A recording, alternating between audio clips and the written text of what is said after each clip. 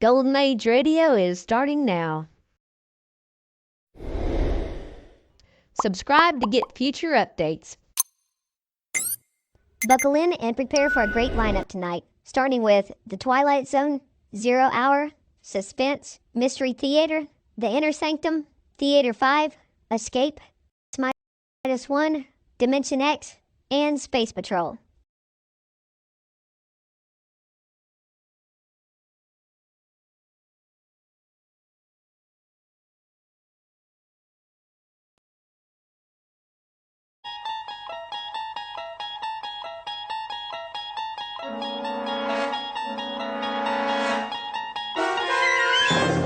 You unlock this door with the key of imagination. Beyond it is another dimension, a dimension of sound, a dimension of sight, a dimension of mind. You're moving into a land of both shadow and substance, of things and ideas. You've just crossed over into the Twilight Zone.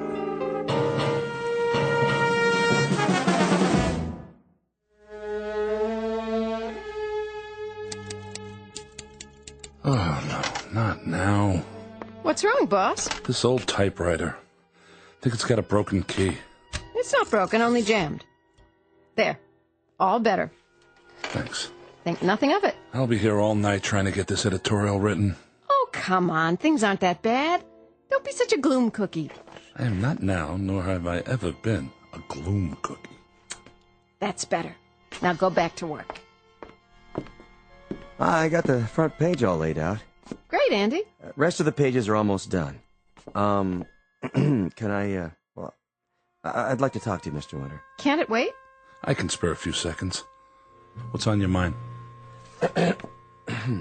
Well, the fact is... Something stuck in your throat? No, sir. Wait a minute. I've got some real medicine here. Come on. Take a swig.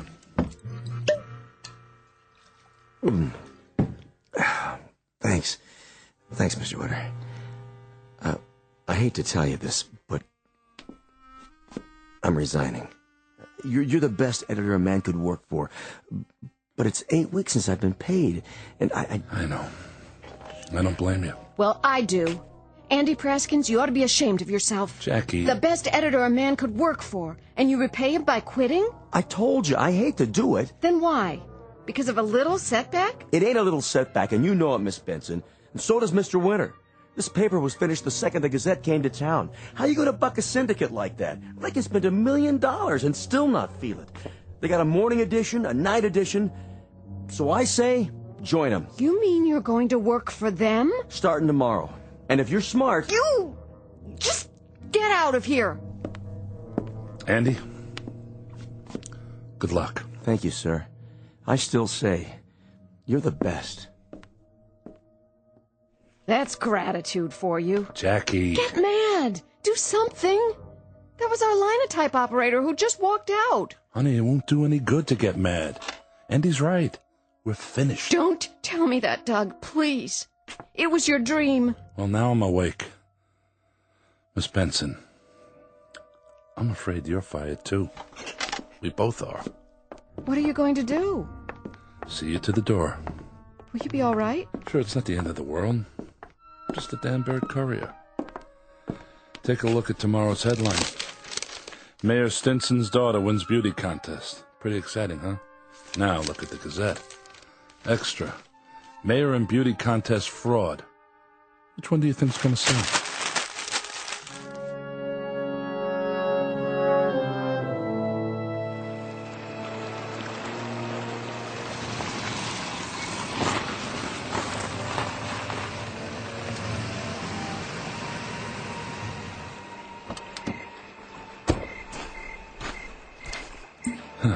Bottle's empty. Oh, well. Young man, Yeah? might I trouble you for a match for my cigar? Oh, sure. I think I have some. This is a beautiful, beautiful evening, isn't it? The bridge, the river. Smell the pines in the air. A pity you have to leave it all. What do you mean? Well, you were about to commit suicide, weren't you? That's none of your business. I agree. But a man ought to do a good job of it. I mean, to jump into the river from here could work. On the other hand, you might end up with nothing more than a head cold. I certainly wouldn't risk it. Oh, by the way, you find that match? No, I'm out. No matter. Are you going to jump? Why? You want to watch? Oh, no. I was just thinking, if you're not going to jump, maybe you wouldn't mind giving me a lift into town. Quite a psychologist, aren't you? One of the best, my boy, one of the best. Okay, come on. How did you do that? Do what? I didn't see a match. You just snapped your fingers. Oh, that. Just a little magic trick. Shall we go? Why not? Get in. Thank you, young man. You will not regret this. I promise.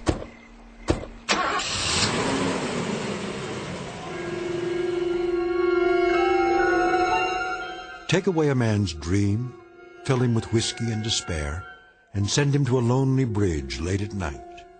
Let him stand there looking down at the black water and try to imagine the thoughts that come to mind. You can't. I can't. But there's someone who can, and he's seated next to Douglas Winter right now. Mr. Winter thinks his car is headed back to town, but he's wrong, because its real destination is the Twilight Zone. And now, The Twilight Zone and our story, Printer's Devil, starring Bobby Slayton, with Stacy Keach as your narrator.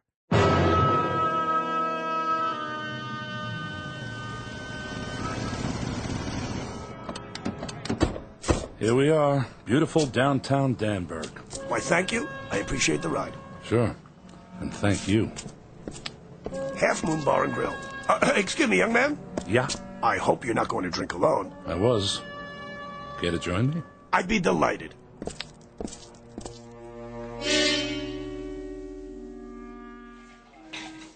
Feeling better? Not yet. Hi, Mr. Winter. Hello, Molly. Let me have a cup of hemlock on the rocks. Cup of what? Make it a martini. The same for me, Molly. Could I see you for a second? What about? Well, The tab. I'm sorry. Mr. Foster says he'll wait, but from now on it's gotta be cash. Please, allow me. Oh, well, that'll be fine then. Now, Molly, you run and go get those drinks. And tell Mr. Foster to make them doubles. Would you do that for me? Of course, sir. Thanks. Nothing at all, my boy. She's a plush one, isn't she? Full of fire. I wouldn't know. Mr. The name's Smith. Douglas Winter. Not the Douglas Winter. The newspaper editor? Ex-editor. Why X? It's a long, sad story. You wouldn't be interested. Oh, but I would. You see, Mr. Winter, you were the reason I journeyed to Danburg. You must be a bill collector. Not yet, anyway.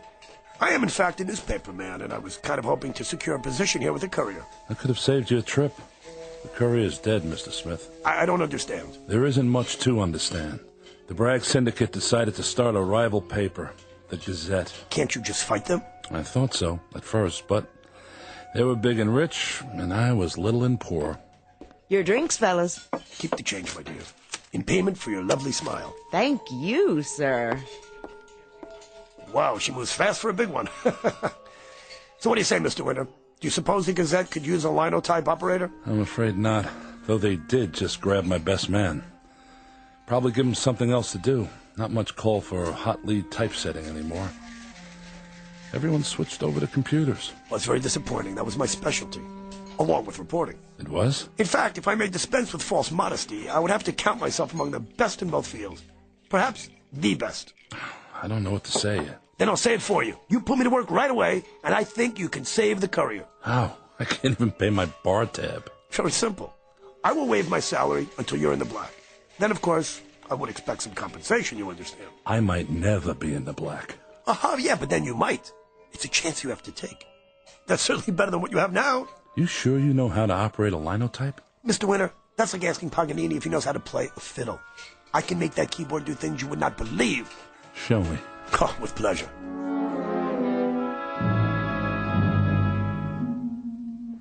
This little storefront is the Courier. And that office building over there with all the lights on, that's the Gazette. People buy a paper for its news, Mr. Winter, not its building. Except in Danburg. Why? Because there isn't any news here. There will be. Doug, Jackie, what are you doing here? I was worried. I've been calling your house since 8 o'clock and... I'd like you to meet Mr. Smith. Jackie Benson, my most valuable employee. Second most valuable, Mr. Winter. He says he's a linotype operator. You mean we're still in business? I don't know yet. Mr. Smith, let me see how long it takes you to set the lead story. Certainly. Here's the copy. The machine's in the next room. Who is he? I don't know. It's an old model. Listen to that baby hum. Would you be kind enough to hold my cigar for a moment? If you don't play Chopin's Polonaise, we're going to be disappointed. Oh, you won't be disappointed, I promise. This machine and I understand each other. Watch. Let's give it a spin, shall we? There. May I have my cigar back? What? Just put it right there in my mouth. Right. Let me see, I have to make a few modifications here, but on the whole, yeah, this machine's in fine condition. Stiff, perhaps? Why'd you stop? I'm finished. That's impossible. See for yourself. Read the type. Mr. Smith, where did you say you worked? I didn't say. Is it important? Why would a man with your talent want to work for a hick paper like the Courier? Not talent, Mr. Winter. Genius. And geniuses can be unpredictable. Call it a challenge. What about you, Miss Benson? You don't look impressed. No. I'm amazed. I amaze myself sometimes, too, but this I must confess, this is not my true vocation. It isn't? Well, at heart, I'm a reporter. I've always been a reporter. You know, some people might have a green thumb. Well, you can say I have a green nose. Wherever there's news, this old nose smells it. I'm afraid it won't smell much in Danburg. Oh, who can say? So, well, am I hired? You would be, if I had a paper. But there's no use kidding myself. It belongs to half a dozen banks and finance companies, all ready to collect. How much would you need to pay him off? A lot. Plus 8 weeks of back wages to the staff, the delivery boys. And me? How much does it all come to? Roughly $22,861.23. Well, I think I can manage that amount. On a loan basis, you understand. Excuse us for a moment. Surely. What do you think? I don't know, Doug. What does he get out of it? What's his motive? Beats me. Well, then... Look, I'm going to give it a try. It's a chance to stay in business a while longer. And after all, what have I got to lose? Absolutely right. What have you got to lose?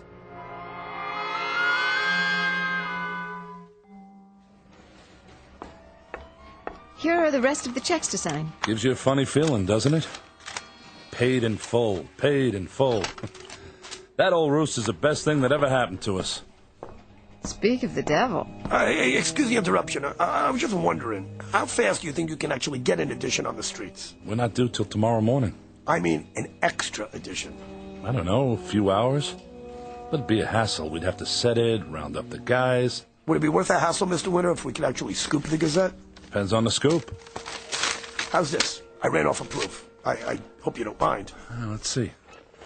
At 10:20 this morning, the First National Bank at the corner of Elm and Hester Streets was robbed of $50,000 by a gang of... Let me see that. 10:20?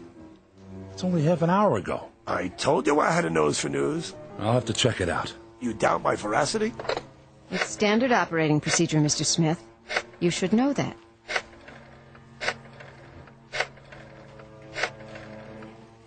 First National Bank? This is Winter at the Courier. We have a report of a robbery and Huh? I see. Okay. Thank you. Doug? Let's get to work. Special edition, bank robbery, get your paper here. Oh, my good man, come over here. Let me show you how you're supposed to do that. Give me that paper. Daring Daylight Bank Heist. Big stick up. Read all about it. Thug steal 50 grand. Extra, extra. Get her right off the press. Thank you, sir. Thank you, ma'am. Thank you. Thank you very much. Have your money ready. Thank you. Get her first. Right here in the Courier. Read all about it in the Courier.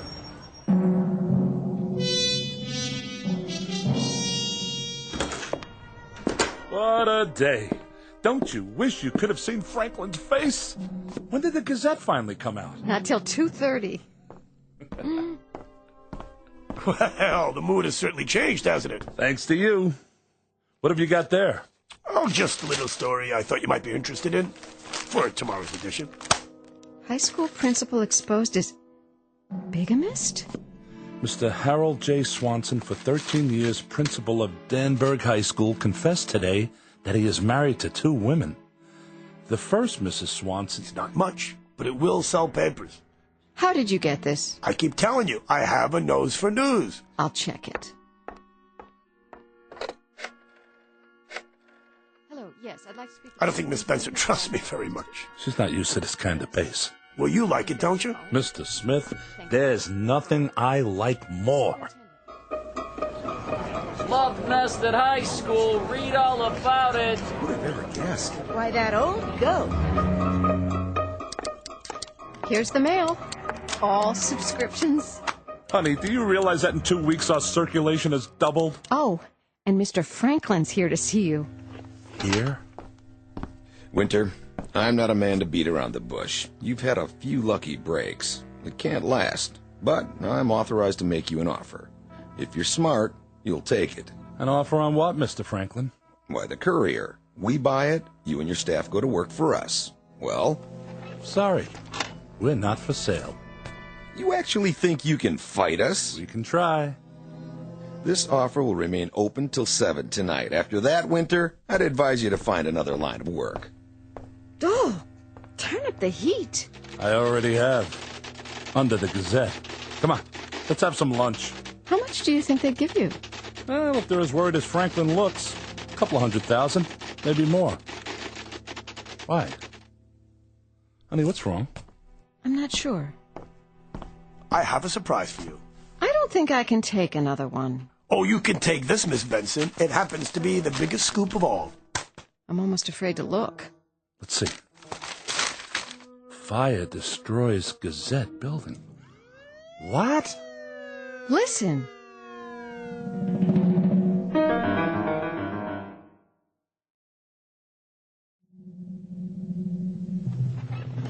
I don't blame you for being upset, but that's no reason to make accusations. Accusations? Facts! You started that fire, Winter, and you're going to pay. I'll see to that. Mr. Franklin... I've heard of some low tricks in the newspaper game, but this is the lowest. Mr. Franklin, I did not start that fire. How many times do I have to tell you? I don't care how many times you tell me. You had your papers on the street an hour after it happened, and that spells just one thing. You knew. I'll explain the situation one last time.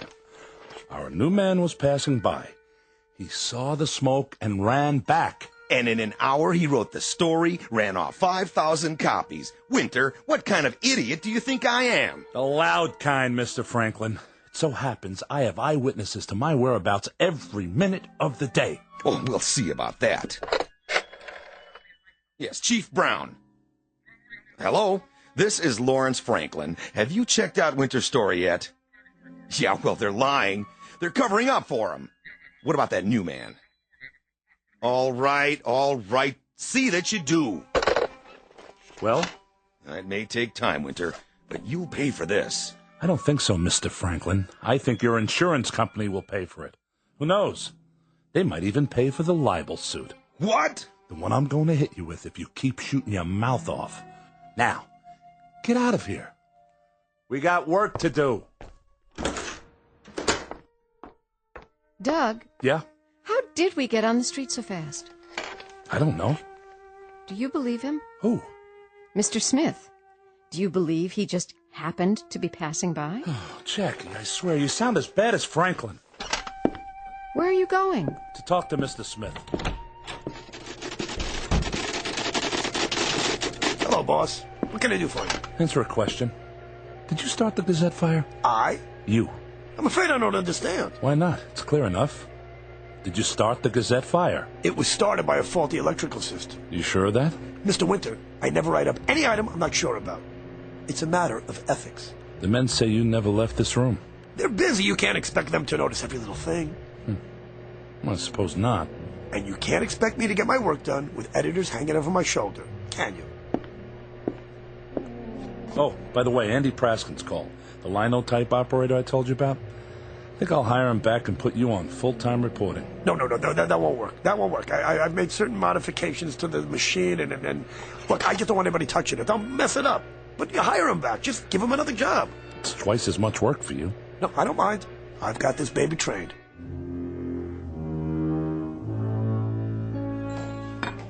2 specials.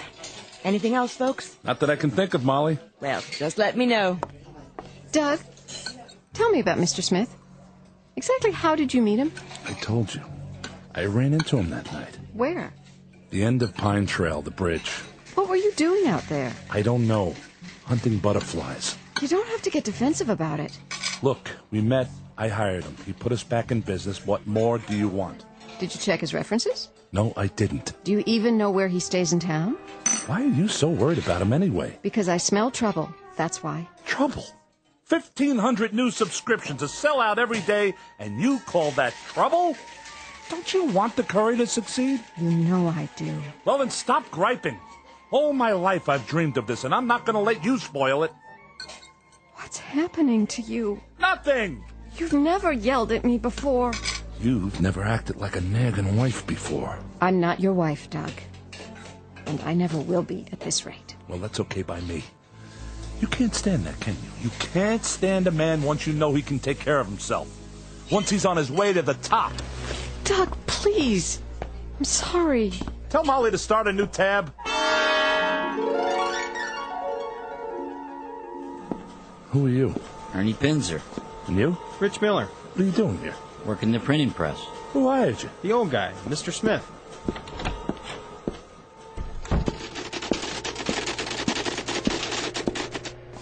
I hope you don't mind. We needed the extra help, and they needed jobs. They're Gazette men. Mr. Smith? Yes? Read that to me. What? On the machine. What you're writing. Well, I'd hoped to surprise you. Tomorrow. Surprise me now. Start with the lead. Okay, if you like. Local man wins $2 million. E.J. McLeod, for 16 years, clerk at the Danburg Water and Power Company, learned last night that his sweepstakes ticket was... That's enough.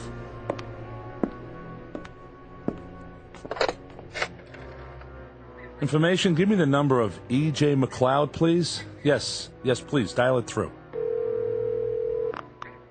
Hello, Mr. McLeod? This is the courier.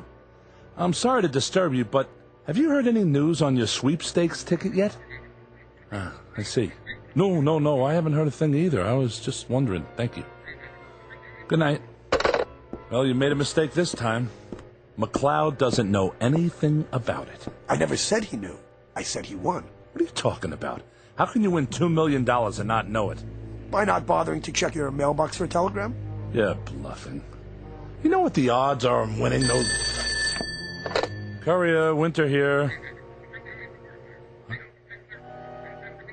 Well, congratulations. That was McLeod. You see? No. The telegram was delivered. He only just now read it. I swear, if you sent it, if you're stringing that man along... Mr. Winter, would you sit down, please? I think it's time we had a little chat. Maybe it is. I think the occasion calls for a touch of the creature, if I may say so. I'm all out. Oh, no, I think you're fine. You're mistaken. Open up the drawer. A fifth of scotch. With my compliments. Now tell me, are you happy with the way things are going around here now? Of course I am. For the moment. Meaning what, sir? Meaning Franklin was right. We have been lucky. You can't expect that kind of luck to last. They'll rebuild the Gazette and we'll be right back where we started. Mr. Winter, what if I were to tell you that you could expect the luck to last? I'd say you're an optimist. Oh, I am that. But I'm also a man of my word. Isn't that true? You have been so far. Everything I promised you, I have delivered. So you have no reason to doubt me. What's all this leading up to, Mr. Smith? A simple proposition. I took the liberty of preparing this document here. I hereby guarantee, you understand? Guarantee that you will become the most successful newspaper editor in the world within 5 years. And that you will remain so for the rest of your natural life. If you will just affix your signature right here. I, Douglas Winter, agree to relinquish my immortal soul to the bearer upon my death in exchange for his service. You're the devil? As a sophisticated, intelligent man, You know the devil doesn't exist. Yeah, that's true. And you also know that the world is full of rich, crazy old men who just do things for crazy reasons. Why not just think of me that way? I do, Mr. Smith. Excellent. Use my pen. This is ridiculous. Of course it's ridiculous. You said it's ridiculous. I've agreed with you. And yet, look at you. You're still hesitating. You don't believe I'm the devil, do you? Certainly not. Then humor me, huh? After all, what good is a soul anyway? It's sort of like an appendix these days, if you know what I mean.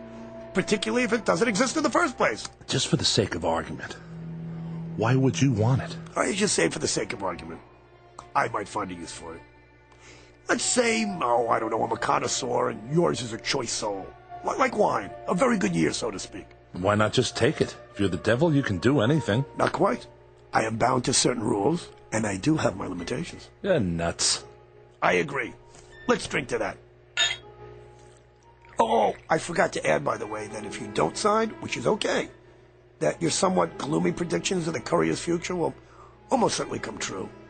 Then, of course, I'd be forced to resign, and you know what? Let's not even consider the possibility, okay?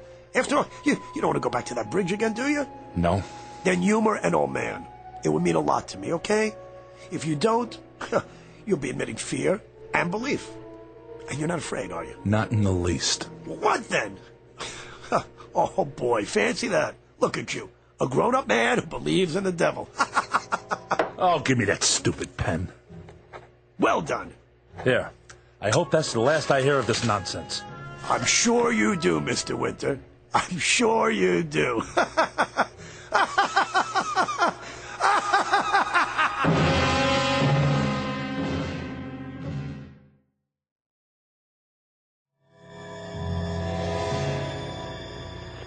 Okay, let's see. What shall it be tonight?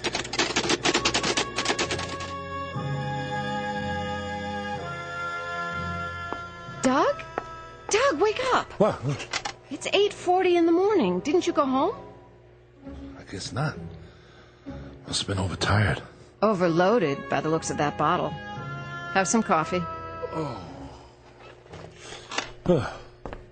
Have you seen the paper? Yesterday? Today's. It's on the street. 7 teenagers perish in fiery crash. Tell me what's going on, Doug. These things, they can't just be happening. Stay here.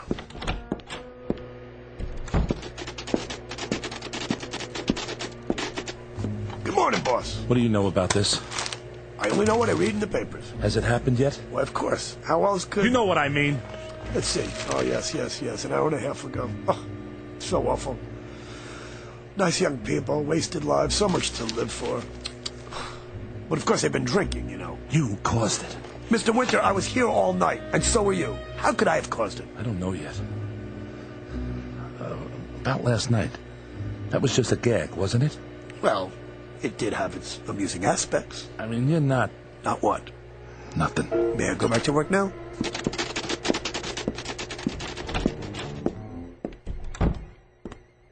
I'm terribly sorry. Thank you. It's true. How did he know? It's his job to know. But the papers were on the street right after it happened. Who printed them? Who delivered them? Ask Mr. Smith. I'm asking you. Get off my back, will you? All right. If that's the way you want it. Oh, lovely dress you're wearing there, Miss Benson. And that perfume. What is it? Something new. It's called Hands Off. That's good. Very good, Miss Benson. What do you want? A bit of fire for my cigar? Here are some matches. Keep them. Thank you. I do believe we're going to be great friends, my dear.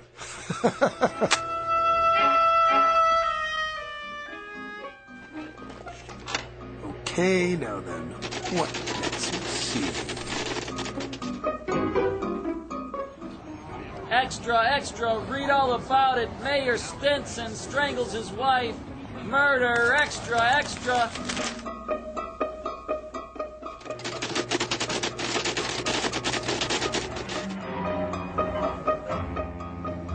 Honeymooners drowned in Lake Bundy. Read all about it. Extra. Honeymooners dead. Read all about it. Honeymooners drowned in Lake Bundy. Extra.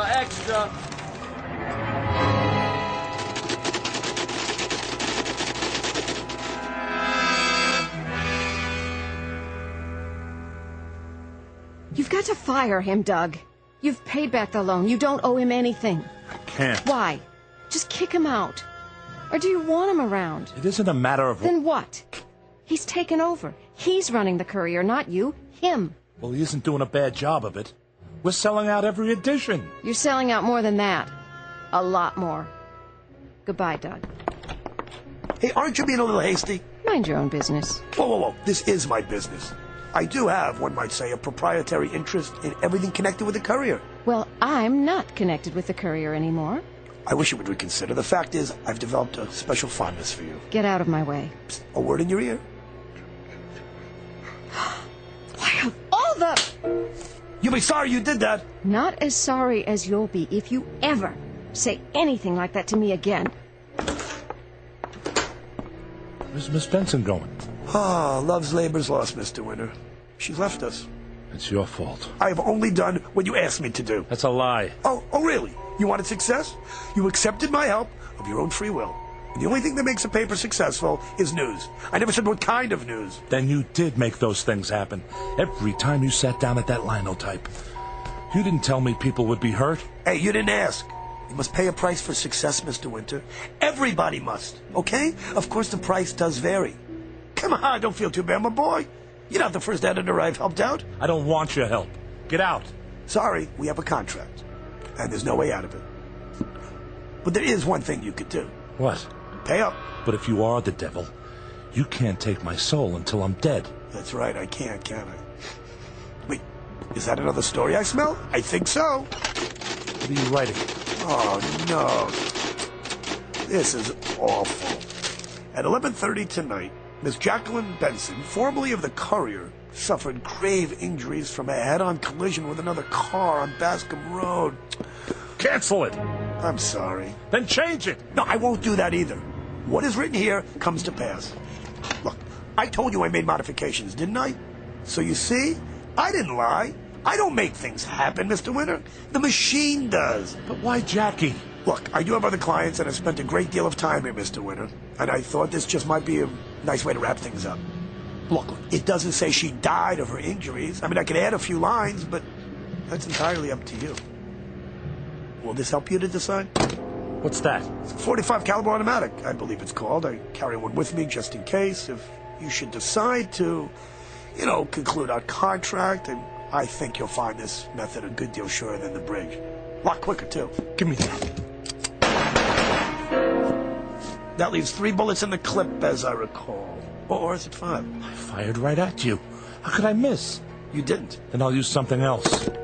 Where are you going? Find a monkey wrench, and when I do, I'm going to throw it right in the middle of your plans. That's the spirit, my boy. Never give up. Okay, let's see. 10:15. You have exactly 1 hour and 15 minutes.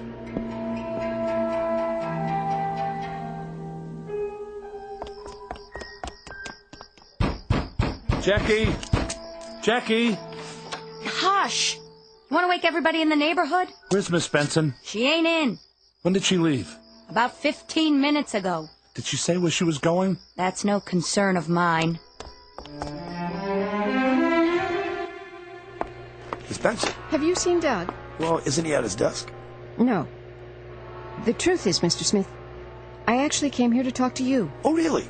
First, I want to apologize for slapping you. Second, I want to ask you to do something. And what might that be? I want to ask you to go away. You've done a great deal for the paper, but I love Doug. The way he's been acting since you got here, I hardly recognize him. Are you holding me responsible? Please, Mr. Smith, just go. I'll agree to anything you want. Well, you can't expect me to make a decision like this on the spur of the moment. Hey, what do you say we take a little drive and talk about it in private?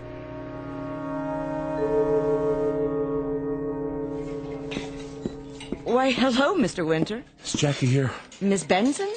Not since lunchtime. What's the matter? Can I get you something? Mr. Winter.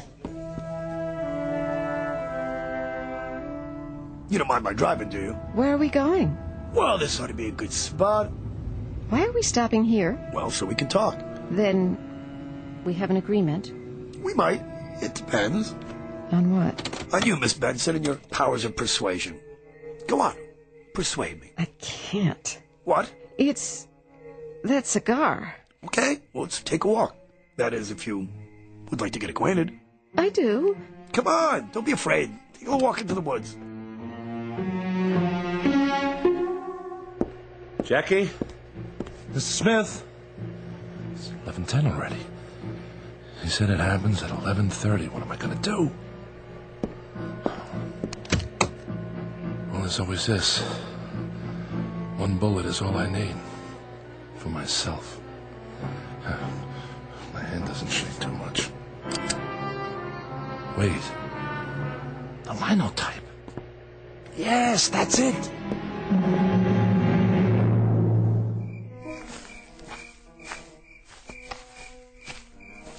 Ah, the smell of the pines. This is a lovely, lovely night. Downright romantic, wouldn't you say? Come on, why don't we sit down here? Come on, we'll talk. I can't. I just can't. Wait, where are you going? Wait. Hey, where are you going? Come here. Ah, there you are. Okay, Miss Benson, I'm a little out of breath here. But it is time to conclude our deal. No need to get up. I'll sit next to you and what's happening? What's happening here? What is... What? Mr. Smith? Mr. Smith, where are you? Doug! Jackie, where is he? I don't know. He just disappeared. Doug, what is this all about?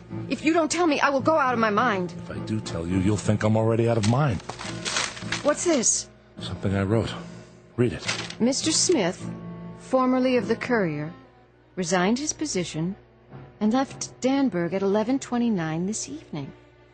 His contract with the publisher was declared null and void due to Mr. Winter's incomplete understanding of the terms. What contract? I don't understand. Neither do I, honey. But he's gone. That's the important thing. Doug, you... I said he's gone. But how do you know he won't be back? He's a funny guy. He doesn't go anywhere unless he's invited. Did you invite him here? In a way. And I'm going to spend the rest of my life making up for it. How? Well, the first thing we'll do is get rid of that old linotype machine. It's time we switched over to computers. Will you tell me what you're talking about? Maybe I will, someday. But for now, the Half Moon's still open. I'll tell him to cook up something special. How does an engagement dinner sound? Doug, are you all right? Never felt better in my life. Exit the infernal machine, and with it His Satanic Majesty Lucifer, Prince of Darkness, otherwise known as Asmodeus, Belial, Lucifer, Scratch, and sometimes Mr. Smith. He's gone, but not for good. That wouldn't be like him. He's gone for bad, and sooner or later he may be back with another invitation from the Twilight Zone. More from the Twilight Zone after this. Hello, I'm Stacy Keach. I hope you're enjoying this edition of the Twilight Zone radio dramas. To learn more about this series, be sure to log on to our official website at twilightzoneradio.com. You'll find special discounts on our Twilight Zone audio collections, listings of our radio stations, links to other websites, and a photo gallery of our recording studio and some of our stars in action, plus ways to contact us with questions or comments about the show. And for a limited time, when you log on to twilightzoneradio.com, you can send in for a free CD of the show. So be sure to visit us at twilightzoneradio.com.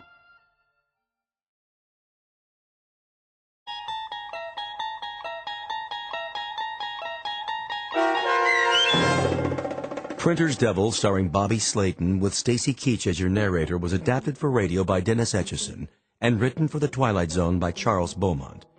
Heard in the cast were Mike Starr, Fernette Lebo, Doug James, Derek Purcell, Elizabeth Lido, Carl Amari, Roger Wolski, and Vince Amari. To learn more about the Twilight Zone radio dramas and to obtain audio cassettes and CDs of these programs, visit our website at twilightzoneradio.com. The producers of The Twilight Zone wish to thank CBS Enterprises, Carol Serling, Dennis Etchison, Dick Brescia Associates, Claire Simon Casting, Terry Jennings, XM Satellite Radio, Sirius Satellite Radio, our sponsors, and our radio affiliates for helping make this series possible. This copyrighted radio series is produced and directed by Carl Amari and Jason Mallow for Falcon Picture Group. Doug James speaking.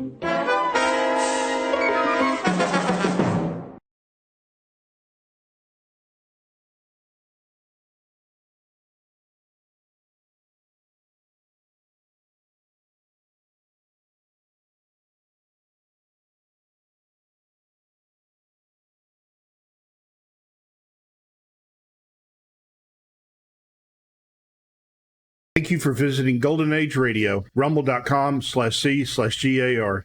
Please support our veterans by visiting veteransradioministry.com. Together we can honor their great sacrifice. Thank you.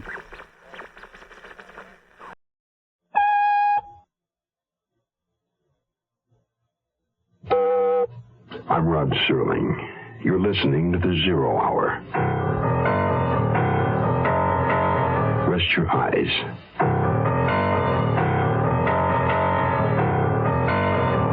Exercise your imagination. This week, Patricia Power's eerie saga of a neighborhood besieged. Face of the Foe.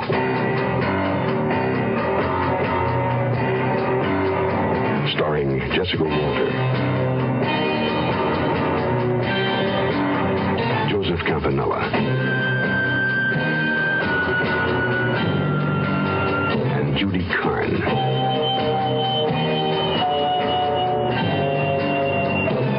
In Elliot Lewis's production of The Zero Hour.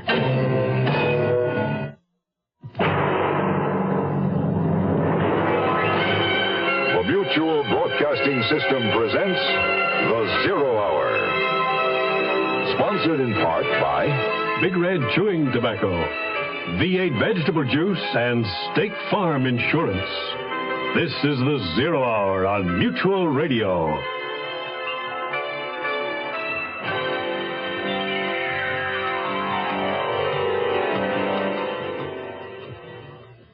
Winter in Montreal. Cold, blustery. A good time to stay indoors around a warm fire. Especially if you're a young woman like Nicole Nugent and living with a female friend like Laura Prescott.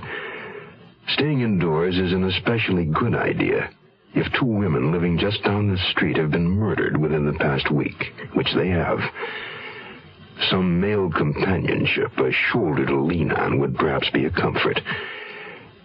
Nicole has Christopher Galloway, but he's off working on a novel. And Laura has just returned home, accompanied by a gentle-mannered young Englishman named Julian Brooke. A comfort? Hardly. For Laura Prescott met the man while on her way home, while another man, whose face she couldn't see, was about to drag her off into the park. Face of the Foe continues after this message. $3 billion a year. That's the amount lost through shoplifting and theft in American stores annually. It is clear that a great number of those involved are not practicing criminals, but ordinary citizens. Many rationalize their actions with the common reflection, so what? They're insured. A phrase that justifies nothing. It is not only property that's at issue, it is the sacredness of all things within the community of man. Ecologists and conservationists are making the point of the interdependence of all plant and animal life. Pollution breaks the cycle. So, too, when we break the trust we owe one another in the community of man, we contribute to moral pollution. The community of man, God's club. Be an active member. This message has been brought to you by Religion and American Life in cooperation with this station.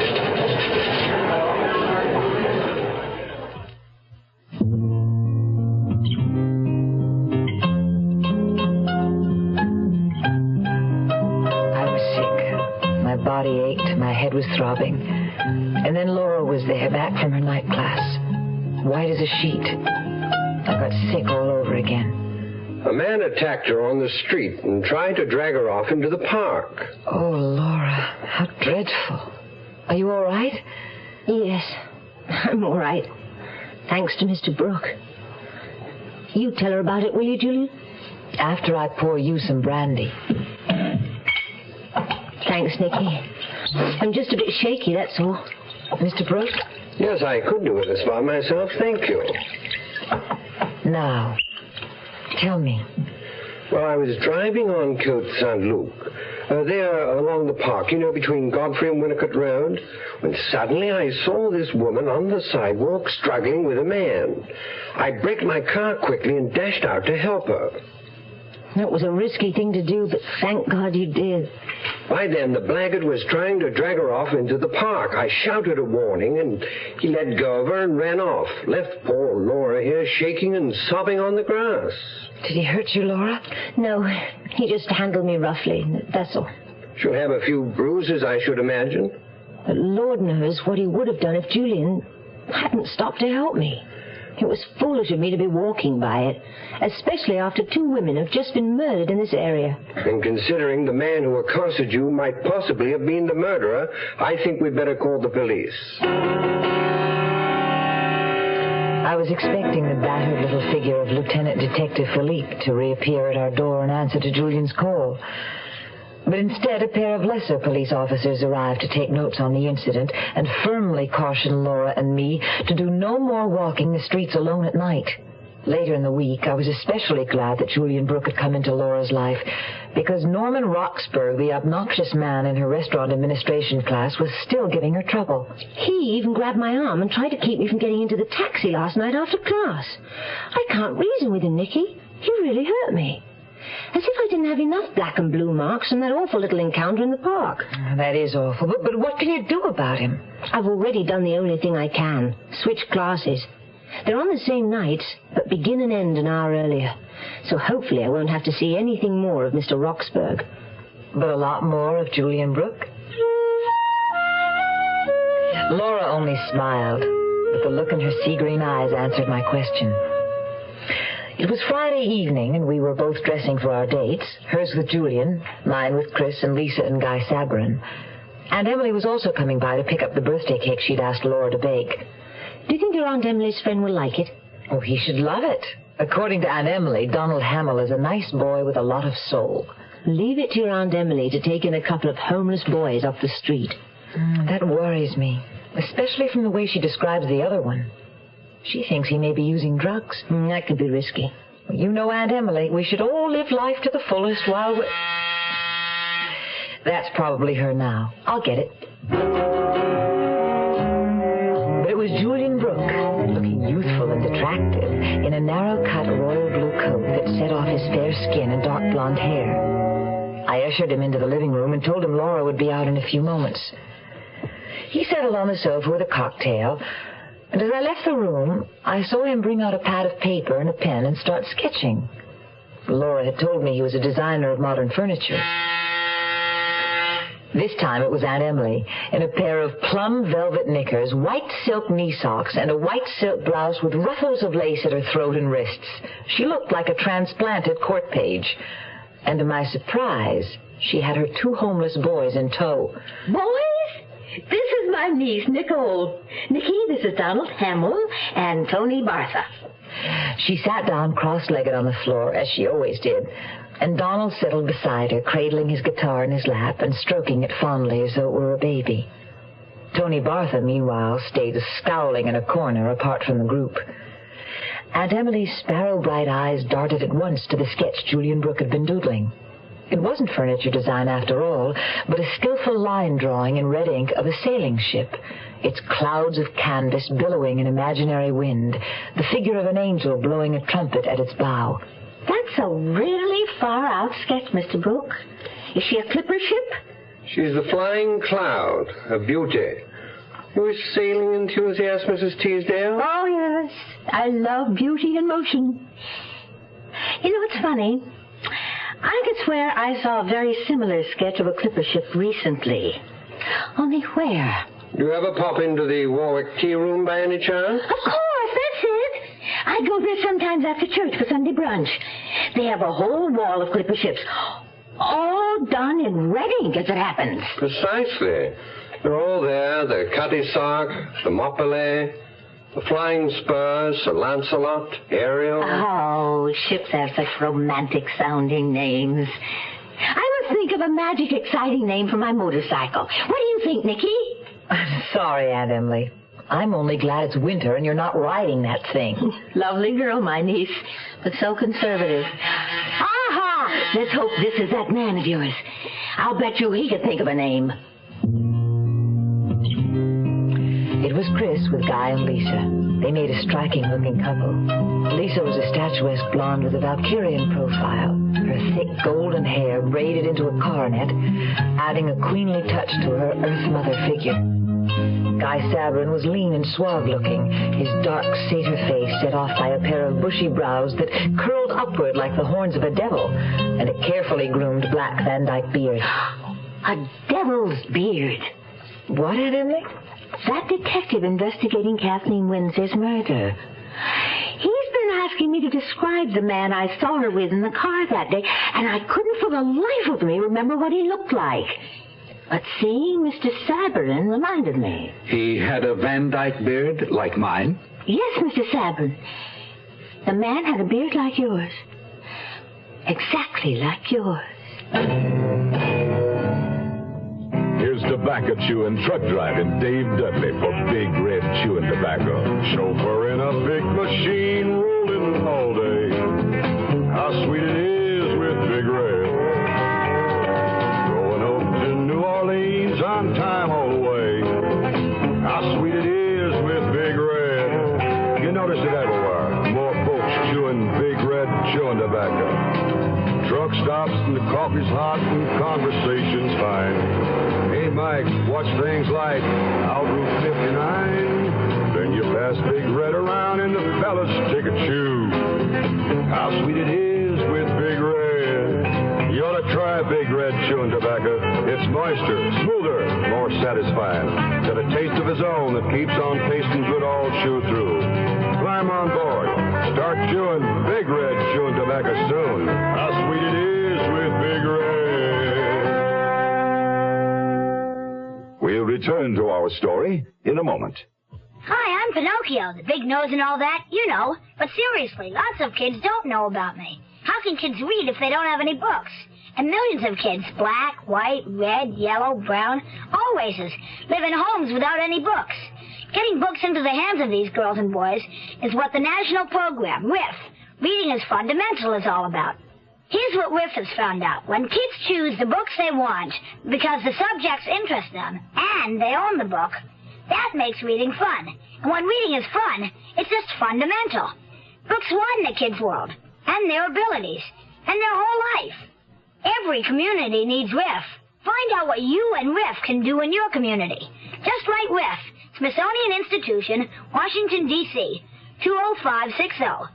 That's RIF, R-I-F, Smithsonian Institution, Washington, D.C., 20560. Right now. If America's to grow up thinking, reading is fundamental. With the apartment full of people and the whole neighborhood nervous about the recent murders, we'll leave it to Aunt Emily to say the wrong thing at the wrong time. You have a devil's beard, Mr. Sabrin. Please, Mrs. Teasdale, it's a Van Dyke or a space beard if you like, but don't call it a devil's beard. You'll frighten my wife. She's perfectly right, darling. You do have a decidedly satanic look. I have some very special good news to relate later tonight. Haven't I, Lisa? Oh, what is it? Can't you tell us now? No. I've bought a special bottle of champagne to open with supper after the theater. My news will have to keep until then. Chris and I exchanged a look. It was going to be a typical Guy Sabrin evening. His tickets to a play written by his friend, followed by his big news over a bottle of his champagne. He had to be the big shot. The last big news he'd had to share with us was the announcement of his promotion to senior salesman with the distillery firm he worked for. He had bought Lisa a mink coat to celebrate. That was Guy Sabrin's one redeeming quality in my eyes, his almost slavish devotion to Lisa. Well, your celebration may keep, but Donald's won't. Some of the boys and girls from the drop-in center are coming to share that beautiful cake you made, Laura. Have you thanked Miss Prescott, Donald? Donald? Oh, please, Aunt Emily. He doesn't have to. I was happy to do it. Donald is painfully shy, I'm afraid. But not when it comes to his music. Why don't you thank everybody with a song, Donald? That lovely one you wrote. It always makes me cry. It's called City of Night. Go ahead, Donald. Asphalt and concrete, neon and steel. Nowhere, nowhere, anything real. Bolted doors on the houses. Shutter doors on the hearts. Broken dreams in the concrete. Murder dreams in the steel.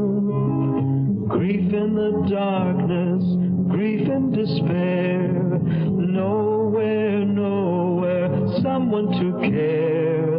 Got to get out of this city of night. Find me, oh find me, my city of light.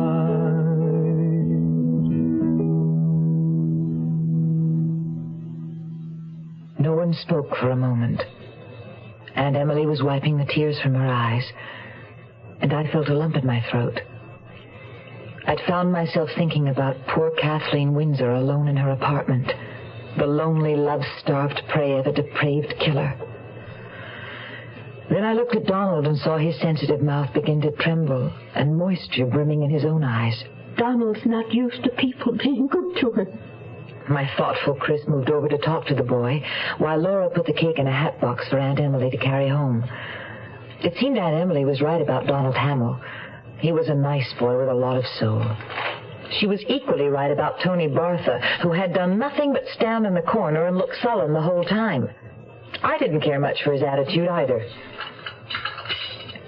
The so-called comedy by Guy Sabrin's friend turned out to be a dismal tragedy. But Lisa's buffet dinner was more than making up for it. If there was any humor in that comedy, I'm afraid it was too sick to live. Of course, the rising young novelist Christopher Galloway is a far better judge than an unpublished amateur playwright like myself. Well, I've never written anything more than an occasional postcard. But I judged the play tonight to be an unqualified bomb. I guess you're right. My old buddy missed the mark with that one. Darling, why don't you bring out your champagne now? Right. We've been waiting all evening for this big news of yours, Guy. It's worth waiting for, I promise you. Here we go. Very special champagne for a very special occasion. Oh, look at those beautiful bubbles. And I'm ready to toast, if you'll just tell us what we're toasting. A toast to my beautiful wife, Lisa, who is soon to make me a father. Oh, Lisa, that's wonderful. Congratulations, Guy. Now that is big news. Ah, that isn't all. I have a little something else that's a surprise to Lisa as well. A small present, my love, in honor of the occasion. Guy, what is it? Open it and see.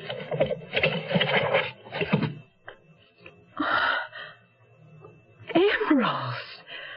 But how? I have a bit of news all my own, darling. I was just given a bonus as the firm's top salesman. God, that's marvelous. Yeah, nice going, Guy.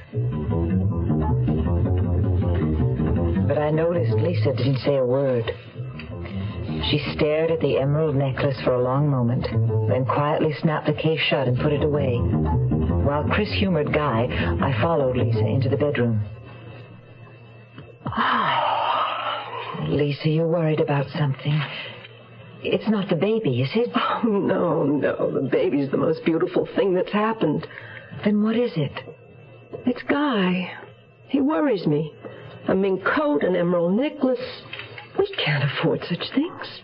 But Guy explained. First his promotion, and now a bonus. He's making all that up. I know he is. He didn't get promoted.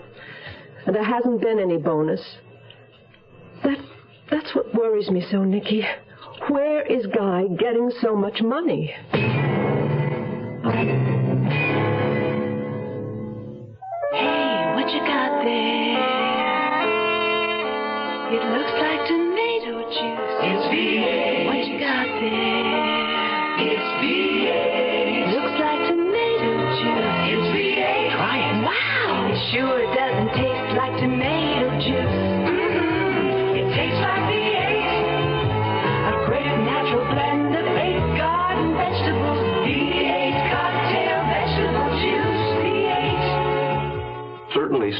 Farm has been one of the most competitive companies when it comes to rates. State Farm agent Bob Westbrook talks about car insurance value. But I think even more important than rates to most people is the service they know they're buying. With State Farm, you're in a position to get more service from more agents throughout the entire country than any other company in the industry.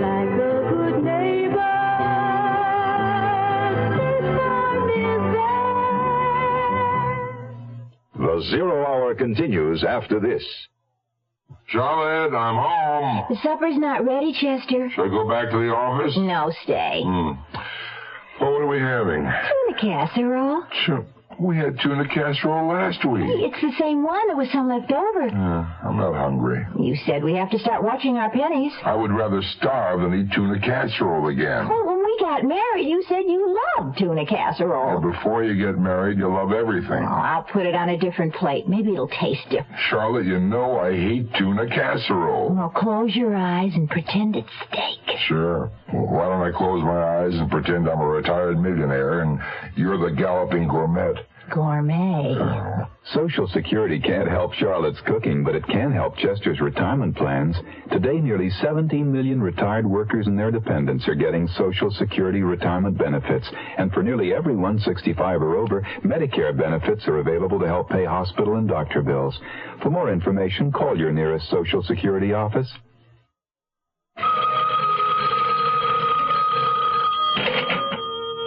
It was Aunt Emily calling to tell Laura how much everybody had enjoyed her Schwarzwalder Kirschtorte. Donald had had a successful party with the kids from the drop-in center. He had played his guitar, and they had all rapped around the clock, as Aunt Emily put it. But then she got on the subject of Tony Bartha. I've seen him hanging around Crestview Public School several times lately. Why would someone his age want to hang around an elementary school? My point exactly. And the other day I saw him talking to a man in a big flashy car parked at the corner by the school. When he saw me, they stopped talking and the man quickly drove away. Did you ask Tony about it? Yes. He said the man had just been asking for some directions. But I don't think I can take Tony at his word. Aunt Emily, do you think there might be a connection between Tony's taking drugs and... well, could he be selling them to school children? That very thought occurred to me. He's no good, I'm afraid. Certainly he's no good for Donald. Then you shouldn't be letting him stay at your house. I've decided I'm not going to any longer. I'm telling him tonight that he has to leave by Monday. He can sleep at the center until he finds someplace else to go. I hope he doesn't give you any problem about leaving. He's such a surly character. Oh, he'll give me some of his lip, I suppose. But don't worry, I'll just tune him out. Bye, dear. By the time Sunday afternoon rolled around, Laura was out on still another date with Julian Brooke. And after slaving all weekend over a hot bobbin, I was eagerly looking forward to my promised afternoon and evening with Chris. We were going to go antique shop browsing in Old Montreal, then have dinner. I'm sorry to disappoint you, Nikki, but I have to write this afternoon. You go ahead and I'll meet you wherever you say for dinner. But, Chris, you promised. I know I did, Muffet, but I didn't get my quota of pages done this morning, so I'll just have to keep at it.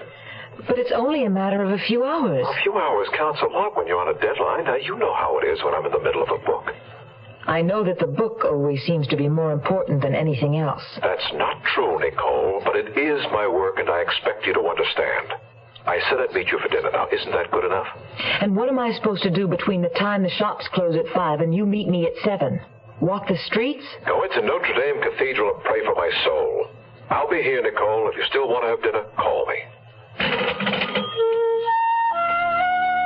The only times Chris ever called me by my given name, Nicole, was when he was angry.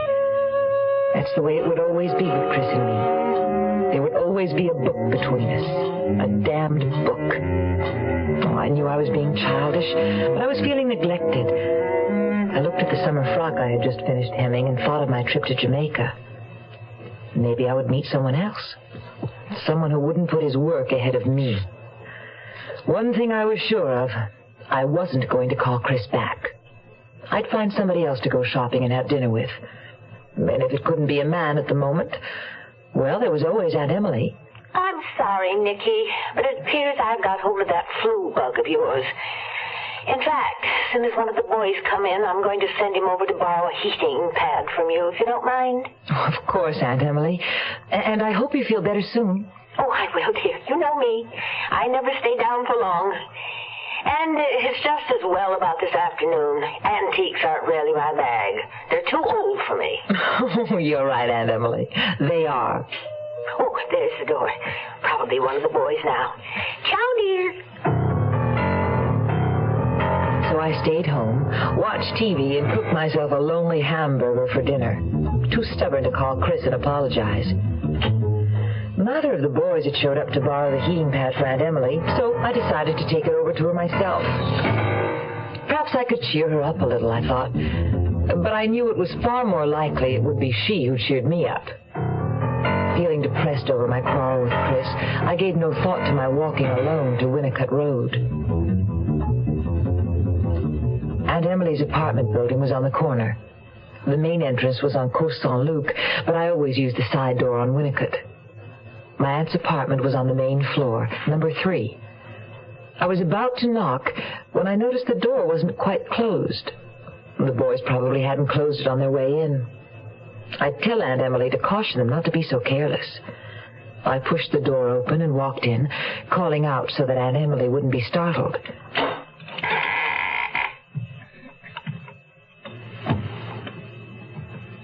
Aunt Emily? Aunt Emily? It's Nicky. The apartment was deathly quiet. Aunt Emily must be asleep, I thought. I crossed the living room, passed the door to the kitchen, and stopped dead.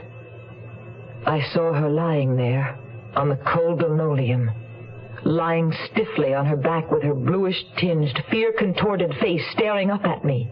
The realization slapped me across the face. Aunt Emily had been murdered. Grief in the darkness, grief and despair. Nowhere, nowhere, someone to care. You are listening to Mutual's presentation of The Zero Hour.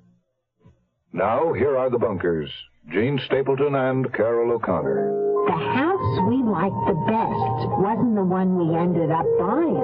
It was beautiful on the outside, but we found out that there were terrible termites everywhere. It would have cost us thousands of dollars to really get the house in shape. That's right, and we didn't figure on all the increases in property tax, maintenance, and other expenses. But we went to HUG and got some very good advice. Yeah, we were pretty lucky, weren't we, Archie? Lucky? No, Edith. We wasn't lucky. We were smart. I know some people who never got as serious as us about buying a home. They've been having headaches ever since. Buying a home is a big deal. Learn about house hunting, property inspection, FHA-insured loans, and the responsibilities of ownership in a free booklet called The Wise Home Buying Guidebook. Write HUD, Department HB, Washington, D.C., 20402. What is a Harrier? It isn't a helicopter, but it could land in your backyard. Harrier. It isn't a conventional jet, but it can match the speed of sound. Harrier. It's a revolution in aviation, and the Marines are looking for good men to fly it. Harrier. Phantom. Skyhawk. Cobra. Marine Corps.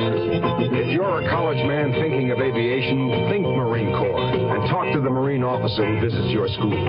The program is PLC Air, and there's no campus training. A few good men can even get free civilian flying lessons while they're still in college. The Marines are looking for a few good men who want to fly the Harrier, Huey, Intruder, Bronco, in the Marine Corps. Tomorrow at this time, rest your eyes and listen here to this week's continuing study in suspense, Face of the Foe. I'm Rod Serling, and this is The Zero Hour. Today's episode brought to you in part by Big Red Chewing Tobacco, V8 Juice, and State Farm Insurance. This is The Zero Hour on Mutual Radio.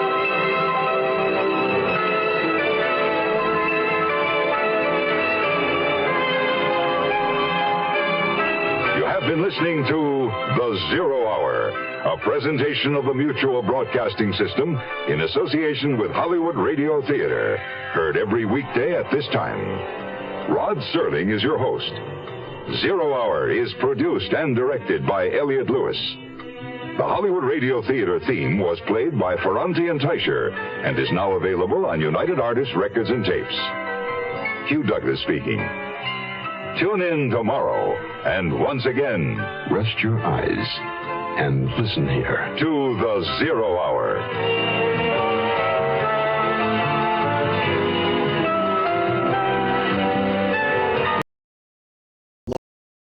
Lost Dimension Unbelievable Journey, where every moment is an adventure waiting to be discovered. Join us as we uncover the soul of Brazil, one incredible experience at a time. Click on the link in the description and embark on the ultimate Brazilian.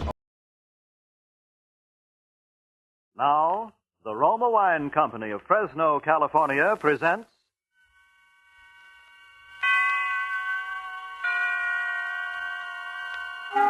Suspense.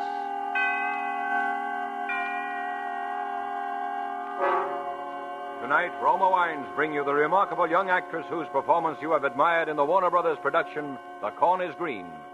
Miss Joan Loring as star of A Man in the House, a suspense play produced, edited, and directed for Roma Wines by William Spear. Suspense, radio's outstanding theater of thrills, is presented for your enjoyment by Roma Wines.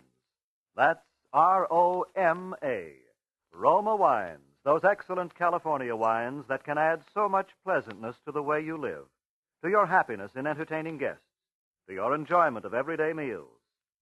Yes, right now a glassful would be very pleasant, as Roma Wines bring you Joan Loring in a remarkable tale of suspense.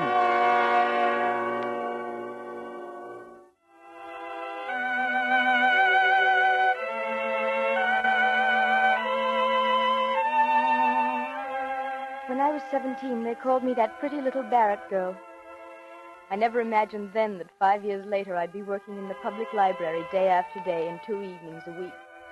One of the mousy, tight-mouthed librarians who frown and rap a pencil when the adolescent scuffling and giggling becomes a little too unruly. I never dreamed that pretty little Barrett girl would become prim Miss Barrett, nor that my mother would... But one evening my father came home from the office looking a little more tired than usual.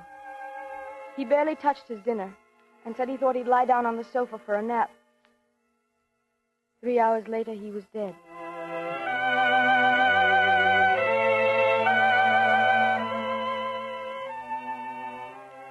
From that day, Mother was a changed woman, and our house was a changed house. She became suspicious and bitter and solitary. After a time, people stopped coming to visit, and Ted Roper learned not to call for me. I suppose I should have rebelled, but I was never a rebellious spirit, and I knew Dad would have expected me to stand by her. And so in a year or two, things had completely changed for me. I was working at the library, stamping cards and checking books, and rapping on the desk when the giggling became too loud in the corner. Ted Roper went away to school, studying to be a doctor, and by the time he came home to set up his own practice, he was called up for the medical corps.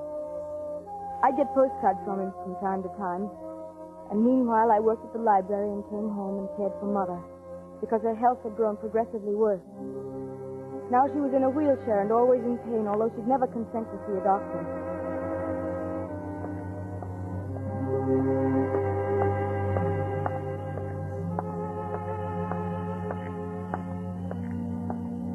I was thinking of all these things that night as I walked home from my evening session at the library. Maybe it was because Ted was back in town. He had his medical discharge and he'd set practice up again.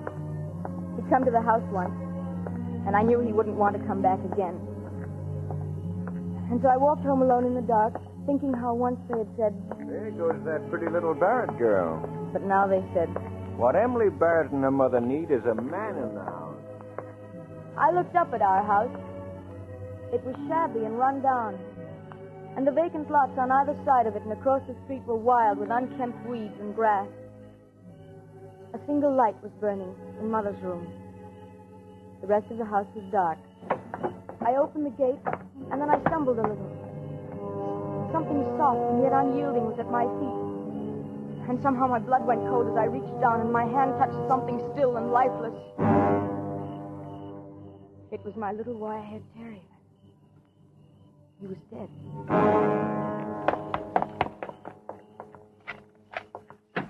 Mother, poor Rover, he's... Mother, what is it? Oh, Emily. Close the door. Who are you? Not a sound out of you. Close the door. Who are you? What are you doing Don't here? turn on the light. Just stay where you are. Mother, are you all right? I haven't harmed her yet. I won't harm you if you do what I tell you. But if you annoy me, as Rover annoyed me outside, you did call him Rover, didn't you, Miss Barrett? What are you doing in our house? I'm your guest, Miss Barrett. I trust your hospitality will measure up to the standards I set for you. May I turn on the light? No, don't move. I'll do it. Oh, you find my hand cold on your arm. I didn't expect it. And the light switch is to your left, isn't it? Yes. Mm-hmm. I misjudged a little. That's why I touched you. It might have been better to have stayed in the dark, you see. He was ugly. His face was horribly scarred. The entire left side of it was drawn out of shape by the rigid, livid skin. The scar tissue seemed to distort his features into something evil and unclean. I'm not the most handsome guest you've ever had, am I?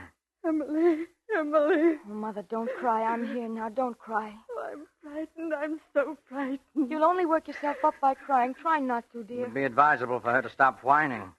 It annoys me. Please, Mother, please, dear. And Rover annoyed me, you know.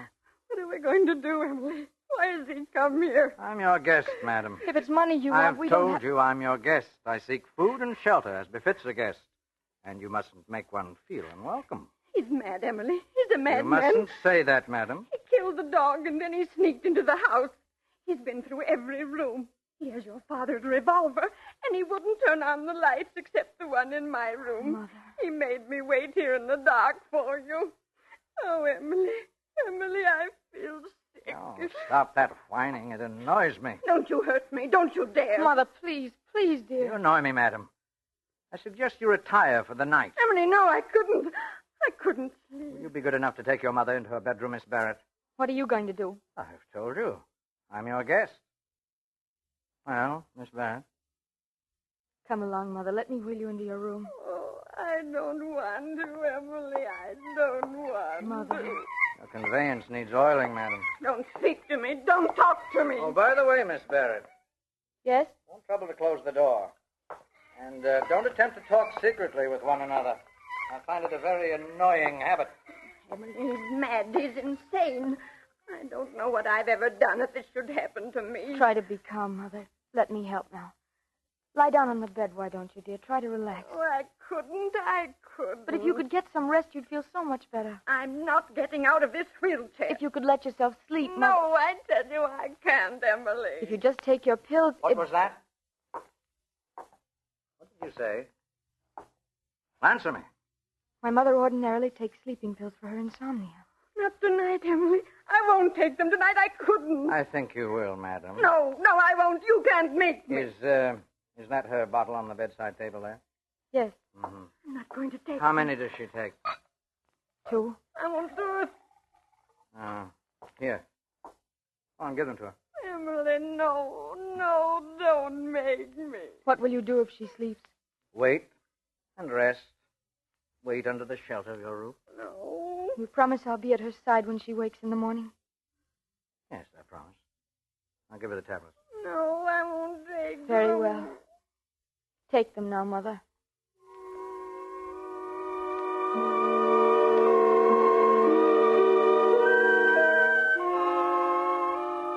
Mother swallowed the sleeping tablets with difficulty, her eyes wide with fear, unable to look away from that scarred, awful face. Then he walked away into the living room while I stood by her wheelchair holding her hand.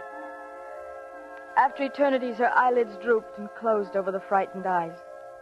Her face relaxed. She was asleep. I made her as comfortable as possible in the wheelchair, put a blanket over her. Turn off the light and come out here. Did you hear me? Yes. Oh. Sit down. Yes, that chair there. How do you spend your evenings, Miss Barrett? You read? No, not often. I get enough of books at work. Why did you really? break into our... What do you do for a livelihood? I'm a librarian. Why did you choose don't our... usually stay up late, do you? No, I don't. In that case, then, we'll turn off the light. You're rather isolated at this end of the street, but someone might wonder why lights are burning in the Barrett house at this hour.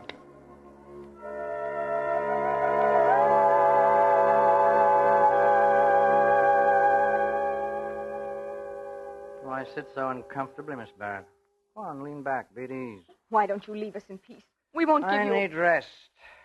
The safety of rest and solitude. But why our house? Why? Because you have few visitors. Your mother's to blame, isn't she? My mother? Weak, selfish, complaining. Not the most delightful of companions. You're a librarian, you say, huh? How long do you intend to stay here? Your curiosity annoys me. Shall stay here as long as I please, for a very long time if need be. You can't. You'll be found out. Oh, I doubt that very much. But if I fail to report for work... Oh, you won't. I don't understand. You will go to work at the library as usual. And leave my mother here with you? Yes. As a hostage, shall we say. Hostage? She'll be my guarantee you won't betray me. You will not go to the police, Miss Barrett. You will not make any indiscreet disclosures to anyone. You'll work at your job all day and then come back here. And if I don't? Need you ask that question? Is it really necessary to ask me that? No. No.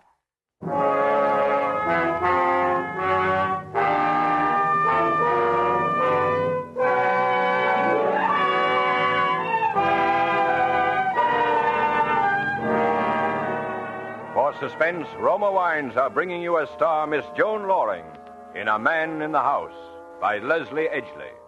Roma Wines' presentation tonight in radio's outstanding theater of thrills, Suspense.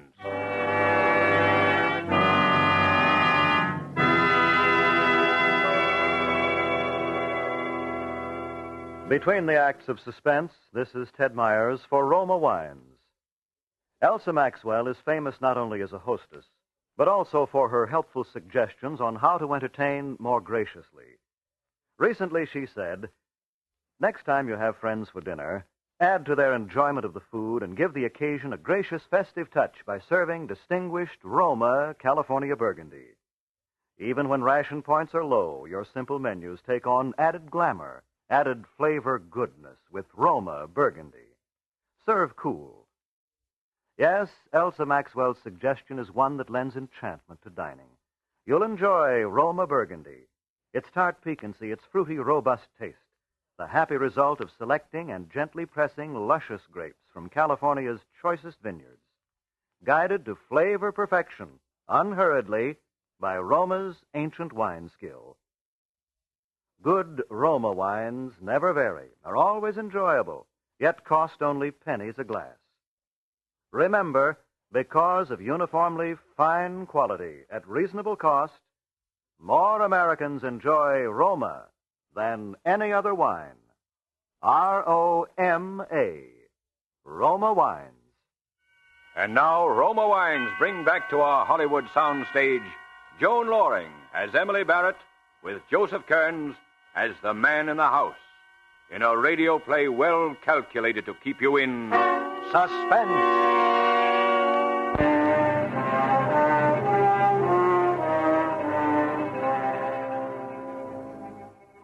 The rest of the night passed in silence. He didn't speak to me again, and yet I knew he was staring at me from his chair, staring at me in the dark. Except for the single time he moved to bring the dog into the house. I was still frightened, so frightened. But it was the morning I thought of. The morning when I would have to leave Mother alone with him.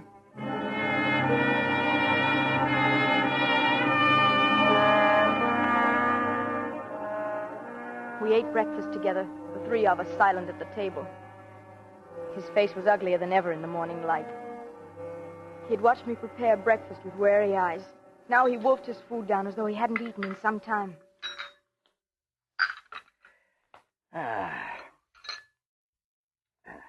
You're not hungry? No. And you, madam? I'm not hungry. I'm sorry to hear that.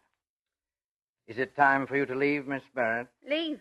Emily, what does he mean? Your daughter has a job, Mrs. Barrett. You wouldn't want her to leave it, would you? Emily, no, you can't leave me here. You can't. You'll be all right, Mother. Really, you will. It's the only thing I can do. Emily, no. You'd better go, Miss Barrett. And remember your responsibility. Yes. Yes, I'll remember. My day was a nightmare. I performed my duties automatically. And all the time my mind raced with speculation. What was he doing? Was Mother all right? How could I possibly get him out of the house? Reverend Amber, please. I couldn't tell anybody. I knew that. I didn't dare. He'd kill her in a minute. My card's expired, but could I land? For Mother's sake, I had to keep silent. I had to. And meanwhile, stamp books.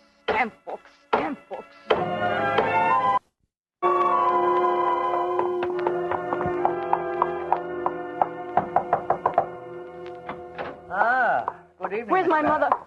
Your mother? In her room. Lock the door. Mother, are you all right? She's all right. Lock the door. All right, now give me the key. Mother! I'm here, Emily. Told you she was all right. Give me the key. That evening, I didn't have to go back to the library. Again, he watched me prepare our meal, and again, he wolfed his food down, while Mother and I left our plates untouched. I washed and dried the dishes after dinner, and then all three of us sat in the living room. This is an ugly house. A barren house. There's no laughter in it. I'm not interested in what you think of our house. Well, you should be. You're still young. Your life is being ruined by this selfish woman. How dare you? I'm sick. I'm not well. It's wicked of you to come into my house this way and say such things. He's evil, Emily. He burned the dog in the furnace. And you're evil, too, madam. You're a selfish parasite. The world would be better rid of you. Now go into your room. No, I don't care what you do to me. We have no money. We haven't anything you could want. Get out of my room. Take her into her room, Miss Barrett, please. Come along, Mother. Please don't excite yourself. You won't make things any easier this way. It's time she slept, Miss Barrett. I don't want to sleep. I'm so afraid. You're stubborn and weak and useless. You're a blood-sucking parasite. Give her pills, Miss Barrett. It's time she slept.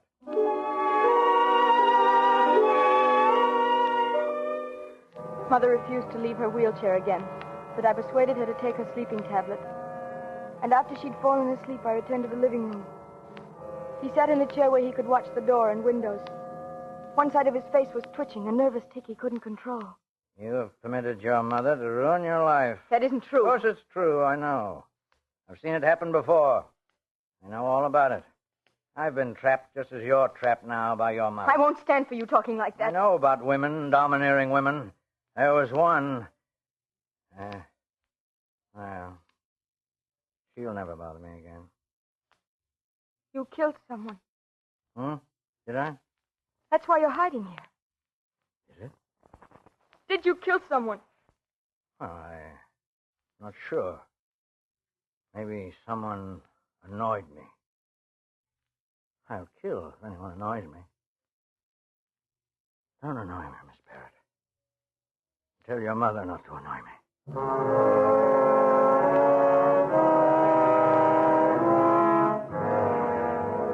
That night went by, crawled by as the first night had done. At 10:30, he switched off the light, and then we were sitting in the dark again in silence, hour after hour.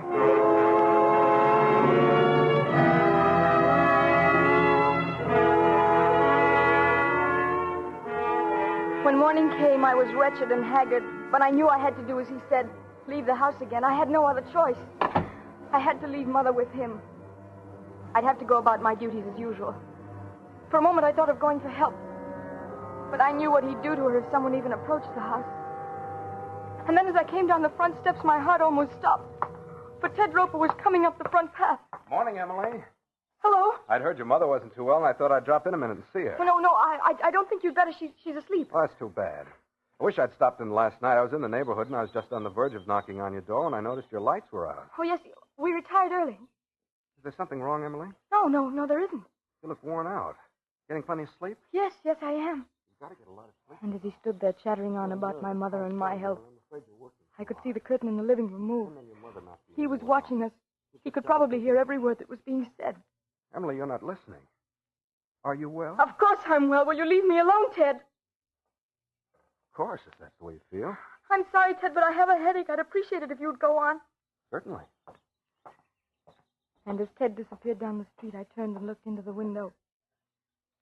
He was standing there back of the curtain, smiling, as if in approval.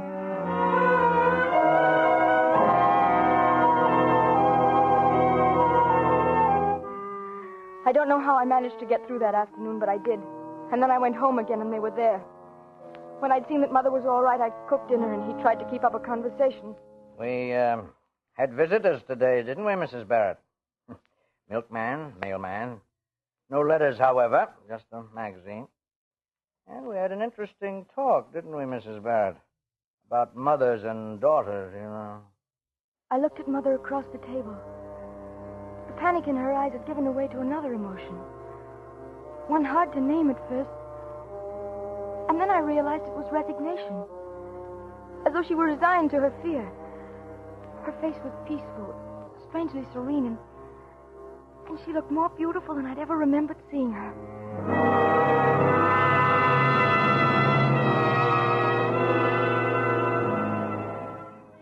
After dinner, we sat in the living room, silently. He looked tired, deep circles under his eyes, and his face twitched involuntarily. I felt unbearably tired, my eyes so heavy. Miss Barrett, I think you'd better go to bed. Go to bed? You'll sleep. No, I couldn't. There's no excuse for not sleeping. You see how easily your mother can do it? You'll take some of her tablets. No. Take them. But my mother... She'll take them, too. She knows how.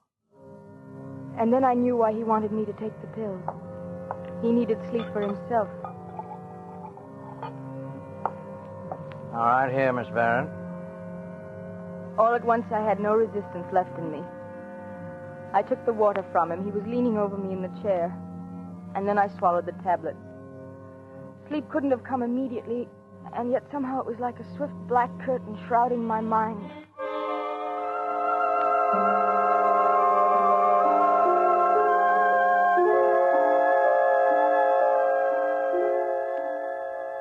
When I awoke, he was still asleep in the chair facing the door and the windows. But the moment I moved... Good morning. Where's my mother? In her room, of course. Mother was still sleeping in her wheelchair. But something was wrong. She looked so strange. Something was radically wrong. She was ill. My first impulse was to cry out, to run to him and plead with him to help me. But I knew that was useless. I turned around, knowing that I shouldn't leave her, and yet I was powerless to help her. It's late. I won't have time to make breakfast this morning. Yes, we seem to have overslept, didn't we? I'll have to go now. The key, please unlock the door. Mother's still sleeping. Please don't disturb her. That still depends on you, Miss Barrett. Have you forgotten?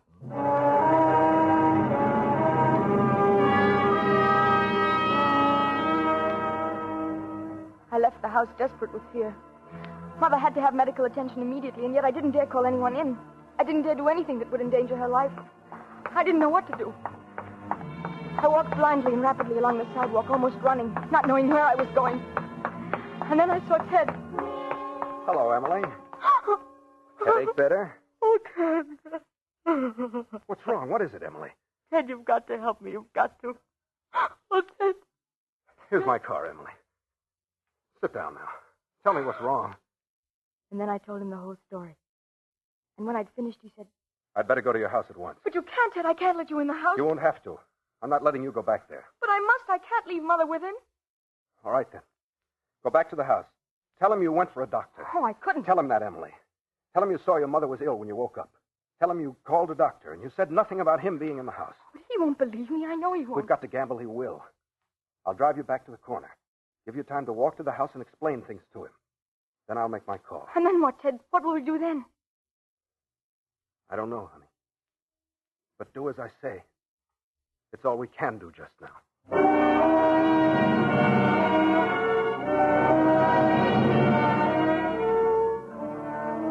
When I faced him again in the house, I knew I'd blundered.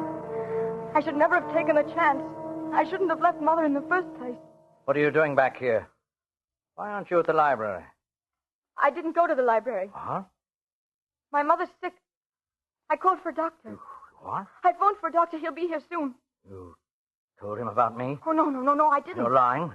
You're lying about your mother. You tricked me. My mother's ill, I tell you. She was sick when I looked at her this morning. You must believe that. We'll find out. Come on, in the bedroom. Oh, wait, the doctor's here. Huh? You see, he's coming up the walk. Don't let him in. Tell him to go away. I can't do that, not after calling him. He'll know something's wrong. Then he'll call the police, won't he? That's exactly what I warned you not to do, isn't it? My mother's sick. That's all that matters. All right. Let him in. I'll wheel your mother into the living room. I'll be behind the curtains. Keep that in mind. If you try any tricks, I'll kill her. No, I have your father's revolver, you know. I don't care what happens to me. I'll kill her first. No. Go on. Let him in. I'll be ready for him.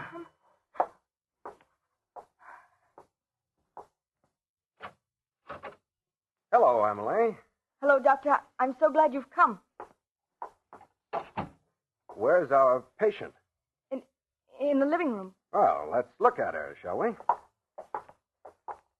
Here she is, Doctor. She isn't breathing loudly now, but she was breathing so harshly when I left her. Well, let's just see. I stood against the wall while Ted bent over her. She was facing the curtains in the doorway. And behind those curtains, behind them, I scarcely breathed, praying Ted wouldn't do anything to arouse suspicions, praying against hope, and then... All right, you in there. You'd better give up. No, Ted, you can't! I won't. You... Oh, Mother. Easy, honey. Take it easy. You let him kill her. After I told you, you let him kill her. Honey, listen to me. It was the only thing I could do. It was you who killed her. You really did it. Emily, Ted. listen. Look at this bottle of sleeping tablets in her lap, almost half empty. And she's cold. Cyanosis, blue lips and skin. She took an overdose of sleeping tablets. She was already dead, Emily. Already dead? You knew that when you told him to give up? Yes. I knew I couldn't leave you in the house with him. He'd have found out, and then he'd have flared up and killed you. I had to do it, honey. I had to provoke him into shooting a dead woman. To give me time to shoot him. I didn't know where he was, you see. Oh, Ted. He told her she'd ruined my life. He called her a parasite. Do you think she... I think so, honey. She did it so you might live.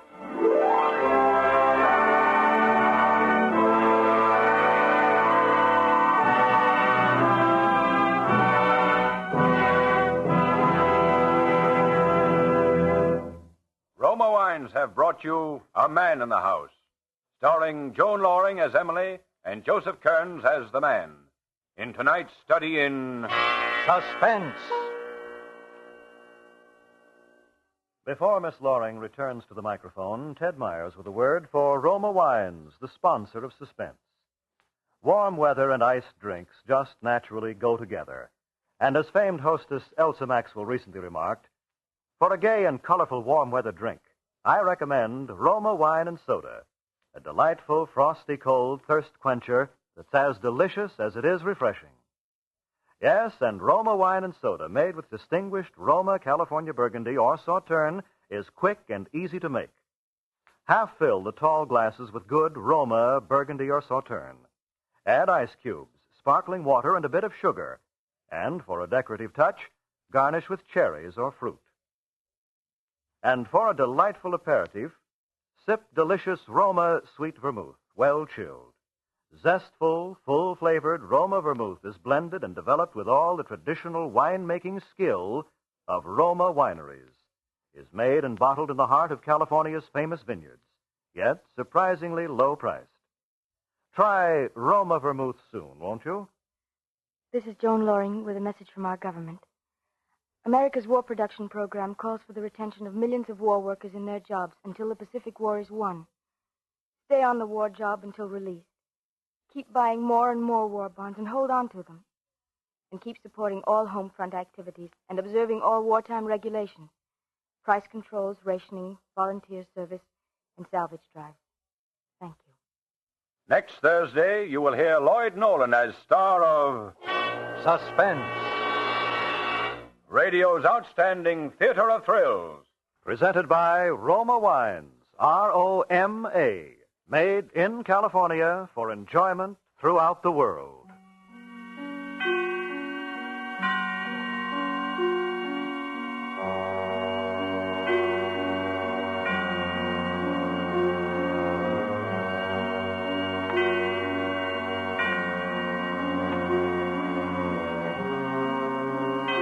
is CBS, the Columbia Broadcasting System.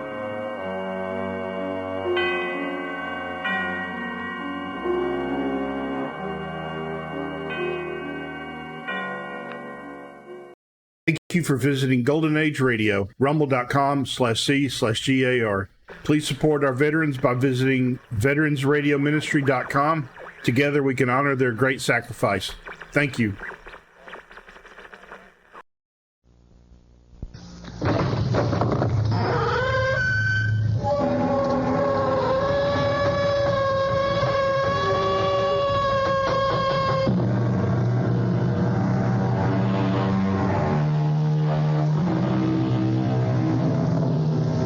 Come in.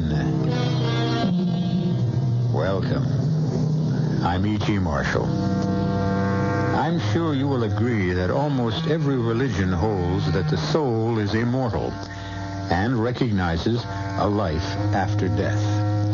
However, we're going to be telling you about people who believe in reincarnation, and they have a somewhat different approach to immortality. Those who believe in reincarnation are convinced that your soul lives on in another person's body in a later life. Some men and women even claim they remember bits and pieces of their former lives. I see a gallows. It's a hanging. I can hear the creak of the gibbet and the rattle of chains. I hear them plainly. There are people watching. People dressed strangely. Dressed in clothing of a different century. Some of them are eating and drinking. They're enjoying watching a man hang. A man like me. Me. David Matson, who lives today. I see them. And they're hanging. And I know I was there. I was there.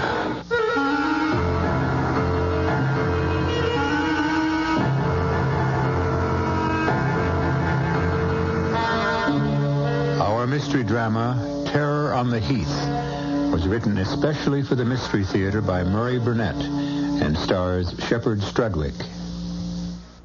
The KCBS Mystery Theater, the theater of the mind. There's always news and more on 74 KCBS.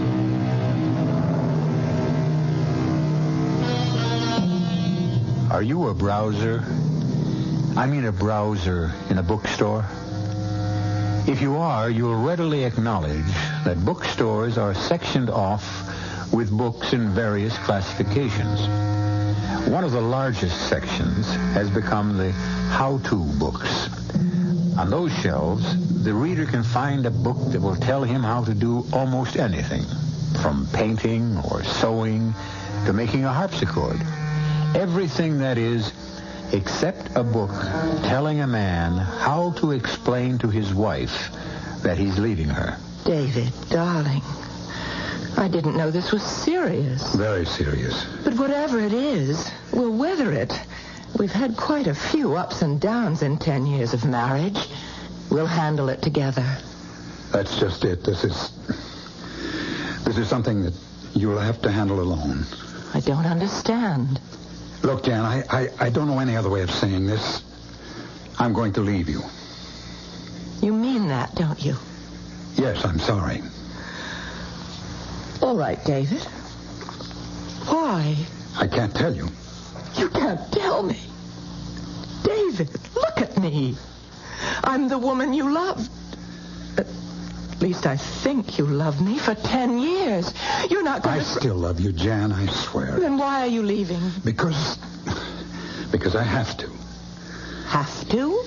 You won't have a thing to worry about. I'll take care of you and the children just as if I were living here. I just don't believe this whole scene. It's like something out of Alice in Wonderland. Or Edgar Allan Poe. What? I think $2,500 a month should cover everything. But if you need more... What did you mean about Edgar Allan Poe? Nothing. Is $2,500 going to be... You're using words as a smoke screen to hide the truth. We've never done that. I guess there's no way a man can ever tell a woman he's leaving. All I want is the reason why you're leaving. That's just what I can't tell you. What are you going to tell the children? Isn't that your job? You're the one who's leaving. Oh, David, this isn't like you. What's happened? I wish it was something simple and less cruel, like being able to say, Jan, I've fallen in love and I want a divorce, but it isn't like that at all. Then what is it like? A horror story.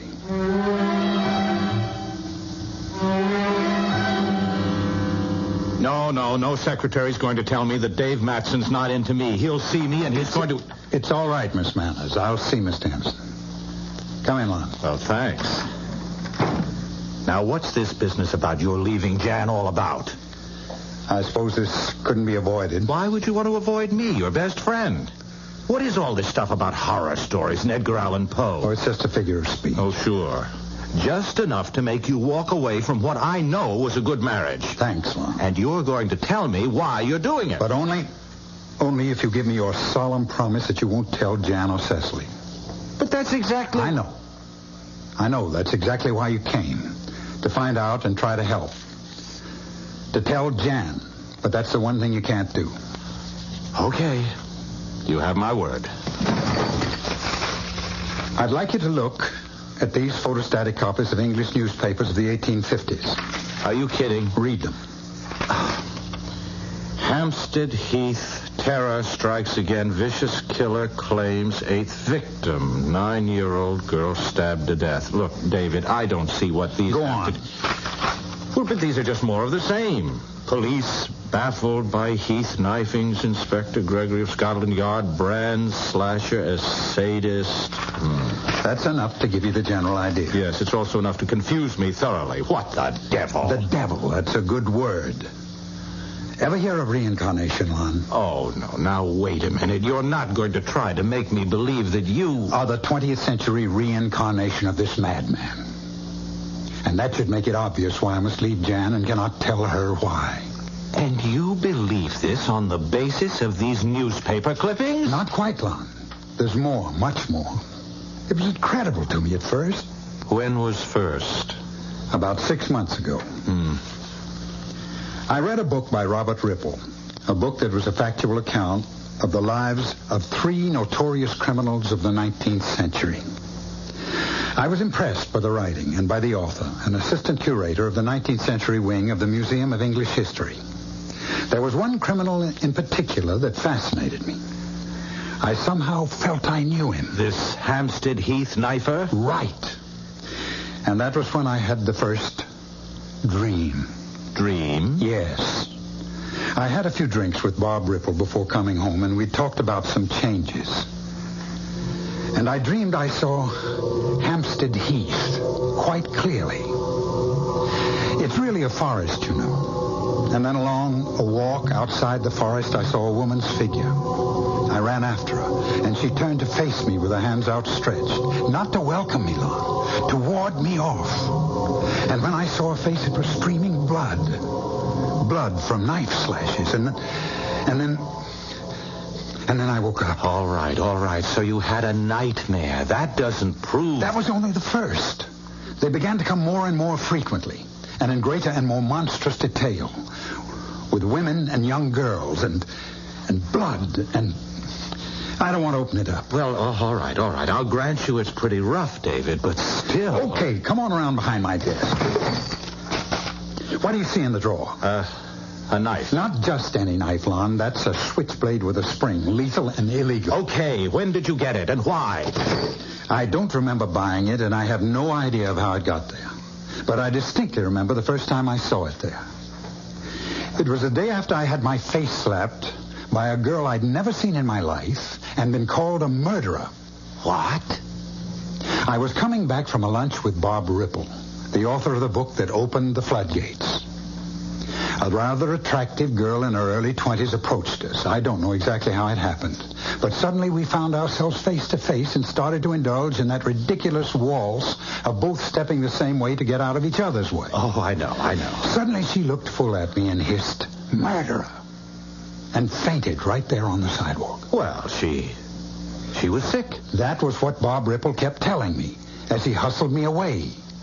But why would she call me a murderer? Well, I don't know. She's the one with problems. There's nothing wrong with you. Lon, do you think it's possible that maybe this girl was the reincarnation of one of this killer's victims, and she recognized me as this killer? Oh, no, I don't think it's possible, but obviously you do. It was the next day that I saw the knife in my desk. Look, Dave, look, you're in a state. How would you like to see a face, Lon? My face. My face on the picture of a 19th century killer. What? Come with me and I'll show it to you. Lon, this is Robert Ripple, assistant curator of the 19th century wing of this museum. Ah, nice meeting you. Pleasure. Bob, on our way to the room with the photographic exhibits, would you fill Lon in? Glad to. This particular exhibit started because of my interest in the three notorious criminals of the era. Naturally, I collected all the newspaper clippings, stories, drawings, and photographs I could find, and placed them in the room along with other items that I germane to the collection. Now here are exhibited the daguerreotypes of some of the fabulous characters of the period, along with the criminals. And here, Lon, take a look at this daguerreotype and tell me what you think. Let me see. Well, good-looking guy, nice face.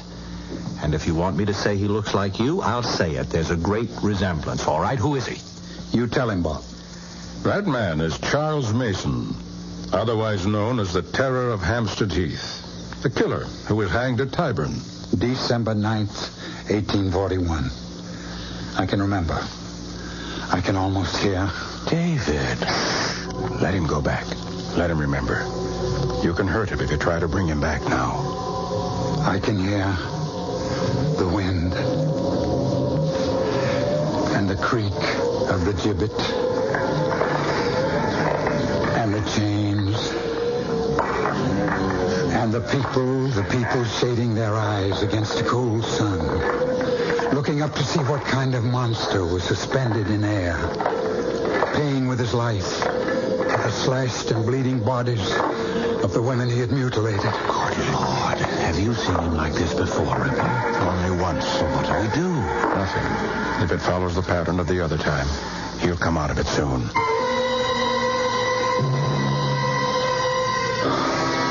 He's coming around. I'm sorry. I guess I made a fool of myself. You couldn't help it, Dave.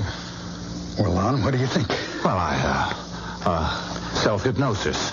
What? Self-hypnosis. You read Ripple's book. It impressed you. You became involved in the several hours you were here. You saw that daguerreotype that resembles you. And now you've hypnotized yourself into believing that you're a reincarnation of a murderous madman. I don't blame you for not wanting to believe I'm the reincarnation of a killer like Charles Mason. Look, what just happened was frightening, but not necessarily any proof that you're right. Mr. Ripple, did you write about the hanging of Charles Mason? Oh, certainly. And there was nothing Dave said that he couldn't have gotten from reading your book, huh? Yes, that's right. Or some of the other books I showed him. There have been many graphic descriptions of the hangings at Tyburn. Well, there you are, Dave. I wish you were right. Dave. Yes? I've thought of something that might just solve your friend's problem. All right, let's hear it. One of the most horrible of Mason's crimes was the murder of a young lady named Letty LeGros in 1837. Her nude corpse was found on Hampstead Heath, horribly butchered. Her clothes were never recovered. Well, what are you trying to say? If Dave could remember what clothes Letty LeGros was wearing when But how can we check out whether I'm telling the truth? I can give some kind of a description, but you just said nobody ever... You'll have to trust me, Dave. I believe there might be a clue if you're willing to give it a try. Of course. Shall we go back to the gallery? No, you stay here. I'll go fetch the daguerreotype of Mason.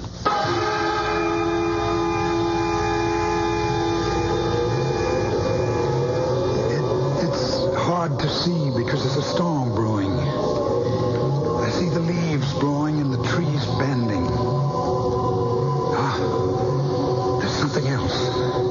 A figure.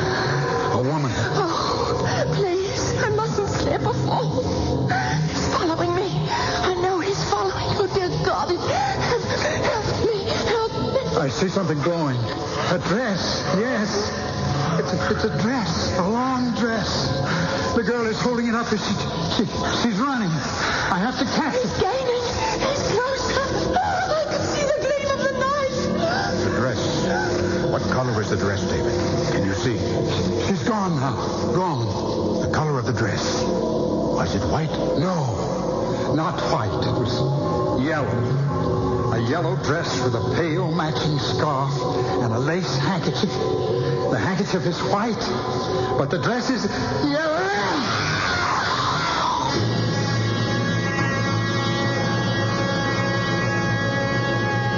There have been some fairly convincing arguments on the side of reincarnations. There are a number of reputable people who insist they can recall bits and portions of a life lived in another time. I know one young lady who vividly recalls a life as a waitress in Jamestown during colonial days. But I don't know of anyone who can recall being a murderer. I'll be back shortly with Act 2. Now back to Mystery Theater on News 74 KCBS. Most people go to museums to view the works of art. David Matson took his best friend, Lon Henderson, to a museum to prove to Henderson that he, Matson, was really the reincarnation of a monstrous killer of the 19th century named Charles Mason. He showed Lon a daguerreotype of Mason, and Lon was impressed by the resemblance, but he demanded more positive proof. Bob, you said there might be some clue. You could learn something if I identified some clothes that a girl was wearing. I did.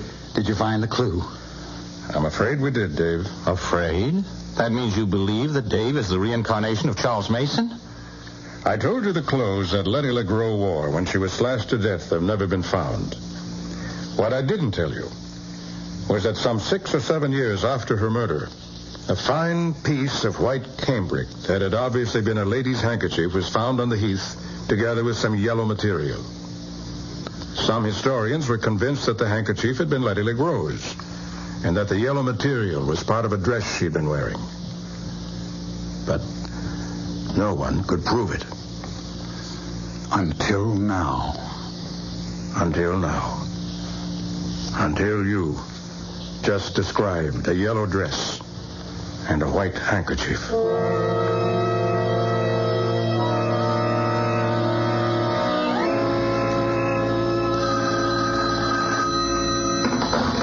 Hello?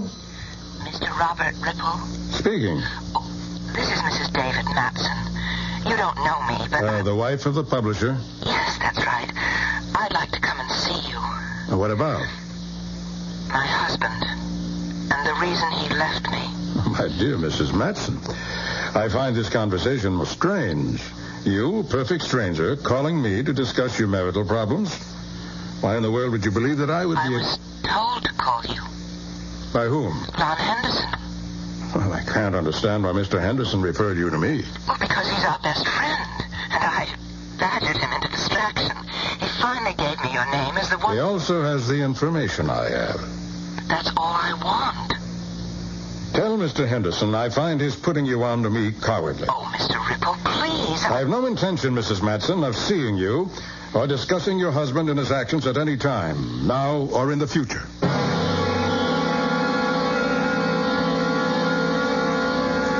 I must thank you, Mr. Ripple, for your courtesy in showing me so much of your part of the museum. No, not at all, Mrs. Larson. When the curator called and told me you were interested in becoming a patron of the museum, it was only natural we should try to show you the sort of things in which we spend your money. Well, and you've impressed me, very much so.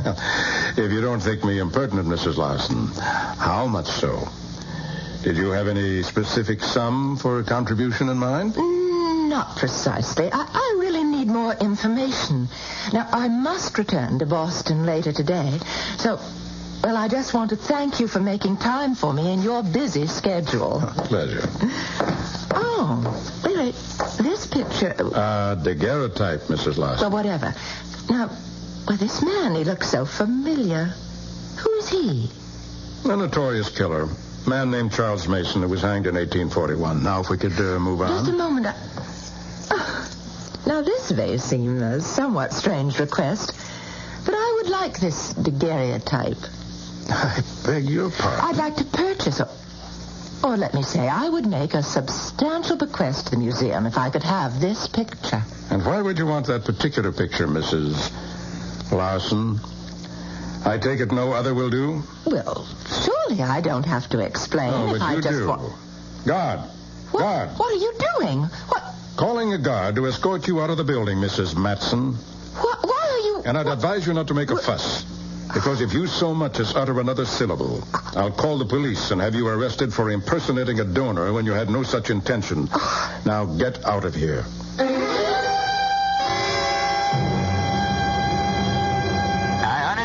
I could help you, Mrs. Matson, but as I told you before, Mr. Henderson has been on the golf course all afternoon. But I told you to get a message to him that it was a matter of life and death. Well, we have tried, Mrs. Matson. I don't know why he hasn't called or even if he received a message.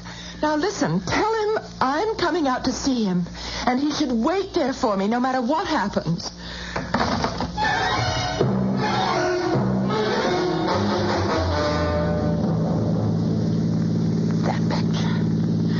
That picture.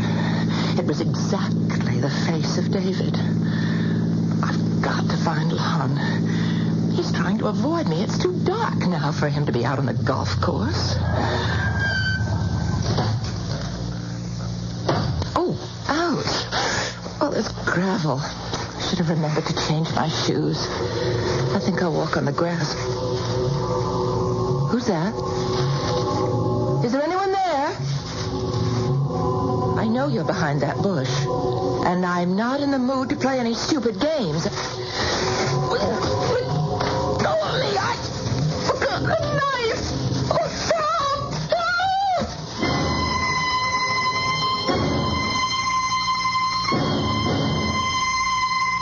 Oh, Jan, do you realize that guy could have killed you? I don't know. I don't know why he came at me. But I'm very glad you got there when you did. Well, I didn't. I missed catching him. Didn't you see his face? No. He came up from behind me. He circled around the bushes. Oh, I see.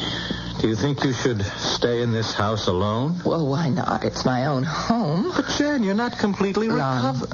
I appreciate your concern. They'd never have let me out of the emergency room at the hospital if they didn't think I was okay. The arm is bandaged. It doesn't bother me at all, but you do. Me? Why did you send me to Ripple? Oh. Jan, how much do you know about reincarnation? You mean the belief that your soul lives on in someone else's body after you die? Yes. Well, what's all that got to do? No, wait. David's involvement with Ripple's book has somehow convinced him that the soul of this 19th century killer, Charles Mason, was in his body. Oh, that's ridiculous. Yes. That's what I thought, too. Thought? Then you believe Jan, now that... please. After reading Ripple's book, Dave told me he felt strangely familiar with all the events that related to Charles Mason. He said he felt as if he'd almost lived them. He went to the museum to talk with Ripple about this strange phenomenon, and then he saw the picture. And? Well, you saw it. Can you deny that... You allowed a resemblance to convince you that David was the reincarnation of a 19th century criminal? I refuse to believe it. There's more, Jan. Nothing that you can say will convince me. Reincarnation of... Listen, people have been arguing about whether there really is such a thing as a soul for centuries. Now listen to me. David looked at that picture and went into some sort of a trance. He recalled actual scenes and incidents from more than 100 years ago. David is a bright man with a vast store of knowledge. His subconscious must retain his readings from hundreds of books and manuscripts. And then because of some quirk and his vivid imagination, he's able to recall it. I know. I felt the way you did, and I brought up the subject of self-hypnosis. It was then that David described the clothing of one of Mason's victims. And that's one thing he couldn't have read or heard anywhere. Then you must believe that David was right to leave me. Well, he loves you. What else could he have done? trusted that love, trusted our years together, trusted the strength that's made our marriage work, and told me the truth and tried to work it out together. Well, how do you go about working something like this out? If David really is I'm not going to consider that possibility. You have to. Why? Because of that bandage you're wearing on your arm.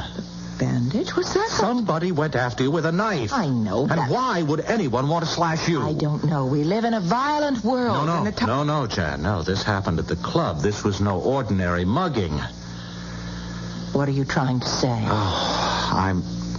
Look, are you sure there wasn't anything familiar about the man who attacked you? Something that might remind you of You are trying to make me think it was David, aren't you?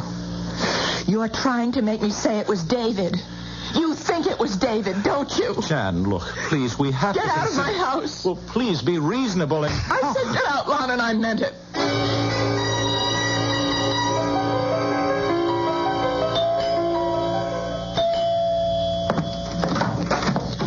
Oh, Lon. Oh, I'm so glad you came.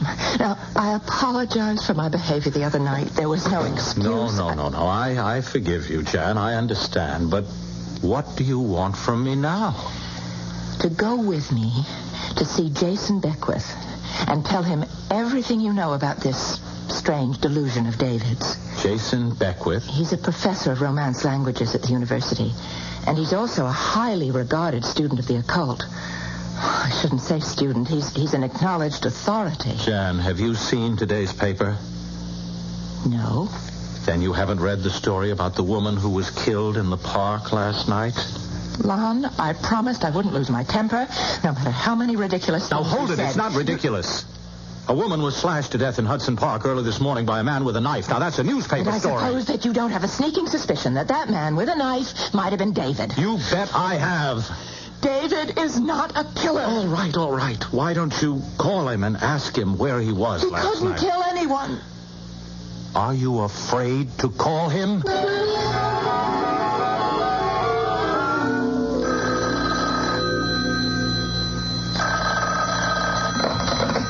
Hello? Oh, David, darling, how are you? Jan. Look, Jan, if you didn't get the check, I'm sorry, but I really been bombed out for the past few days. I don't remember whether... What kind of talk is that? Look, Jan, I'm not the guy you knew. Don't you try to tell me who you are, David.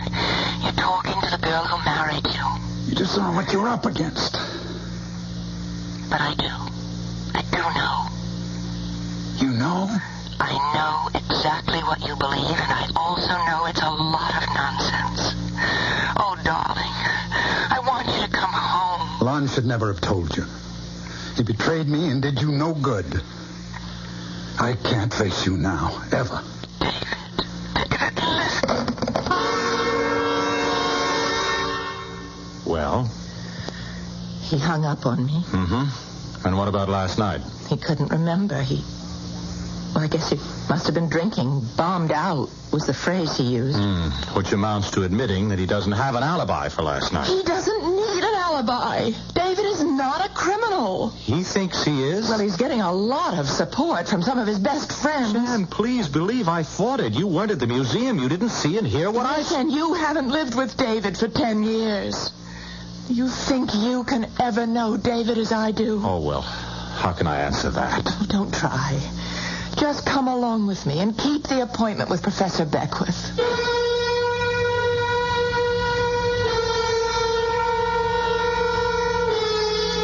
It's not unusual for a wife to believe in her husband. It's also not too startling to find that a husband doesn't believe in himself. However, it's both strange and frightening to find a wife that seems to be willing to reach back into the past to prove her husband's innocence. I'll be back shortly with Act 3. The radio station that lets you use your mind. You're listening to Mystery Theater on News 74 KCBS.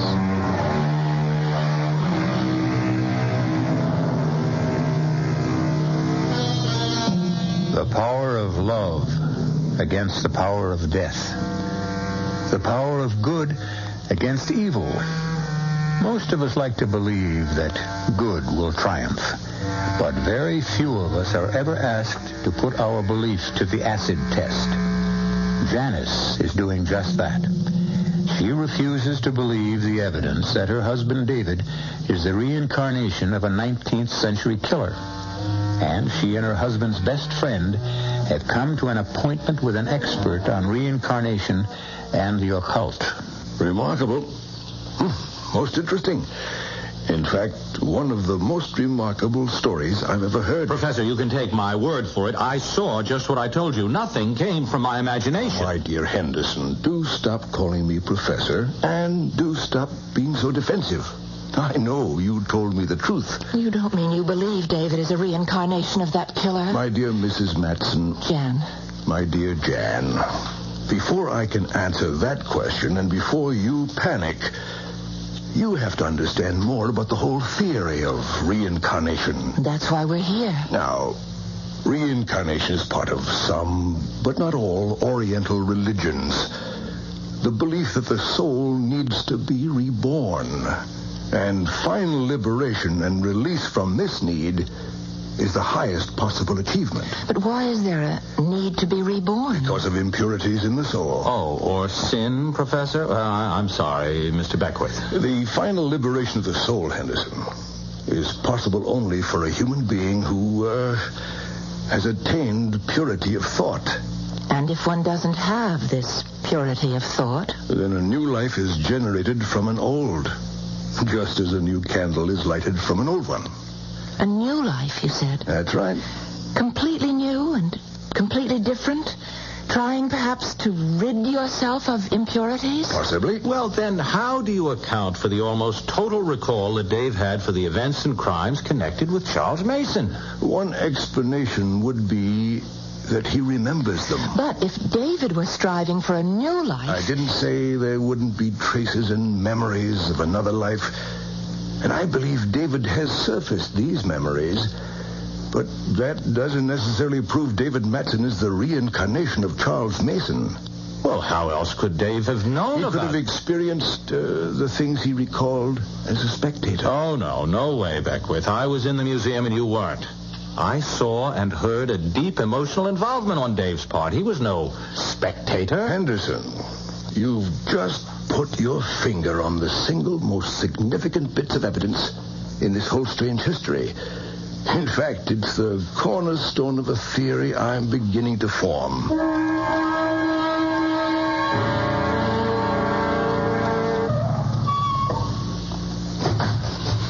Come on, Lon. Now, look, I feel like a criminal.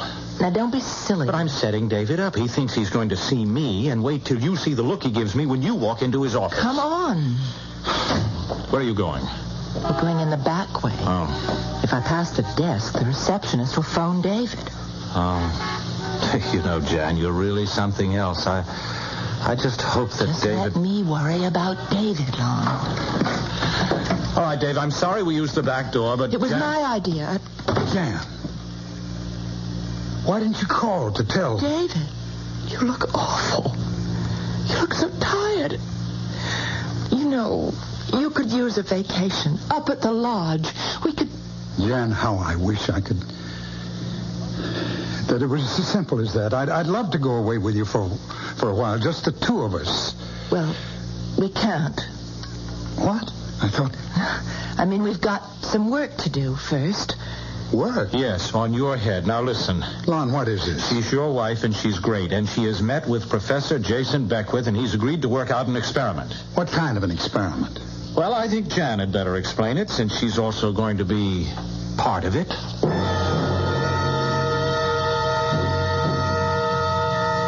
Sorry, Jan. It sounds too risky. But, darling, I've told you, it's a controlled experiment. Who's controlling it? Beckwith? Yes, and Lon will be there, too. The plain truth, Jan, is that I'm afraid. Well, of course. And you're afraid to come home, and you're afraid to see me alone, and you're afraid to face the night. Is that the way you want to live for the rest of your life? I may have to. But don't you see? The experiment offers us a way out. I know you're not Charles Mason in any way. The way you say it, you almost make me believe it. Well, it's true. So trust me. Oh, I trust you. It's me I'm worried about. How's your arm? Oh, it's much better. You can see it's out of the sling. The police haven't found who attacked you yet. They're working on it. Now, when do you want me to arrange for this? You're badly hurt. No, it's just a surface cut. Now, listen, David, darling. Excuse me, I'll be back in a moment. I'm not feeling... David? I'll be with you in a minute, Jan. Lon, go after him. What? Go on, hurry. David. Oh, darling, don't. Put that gun down, Dave. Down.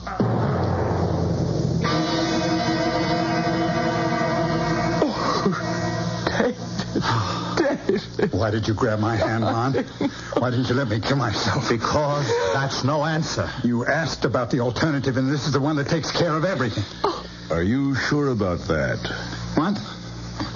Who are you? This is Jason Beckwith, darling. We sent for him after your stupidity. I knew exactly what I was doing, and I knew why. Then explain it to us. I don't have to explain anything. You don't find it difficult to believe that the soul of a man dead more than 100 years has been reborn in your body? It's been pretty well proven to me. And because you're afraid of the soul of this murderer will force you into killing your wife or some other women, you decided to kill yourself. That's about it. And what happens to the immortal soul? What?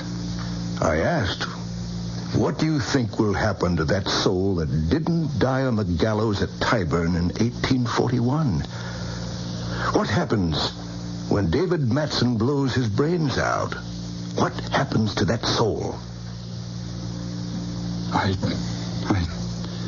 don't know. Think about it. Does it go on to inhabit another body and continue killing? I wouldn't know that. Do you? No, but I'd like to try and find out if you'll help me and go along with the experiment I have in mind.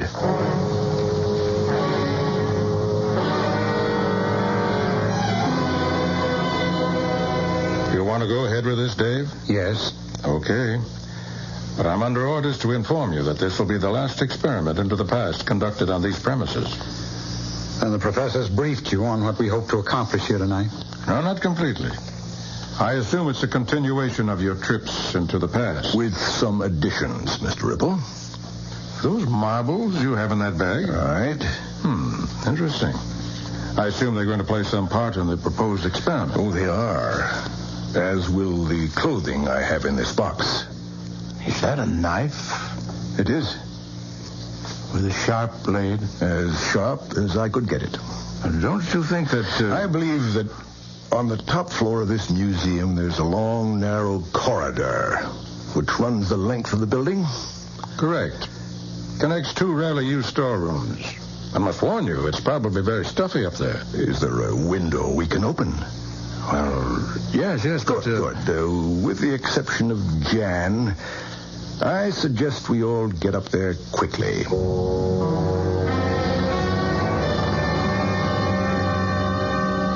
Excellent, Mr. Ripple. A corridor just as you described it. And now the window's been opened, and we're all gathered here ready to start. I thought Jan was... She told me she had to be part of the experiment. Oh, she'll be along later, David. There were some things we had to keep from you. Ripple, is there any way you could light this corridor better? It's fine the way it is. I'll move down the corridor. Can you see this? Something shining. The knife is quite visible to anyone with normal eyesight, Professor. Good. Now, Henderson, if you'll station yourself about halfway down the corridor and wait there. And don't touch the marbles. Oh, don't worry. Never was any good at shooting marbles, Beckwith. Where do you want me, Professor? As we agreed, wherever you think you'd serve the museum's interest best. I think I'll stay near you. Fine. Now, what we have is the corridor, perfect view, and along the corridor, gleaming knife. David, you stand on my right. Mr. Ripple, that puts you on my left. Mm-hmm. And we all agree the corridor is quite empty. Now, Mr. Ripple, may I have the daguerreotype? Here you are. Thanks. Now, David, Look closely at this face. The face of a man named Charles Mason. And David, as I drop the marbles one by one on the stone floor, they'll start to bounce. And bounce, bounce, bounce back through the years. Listen to them bouncing. Bouncing down the long corridor of time. And the years slide by, alive with the echoes of the past. Do you see them, David? I see them and hear them. Ripple. I'm walking along near the top of the hill on the heath, and I see a single horseman. He's silhouetted for a moment against the moon. He comes riding, and he stops.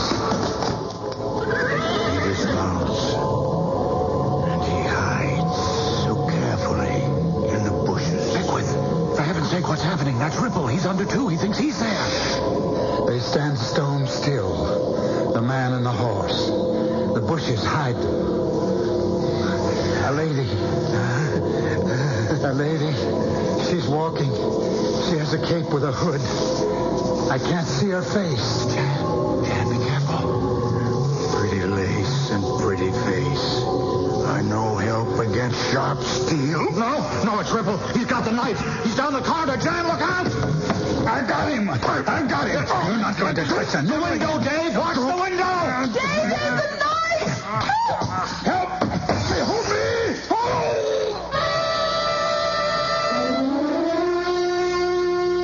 Robert Ripple was pure evil. He was also Charles Mason, wasn't he?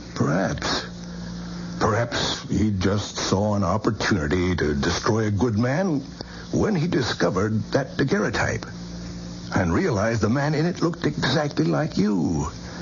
He simply took a nameless photo and gave it a name. He gave me the horrors. But, Professor, isn't there any chance of finding out who the man in that picture really was? I'd like to know his real name. Oh, David, my darling. Let's just live in the 20th century. I admit it's difficult enough, but it's our very own.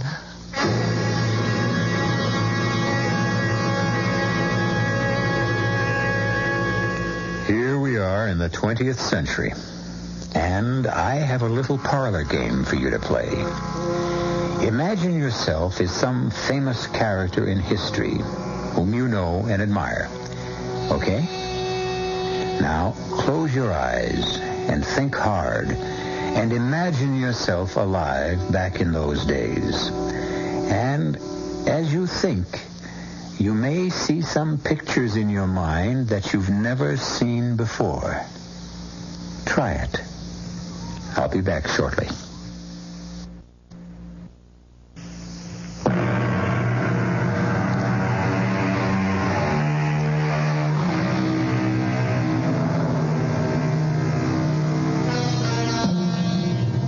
I find this whole question of reincarnation fascinating.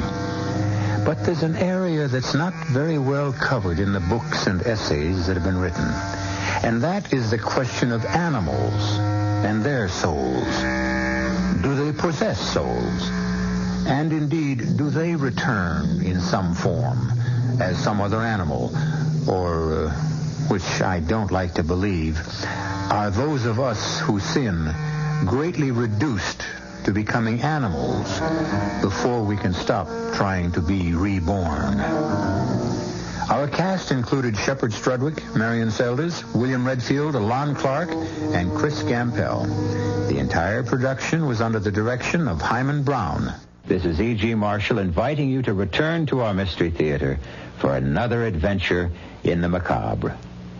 Until next time, pleasant dreams.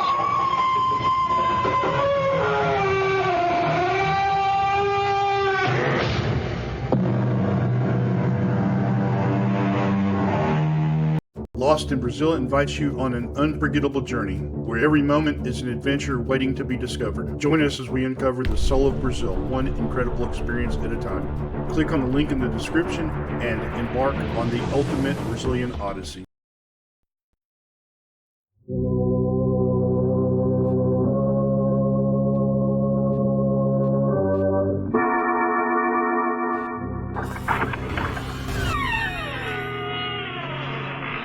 Hello. Hello. Oh, there you are. I was afraid for a moment that you had forgotten our appointment. Why, you almost scared me to death. And that won't do after all the pains I've taken to scare you. You remember me, don't you? I'm your host on behalf of the makers of Carter's Pills. And you're to be my guest tonight in the mysterious circle of the inner sanctum. Come in, friends, won't you? Thank you. Take that chair to the fire. Good. And you'll become accustomed to the dim light in a moment. Don't get too comfortable, because we'll have you out of that chair with thrills and chills, shivers and quivers. You're on our side, aren't you? You'd better be. But don't worry. Instead of the arch criminals haunting us, we're going to haunt them. We're going to scare the daylights out of them. Yes. Welcome, then, friends. Welcome to the mysterious circle of the inner sanctum. And listen to as weird and strange a tale as ever was told. The amazing death of Mrs. Putnam.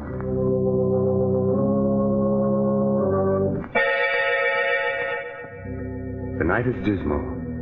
A light shines uncertainly in the room of a large, gloomy mansion. Suddenly, a sobbing, hysterical woman slams the door shut, rushes to the telephone. Get the police, quick. The police. Quiet, please. Oh, hurry. Please, hurry. Hello?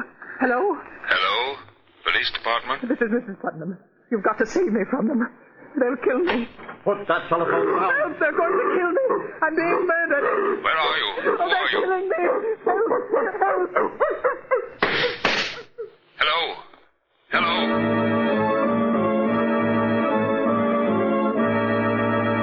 Help. Hello? Hello, operator. This is Jeff Hansen, police headquarters.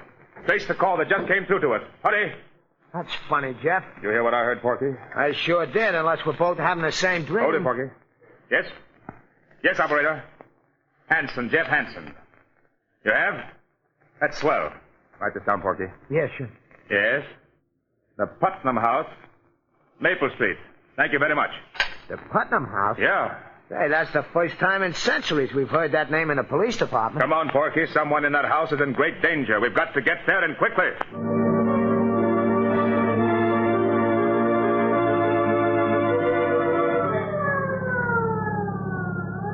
Put your foot all the way down on the gas. Oh, what's all the excitement, Jeff? It's just another murder case or something. We get 'em wholesale. Maybe you're right, Porky. You're too jumpy lately, Jeff. What's the matter with you? Oh, nothing. Just on edge. You ought to get married. Then you'd have so many other troubles you wouldn't have time to think of yourself. You know, everybody should get married. At least once. Especially you, Porky. Well, I'd get married tomorrow if I knew a girl who'd love me for myself alone. Keep your eyes on the road, Miss Advice to the Lovelorn. All right. I forgive you for the crack. Now, look, Jeff. You and me is a great detective. Only you can solve everything but the mysteries of the heart. So what does nature do? Nature endows me with the wisdom which you ain't got in that department. Ain't nature wonderful? Sending me to straighten out your amours. Now, first of all, you gotta learn to treat love light. This is Maple Street, Porky. Oh, okay. I'll take up the lessons in love where I left off later. Pull up, Miss Lovelorn. Here we are. Let's go. All right, Jeff. It's a pretty old house. Ain't exactly a haunted place, but a ghost could feel at home here. No, Miss Silly, this house is fairly modern. What are you muttering about? I'm counting the stairs. Didn't you teach me to observe everything? 7, 8. Now remember, keep your eyes open and your mouth shut. You know how reliable I am, Jeff. Yeah, I do. Yes? We're from police headquarters. One moment, please. You can't come in like that. It's all right, Williamson. Yes, Miss Lois. Come in, please. Thank you, miss. My name is Jeff Hansen. This is Ed Lamb, better known as Porky.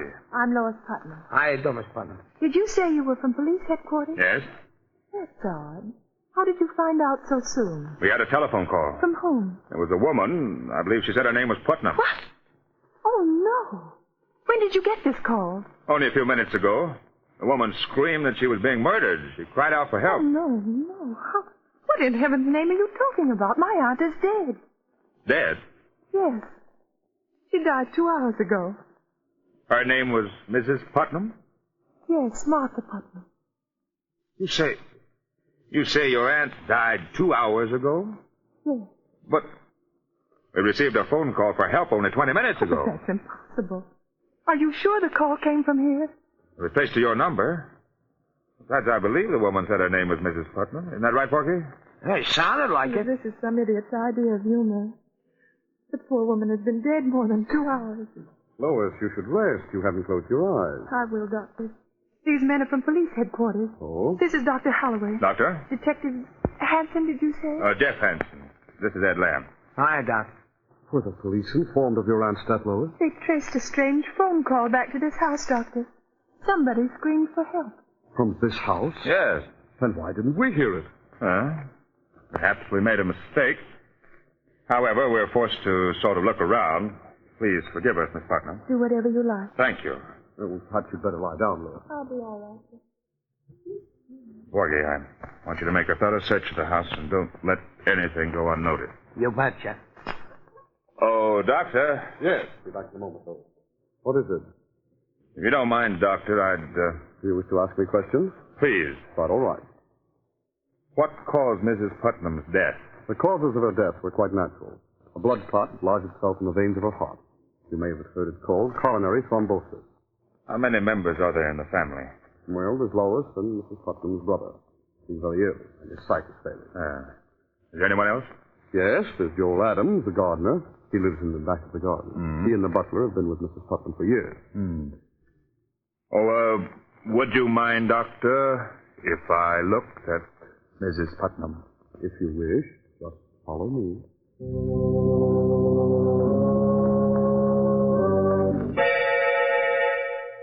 A fascinating mystery, friends? A strange telephone call late at night. A woman screams for help, a dog barks, 2 shots ring out, and then the police dash to the house and find that the woman died of natural causes 2 hours earlier. Riddle me that, my friend. Oh, have no fear, for the day of ghost-like voices from the dead and the day of superstition is past. Or is it? Piece of peace. We shall see. This way, Mr. Hanson. Thank you. Why do you keep this door locked? Oh, simply to avoid any scenes. They're all so high-strung. Oh. What's the matter with your hand, Doctor? You mean this bandage? You hurt yourself? Well, it's just clumsiness. While cutting some gauze, I snipped my hand. It bled rather profusely. I'm sorry for all this inconvenience, but in my business, it's wiser to check on everything. I understand. You wish to examine the body more thoroughly? No. No, I don't think so. She looks rather natural for a corpse. There we go. Yes. May I see the butler now? Yes, this Castle will bring him in just a few moments. After I see him, I'd like to talk to the others, too. Oh, you'll be tactful with Lois, won't you? She's quite broken up. She was attached to the old lady. Of course. Did you ring for me, Dr. Holloway? Yes, Williamson. Detective Hansen wishes to talk to you. Yes, sir. And now, if you'll excuse me, I'll take a look at Lois. Quite all right, Doctor? Excuse me. Your name is Williamson, I gathered. Yes, sir. How long have you been working for Mrs. Putnam? 32 years. Long time, isn't it? Yes, sir. By the way, did you hear any odd noises or screaming this evening? No, sir. You did hear 2 shots, though, didn't you? No, sir. You're not frightened, are you, Williamson? Yes, sir. Yes, sir, I am. This house isn't what it seems on the outside. Oh? No, it's full of hatred. Everyone hated Mrs. Putnam, and she hated all of us. The Lord found vengeance. She didn't deserve to live. There wasn't a kind thought in her head. Who killed her? The devil took her. Who fired those 2 shots? Lightning struck twice. Where is the dog? In Hades with his mistress. Don't think you're fooling me, Williamson, by avoiding my question. Take me to Mr. Putnam's room. Yes, sir. It's right here. He's very ill, though. Shall I knock? No. No, you may go. Yes, sir.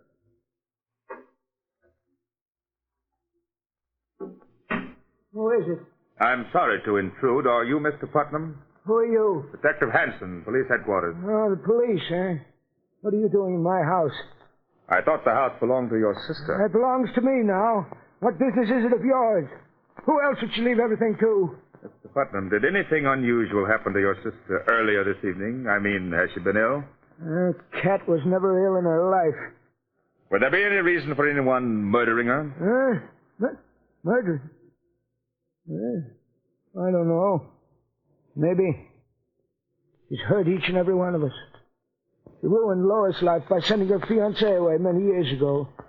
She made me into the wreck I am with her cruel tongue and her devilish disposition. She was responsible for the death of the gardener's wife long ago. Hasn't done a kind thing in her life. If she's been murdered, then I say good riddance. Is it possible that all of you had given her cause to treat you that way? Don't you dare say that. You stupid, foolish maniac. You didn't know her. How dare you? Get out of my room. Get out of my house. Get out of my... I'm sorry, Mr. Putnam. I didn't mean to upset you. I'll go now. Jeff. Hey, Jeff. Yes, Porky? Hey, I've been looking for you. Yes? Yeah, I've been all over the house. I checked on everything. 15 rooms, 19 windows, 8 beds, 3 fireplaces, and 3 bathrooms. And nothing looked suspicious? No. You think maybe there is some mistake, Jeff? I don't know. A phone call being traced here is absolute. They never make a mistake. But her voice and her death almost 2 hours before we got the call makes it strange. Must confess I'm stumped. Did you talk to everyone? I'd like to talk to the gardener. But right now, we'll pretend that everything's all right. That we made a mistake. We'll drive away and then come back later. You mean you really ain't thoroughly convinced? That's right, Porky. I've got a hunch that we're up against a case that's stranger than any we've ever known or heard of.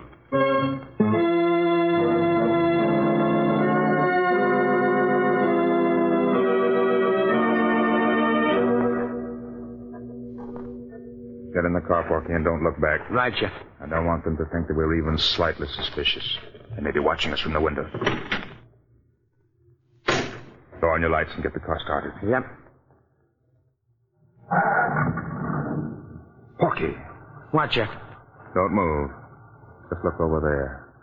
Where? Right straight in the beam of the light. Well, I don't... Oh, you mean? In the garden. That mound of earth. Looks kind of fresh. Right.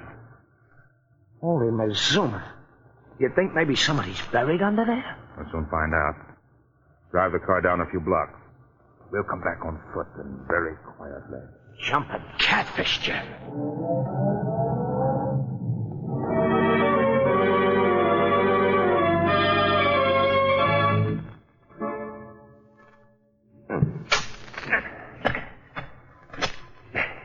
Not so loud, Porky. Don't hit the rock. Just loosen it. How much deeper are we going to dig, Jeff? The earth is still soft. We haven't reached what we're after. What are we after? We'll know soon enough. You think the old lady might be buried here and the body in the house is somebody else? I don't know. Hey, Jeff. Huh? Jeff, I hit something firm with my shovel. Feels like a body. All right. Don't use the shovel anymore. We'll dig with our hands. Porky, you're right. It is a body. Yeah, it feels like it's wrapped up in a rug of some kind. All right. Get a grip on it. We'll pull it up. Okay. Let's go. It's the dog. The dog we heard barking on the phone. Then there were shots, and that woman's voice did come from this house. They killed the dog and the woman, too.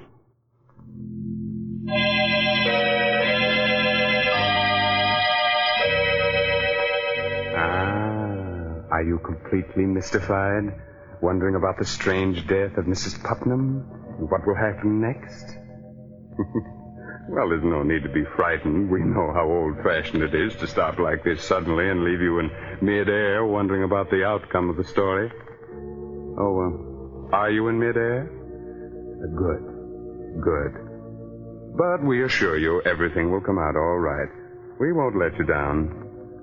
And this is as good a time as any to remind you of someone else who won't let you down. The makers of Carter's Little Liver Pills. When you don't feel good, try Carter's Little Liver Pills. They do the work of calomel, but have no calomel in them. For they are simple pills made of vegetable drugs. They wake up the flow of one of our most vital digestive juices. When this vital juice flows at the rate of 2 pints a day, it helps to digest our food and bring back the glorious feeling that goes with regularity. Then most folks feel like happy days are here again. But be sure you get the genuine Carter's Little Liver Pills.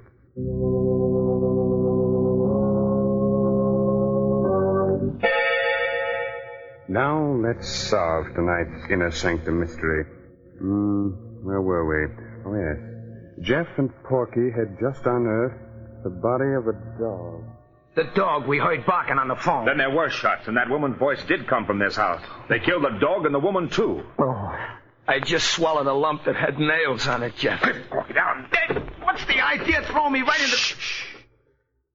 Someone came to the window. Yeah, but you didn't have to throw me right into the grave. Sorry. Here, I'll help you out. They've left the window. Now, look, you stay here, Porky. I'm going in to talk to the gardener. You watch the house. I'll be right back. Hey, you ain't gonna leave me here with this dead dog, are you? Shh, quiet.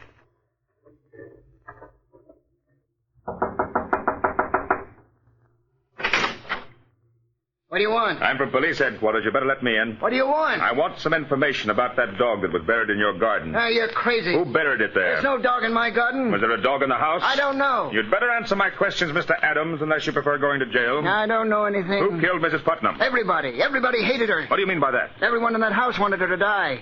Her brother cursed her. Williamson might have poisoned her. What about you? Me? I didn't hate her anymore. She promised to leave all her money to me. Oh? Why? Well, it was her only sign of repentance. Why, no other reason? None that might be your business. Did you hear any shots from the house this evening? I was away. Jeff! What is it, Porky? Hey, come quick, Jeff. What's happened? I had a brainstorm. Hurry, Jeff, hurry, come on. You'd better not leave your house, Mr. Adams. I'll be here. What's up, Porky? The windows. Huh? While I'm out here watching the house, I casually count everything. The stairs again. I count the colored bricks and the large bricks, and then I count the windows. Count them, Jeff. What are you driving at? Count them. Come on, walk around the house. Huh? Count them. 2, 4, 6, 8, 10, 14, 17, 19, 20. 20 windows. But, great galloping ghost. 20 windows on the outside, and you said you counted... 19 on the inside. That means that there's one window camouflaged on the inside. There must be a room within a room. Come on, Porky. We're going back inside that house. Only this time uninvited and unseen.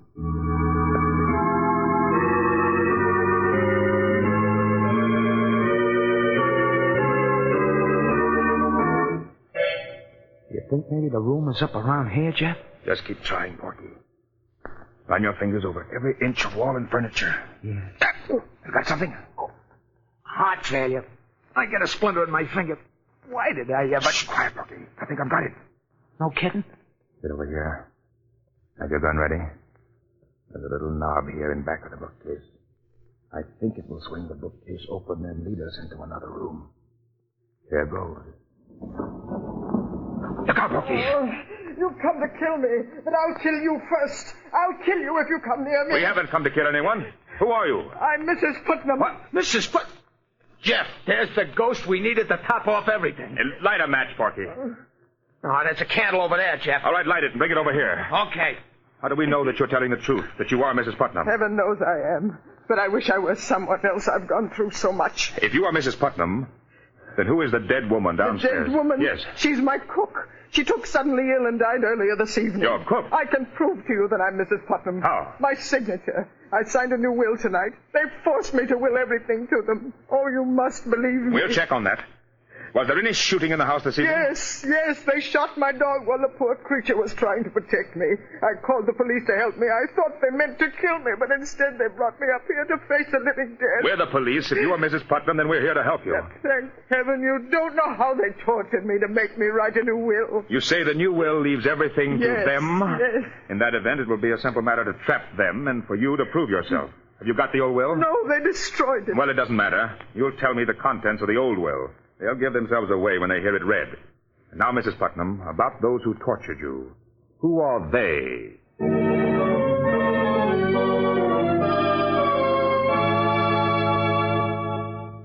I'm grateful to all of you for not objecting to my presence at the reading of this will. Well, having you here, Detective Hanson, is best for all of us. We're really obliged to you for your kindness. Thank you, Miss Putnam. And now, if all of you don't mind, Dr. Holloway, Mr. Putnam, Williamson, Adams, I'll be brief. Oh, Porky, wheel Mr. Putnam's chair a little closer. Right, Chef. I had the courts appoint me to see that this will is made valid and legal. Now, this is it. I, Martha Putnam, being of sound mind and body, do hereby bequeath my entire fortune and all my worldly goods to Joel Adams, my partner. Oh, no, you've made a mistake. Careful, Lois. What did you say, Miss Putnam? That isn't my aunt's last will. Lois. No, I must confess, Miss Putnam, that isn't in your aunt's last will. Then what do you mean by reading that? My aunt left everything to me. Please, Lois. You're right, Lois. I did.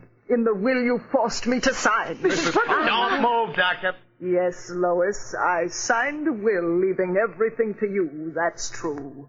But only because you and your darling doctor forced me to. Oh, I never dreamed that my own flesh and blood would be that selfish. Just a moment, Mrs. Putnam.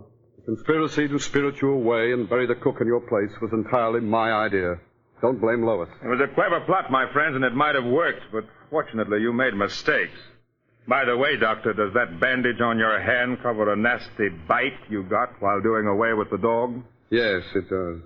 I confess to everything, Mr. Hanson, but Mrs. Putnam is as much to blame as anyone. Everyone who ever lived in this house hated her. With all the money you had, Mrs. Putnam, you never did one decent thing in your whole life. You distrusted everybody and hurt everybody. And so we plotted to get you out of the way. Fate was kind enough to provide us with your cook as the means. With your money, we could have gotten something out of life.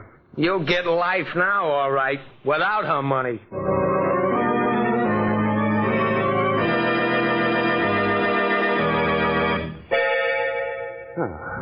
You can relax now, friend. This story is over. But still another plot is being formed for our next session in the inner sanctum. Are we scared? Sure. But what of it? Isn't the villain a great deal more frightened than we? But thanks to clever sleuthing, everything will be solved. And there's one more mystery we may be able to solve for you quite easily. When you don't feel good, when you're low and irritable and the whole world looks black and uninviting, try Carter's Little Liver Pill. Don't give in to that depressed feeling that bogs you down. Go to your nearest drugstore right now and ask for genuine Carter's Little Liver Pills. Regular size, 25 cents.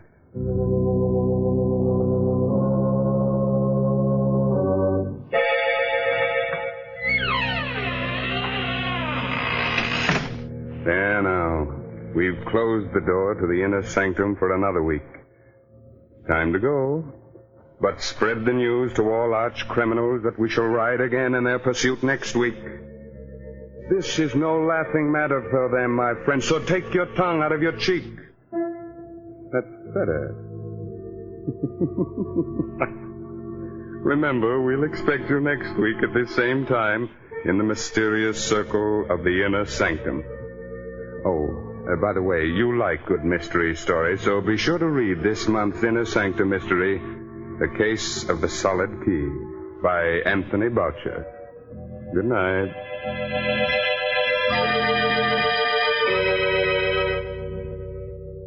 This is the National Broadcasting Company.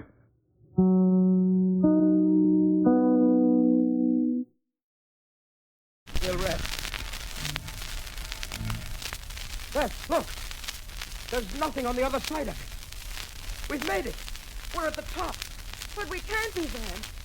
The dad of the Dolan left. He didn't say anything about a rock heap. He said the top was a plateau or snowfield where the glacier started. Come over here. Look, there's the snowfield down there. You mean... He never really reached the top. It's a double peak, and he never even saw this bird. We're the first to climb Latino. But if that's true, if he lied about it... Sam, something just occurred to you. Testino. Yeah. He could be Dorland. His body was never found, and with his face gone, no one would recognize him. He got the job here at the weather station. And has been living here to protect his secret. And he killed my father. And he's been getting up here in his sleep. Sam, what are we going to do about it? Our first job's going to be to get down.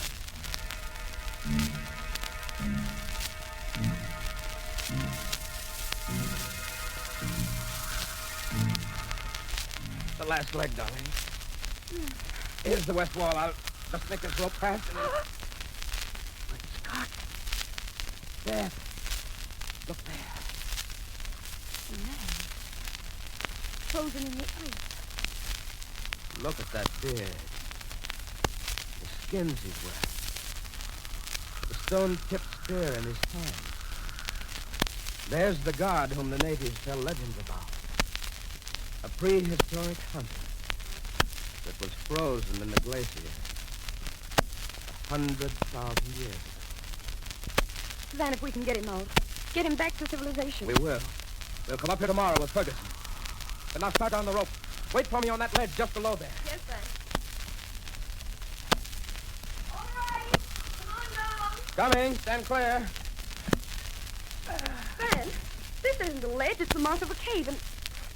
And back there, look. Metal cylinders. Liquid air. So that's it. That's how Scotty died. I don't understand you. Your father brought them up here to freeze and preserve anything he might find in the glacier. Like that hunter. When Scotty climbed up here yesterday, Dorland sprayed the stuff on him. He was dead, frozen solid before he hit the ground. Van. Let's get out of here fast. Go on, down the road. Yes, Van, but you come too. It'll hold us both. All right, come on. Easy. The rope's swaying badly.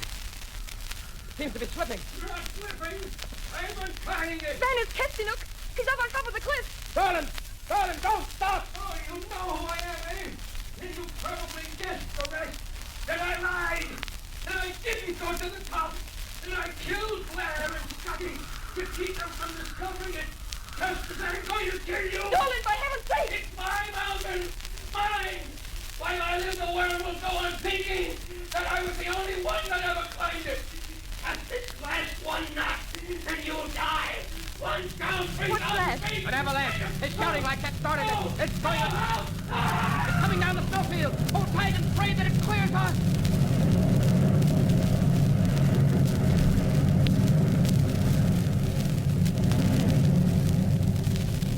And it's the overhang saved us.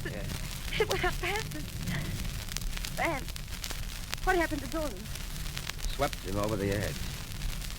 He's down there under 1 million tons of ice. But there on that ledge. Look. A stone-tipped spear. The one the hunter frozen in the glacier had in his hand. The avalanche must have carried him down, too. The Chinos has finally come down from the mountain. He had to wait there, frozen in the ice, for 100,000 years. But he finally got his quarry, Dorland.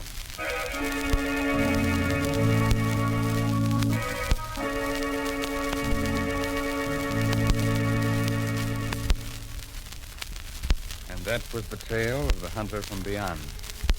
The hunter from before time and history. Of course, you've heard other stories where it took a long time to bring a criminal to justice, but have you ever heard one before where someone waited 100,000 years to get their man?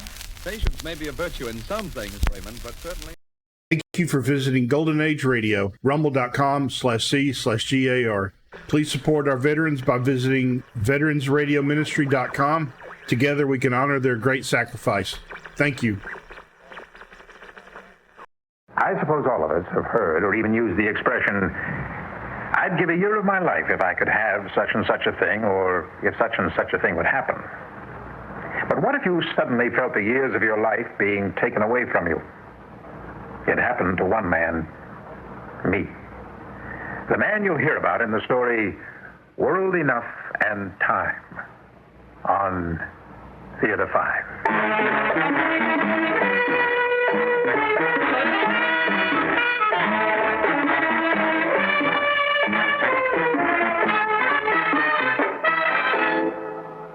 Radio. Why should I advertise on radio? There's nothing to look at, no pictures. Listen, you can do things on radio you couldn't possibly do on TV. That'll be the day. All right, watch this. Okay, people, now when I give you the cue, I want the 700-foot mountain of whipped cream to roll into Lake Michigan, which has been drained and filled with hot chocolate. Then the Royal Canadian Air Force will fly overhead towing a 10-ton maraschino cherry, which will be dropped into the whipped cream to the cheering of 25,000 extras. All right, cue the mountain.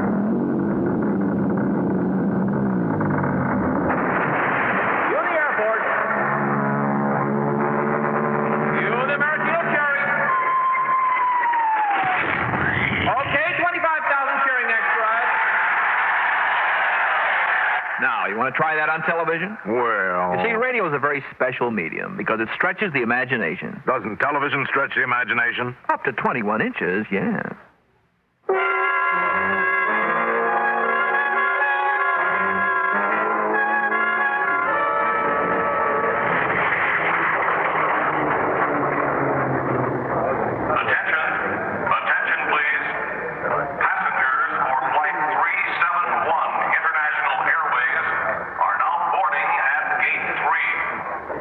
Whiskey sour on the rocks, sir. Anything else?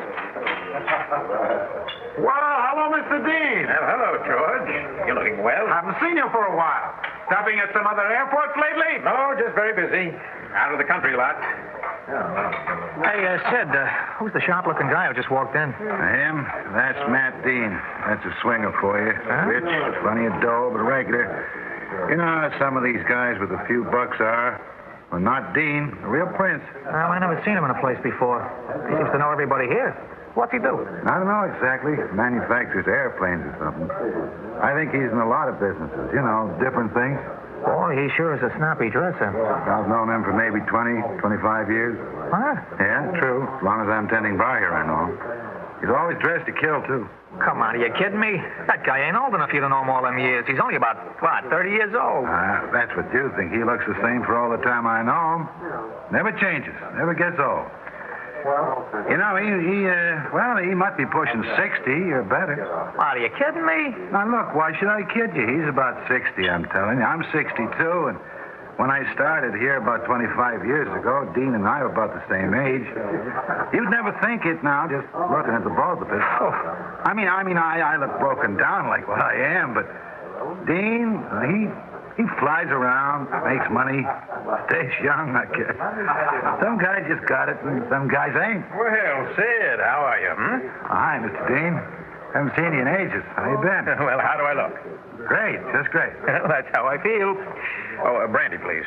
Brandy for Mr. Dean, Jack. Right. Well, you got a new bartender with you, Sid? Yeah, I've been here a couple of months. Hey, Mr. Dean, you want anything with that? Oh, no, thanks. You're the new man, Yes, sir. I've been here about 3 months now. I didn't realize I hadn't been here in so long. I've been traveling on business. What's your name? Jack. Oh, that's fine, Jack. I'm always around the airports. Know every airport, large or small, in the world, and I like to know the names of the people on the job. Oh, I guess you do a lot of flying, huh? Well, that's my life. Yes, I'm always flying all the time. That's the secret of my life. Is it true, Mr. Dean? I hope you don't mind my asking, but Sid was saying when you came in that... Well, you mean that Sid said that I've been around longer than he has and I still look like his son? Yes, sir. That's it exactly. Now, come on. Is that true? Yes, it sure is. I've been flying in and out of this airport for nearly 30 years now. You know, you weren't even a twinkle when I started flying. Well, I hope you don't mind my saying so. Man, that is really something. You don't look more than 30 years old. Well, I keep after it. I make sure I don't get caught up in this age race. Oh, Jack, how about another brandy, huh? Yeah, sure. Yes, sir. Hey, Mr. Dean. You mean, you got a secret staying young? That is no secret, really, Jack. It's very simple. Well, how's that, Mr. Dean? Well, you see, Jack, the Earth is revolving counterclockwise at about 1,000 miles an hour. Yeah, 1,000 miles an hour right now? Mm-hmm. That may seem hard to believe, but it's true, all right. The Earth we're sitting on right now is traveling about 1,000 miles an hour. Isn't that something? Well, anyway, as you travel west, if you go fast enough, say 1,000 miles an hour, you stay right with the sun. Holy mackerel, kind of like science fiction, huh? Yeah, kind of like science fiction. There was one further step, Jack. Well, what's that? Well, I figured perhaps I could beat the sun by traveling faster than it does. What? You see what I mean? Faster than the sun. I bought an experimental jet which could fly at about 1,200 miles an hour.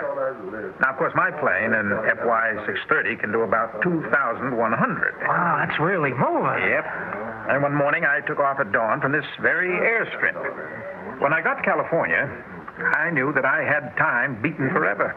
I was a half hour ahead of the dawn. It was 2.5 hours after I started, but here it was earlier than when I started. I had lived through and yet saved 2.5 hours of my life. Yeah, but how do you work it out when you get fogged in or when a plane breaks down or something? Yeah, I've got it down to a science. I have planes at 7 different airfields. I can fly to an airport, take off in another plane. You see, my planes are always in top condition. I have pilots working around the clock, stationed at different airports. Man, you sure have thought of everything. And it actually works. I mean, here you are, right? Right. I've been doing it right along for about 30 years. I don't even bother to count anymore. I have beaten time. Oh, I sleep and eat on a plane, land in some city, spend maybe an hour or so for business or fun, and I'm off again. Always going west. But the most you can stay in any one place is about an hour, huh? Well, actually up to 2 hours. Then when we take off, we just fly straight through for several hours, and we're all caught up again. Boy, if I didn't see you here before me, I'd say it was incredible, Mr. Dean. I know, it does sound incredible. Matter of fact, not too many people believe it, but here I am. Whatever the rule book says about it being impossible, I'm the living proof that it is not only possible, but that I am doing it. Well, I guess you really found the fountain of youth, Mr. Dean. Yeah, you found Shangri-La. Right. That's the name of one of my planes, Shangri-La. How about that? Yeah, you're a bright boy, Jack. I like that. Well, I'll see you next time I come in. Oh, does this cover my tab? It sure does, Mr. Dean. Thank you, sir. Right. So long, Sid. So long, Mr. Dean. So long, Jack. Hey, goodbye, Sid. Take it easy now.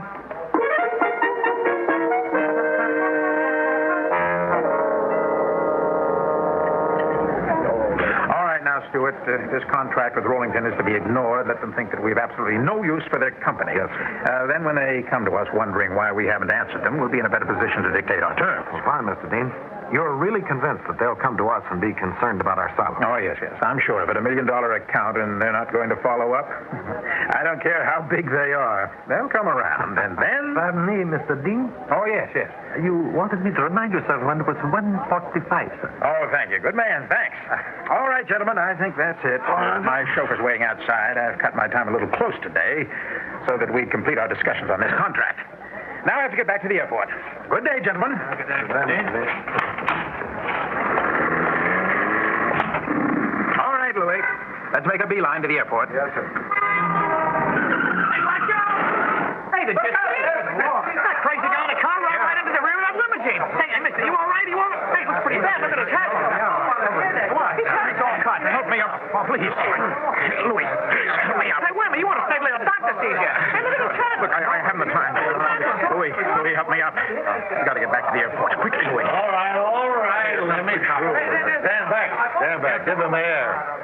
You, okay, mister? Yeah, I'm perfectly fine, officer.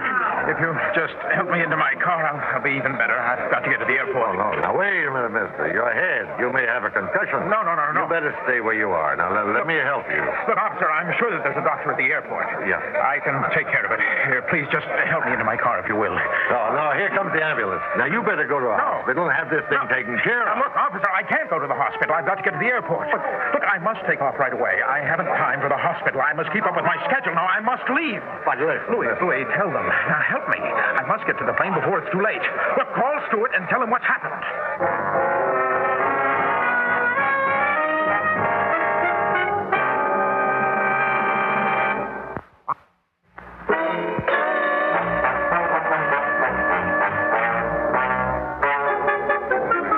Boy, that guy bad bump. But I tell you, I don't want to go to the hospital. Will you get your hands off me, officer? Look, I have got to get to that airport right now. Just let go of me. Now, take it easy, mister. You're getting hysterical. Take it easy. Take it easy. Look, you just get your hands off me. Now, let go of me. Now, you'll be all right, mister. You'll be in the hospital in a minute. I have got to get to the airport. Now, let me out of here.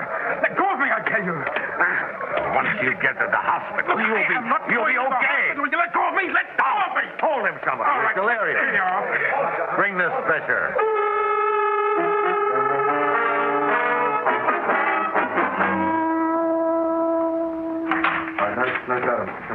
Will you please let me out of here? I've got to get out of here immediately. Don't you understand? You have no right to keep me You'll here. have to be quiet, sir. There are other patients here. Look, I don't give a hang who's here. I want to get out of here immediately. Now, I must. Doctor, I demand to see the person in charge of this hospital. Well, now, if you... Hello? Yes, he's here. It's for you, Mr. Dean. Don't get upset and don't talk too long. Hello. Hello, Stewart. I'm glad you got my message. Now, listen, they're holding me here at the emergency hospital. I was knocked down by a car as I was leaving the restaurant. No. There's nothing more than a bump on the head. Well, Stewart, I have got to get out of here. You know how important it is to me. Well, come on down here and sign me out immediately. Well, all right, then call my lawyer and tell him to get on this and get me out of here, but quickly. Now, look, Stewart, I don't care if it's habeas corpus, corpus delicti, or whatever it is. I don't care what it costs either. Then get 20 men if you must. And call Jess Waters down to the mayor's office, right? And Carl Victor at police headquarters. I want out of here right now, do you understand? Or I can hurry. Orderly, that fellow over there, keep your eye on him. Right. He may have a concussion. He's reacting strangely. If Yes. you file and call me. All right. Yes, sir. All right. Now, get the mayor himself if you must. I've got to get out of here right away. I am desperate. Oh, Orderly. Sir? Orderly, come here a minute, will you? Yes, sir. Orderly, listen to me. I am Martin Dean. Now, perhaps you've heard of me. I own Dean Industries. Now, listen to me. I know what I'm saying might sound absurd, but it is true. Now, you might have read about me in News Time magazine. I fly from east to west, faster than the sun. Now, just a minute. I don't have time to explain it all, but I must leave. I must get on my plane. Now, time is precious to me. Do you understand? I have found a way to stay young, and I want to be young. I am not young, despite my appearance. I have to fight to stay this way. Do you understand what I am saying? I am fighting for time to live, time to be alive. Will you listen to me? Now, please, just try and understand. Help me. I must leave by 2:45. Now, look. Just look at that clock. It is now 2:15. Where's the phone? Where's my lawyer? I must leave. I must get out of here. Don't you understand? I'll start to age if I don't. Doctor, come here, doctor. Yes? Doctor, I am Martin Dean, Dr. Martin Dean, the man in News Time magazine. Now, you've got to get me out of here, doctor. I'll make it well worth your while, doctor. I'll give you $1,000, $10,000. Mr. Dean. Just get me out of here. I have beaten time for 30 years. If it catches me now, don't you understand? I have got to get out of here. Doctor, where's Stewart? Where is my lawyer? Where is Stewart?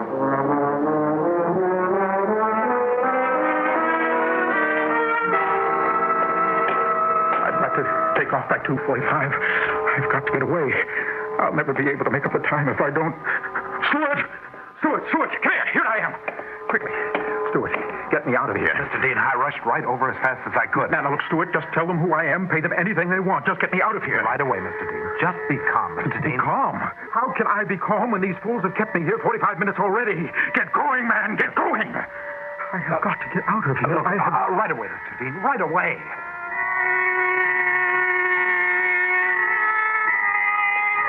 Doctor.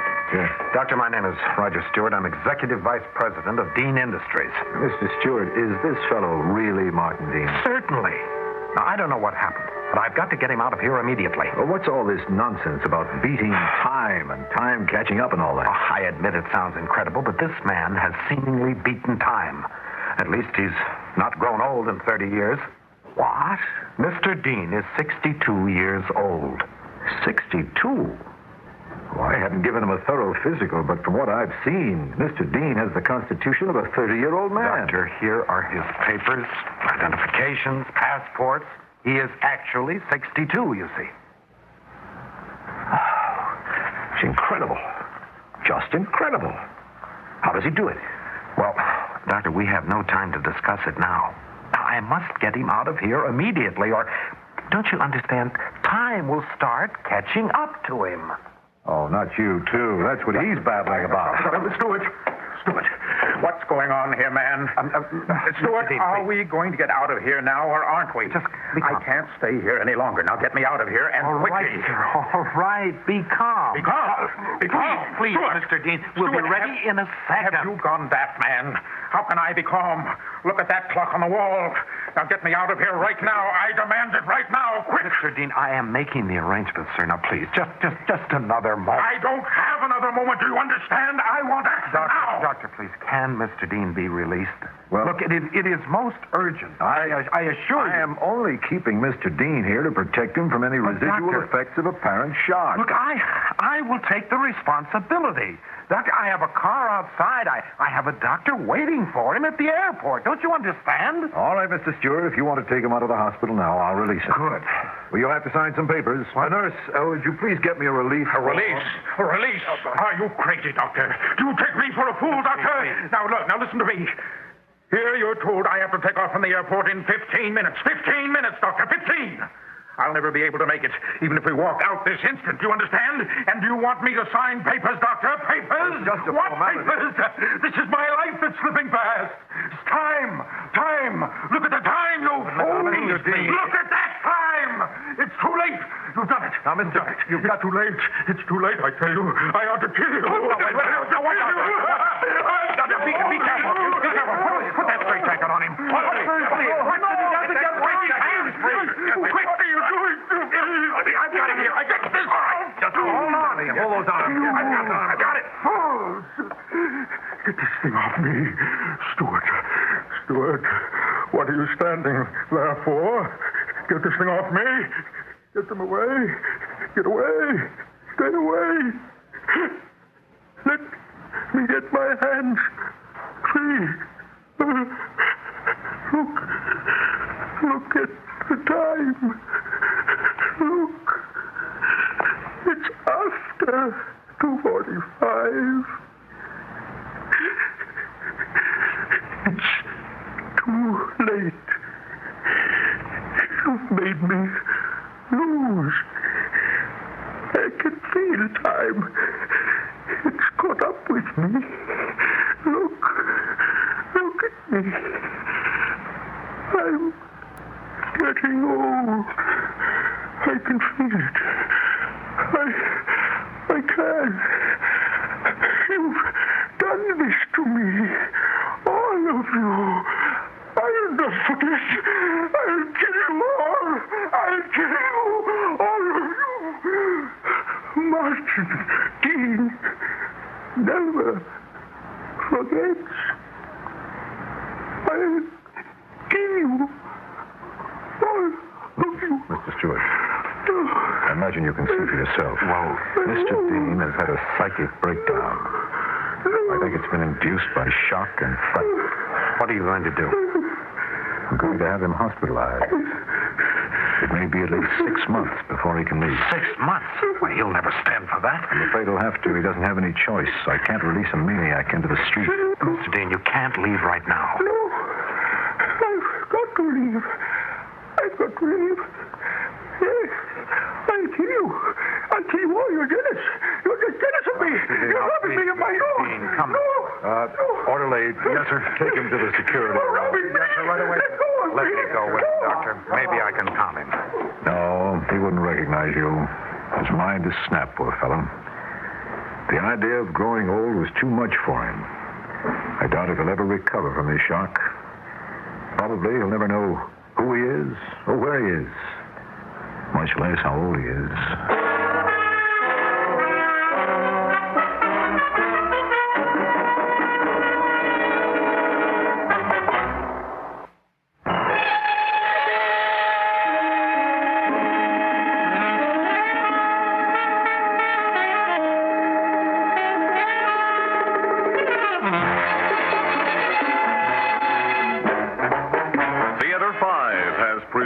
World Enough and Time, written by John Nicholas Iannuzzi and directed by Ted Bell.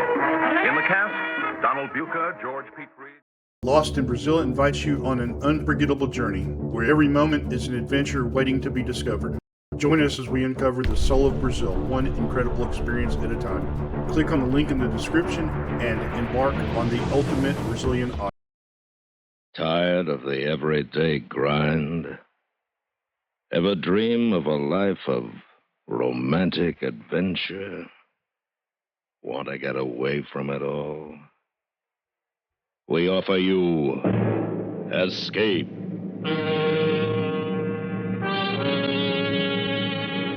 Escape, designed to free you from the four walls of today for a half hour of high adventure.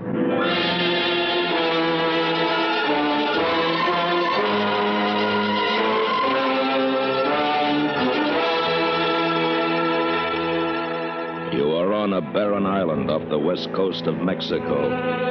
Your only companions, a lovely Indian girl and a half-crazed treasure hunter who have condemned you to die. Listen now as Escape brings you E. Jack Newman's gripping tale of a strange adventure, Gringo.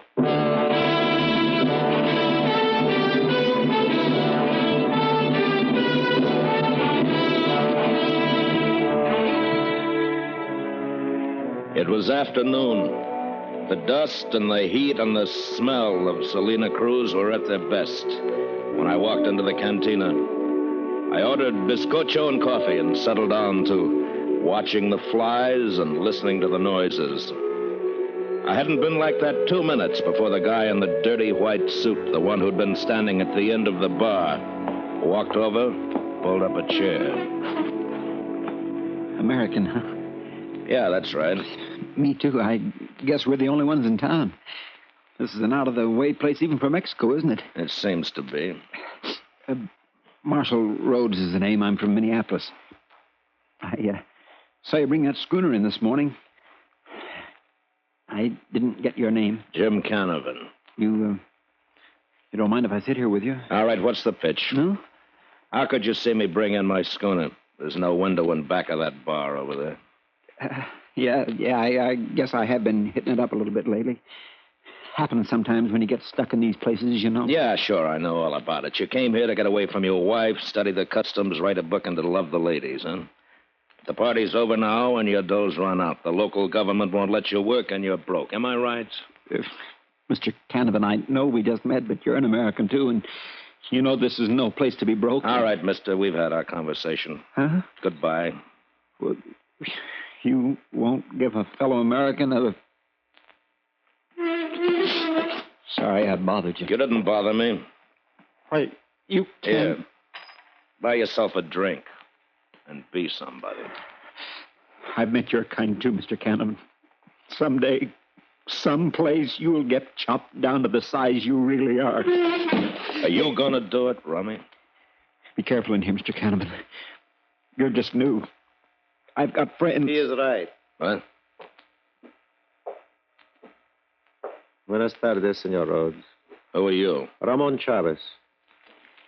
Here, Mr. Rhodes. This is a loan. Thanks. Thanks, Mr. Chavez. See you later. What are you, Chavez? Police? No, nothing like that. Mr. Rhodes is very deteriorated, true, but his analysis of you seemed most accurate. You have very little humanity about you. Look, Mr. maybe I was Canavan. too tough with Rhodes. Maybe I'm sorry, but I don't want to hear about it from you. I am looking for a bargain with you. Look, friend, your English is pretty good, and I just bet you can talk your way in or out of practically anything. But let me tell you this. Now, wait. I am here to make a bargain. I am offering you something. You're offering me what? Treasure, Mr. Canavan? No. Well, what is it? A lost ship? An undiscovered gold mine? All of those things, if you like, and more. Oh, sure. Mr. Canavan, in some respects, we are similar. Still, I had hoped for a more cooperative partner. What are you talking about? I don't even know you. But I know you have a boat. I saw it. And I have heard of you.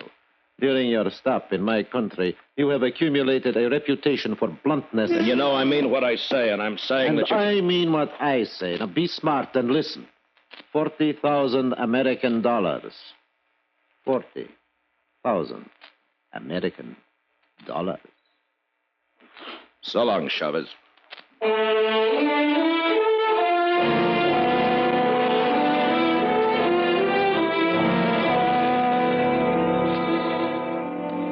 nights later, the local town council gave a band concert from the square.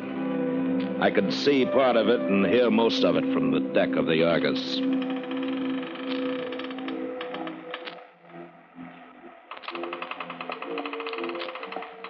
Hello, Gringo. Huh? Oh, hello, Chavez. You left this note for me at the cantina this afternoon? Yeah. I'm aboard. I got to thinking about your proposition. Bargain.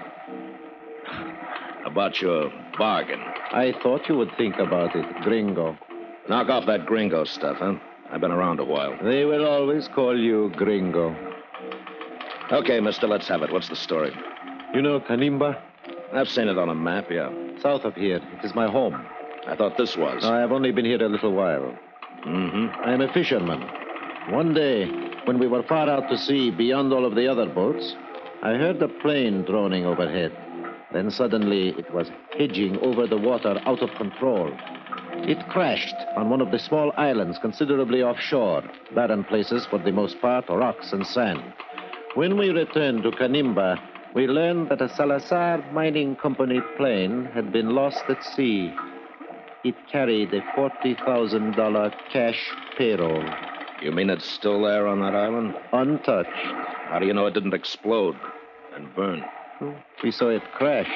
It just broke up a little. Paper money does not break very easily. Uh-huh. Where is this island, Chavez? That is my part of the bargain. Yours is this boat. You said we. Who else is in on this? No one. The man who helped me on my boat was anxious to report what we had seen to the authorities. When he learned it was a Salazar mining plane, he thought there would be a reward in it. I killed him. Well, Gringo? Where's all that humanity you were talking about? Diego was of a surly nature. I did him a service. All right, what are you trying to hand me?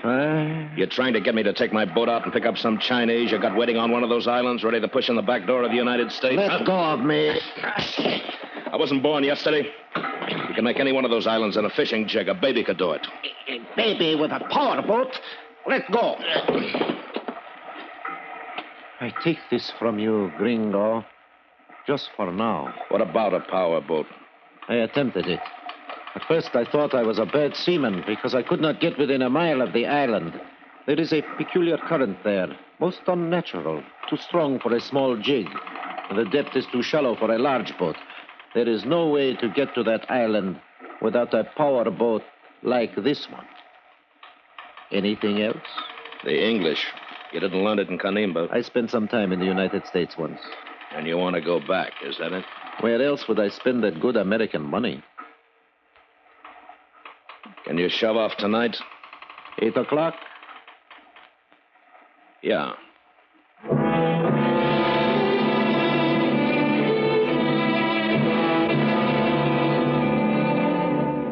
I spent the rest of the day laying in stores and fueling up. I fired the 2 Mexican boys who'd been working as my crew. And by 8 o'clock, I was ready to shove off. Chavez was right on time. We are all ready, Gringo? Yeah.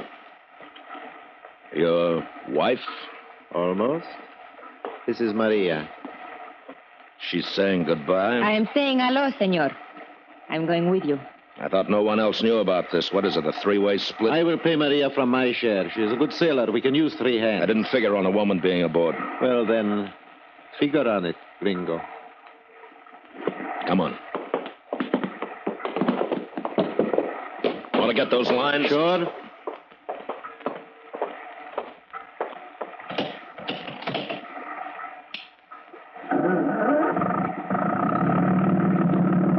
Clear. All clear, Gringo. Cast off.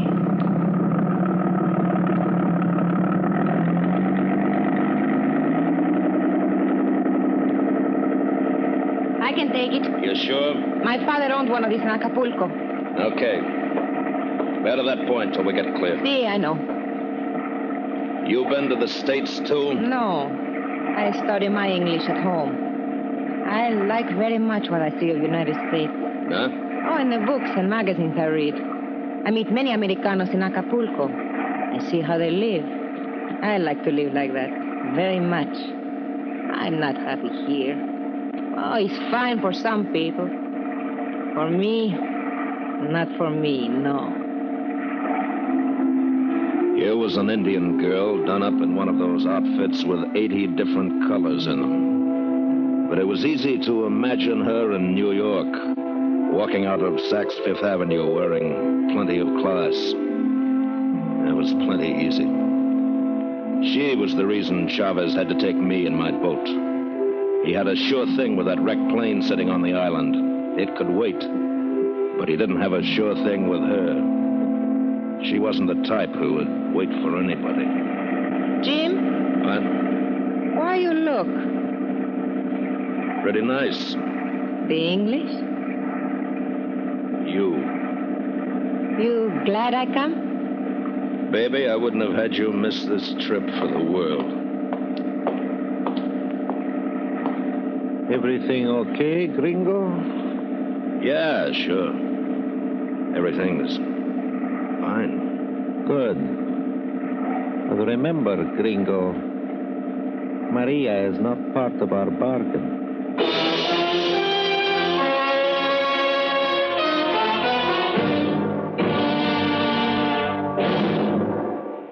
We will return to Escape and tonight's story, Gringo, in just a moment.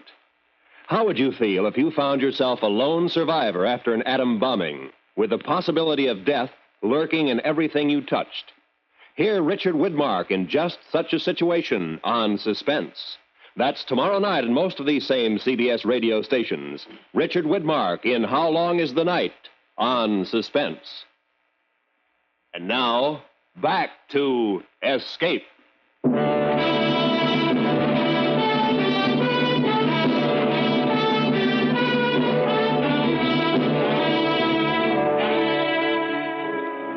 Once we cleared the harbor, we cut the engines and hauled up the canvas.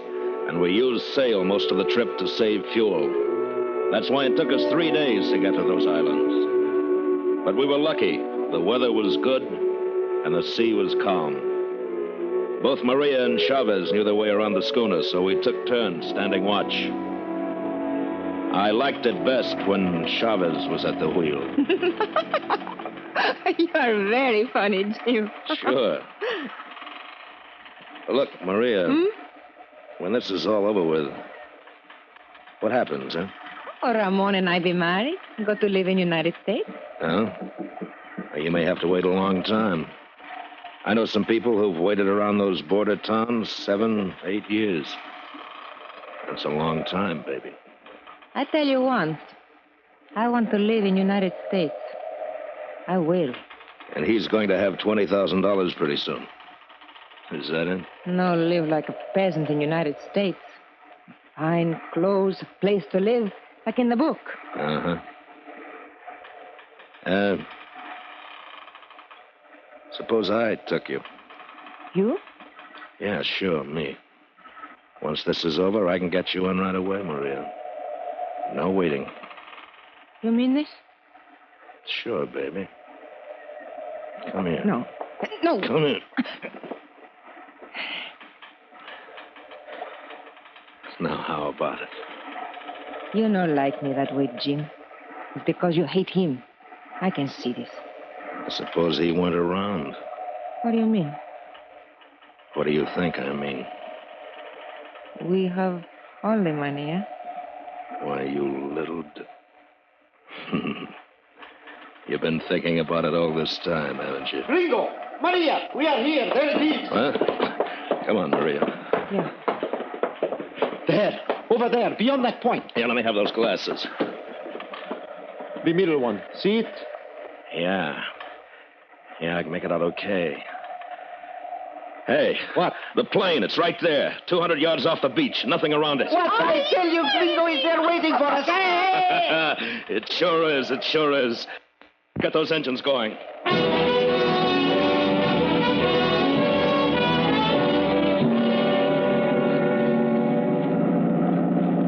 Gringo? I don't know. We're using a lot of fuel. We're making headway, but I don't like this current. Never saw anything like it before. It becomes stronger as you come toward the island, but it bears off to the left there. We could try it from the other side? Now, it'd take 4 days to walk across those rocks. No, thanks. We'll get in if we... What's that? Over there, look! Holy...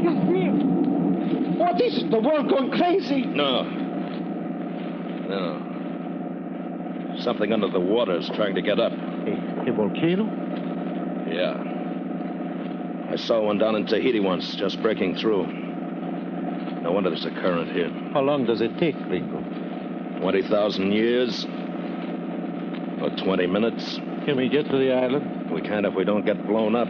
Maria. See, Jim. Head us straight in now.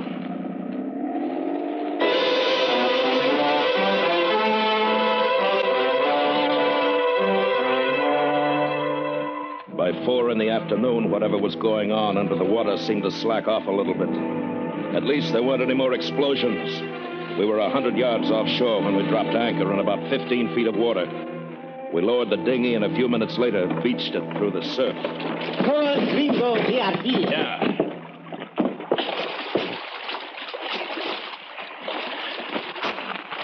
I watch the boat.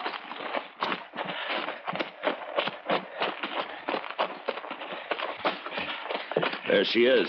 $40,000, Gringo.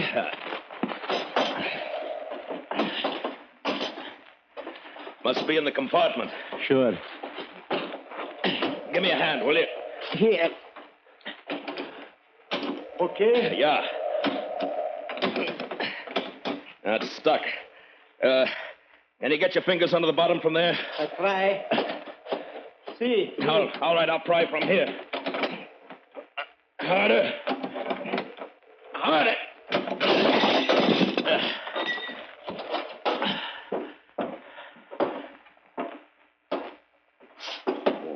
Wow. Well, is it there, Gringo? Yeah. It's here all right. Here, catch.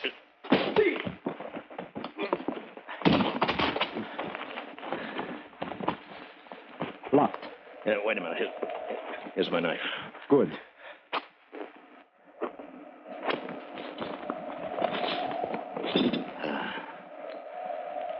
It is all here.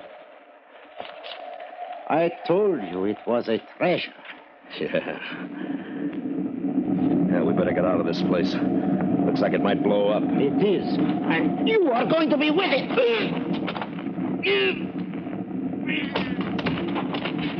Goodbye, Gringo. You can keep the knife.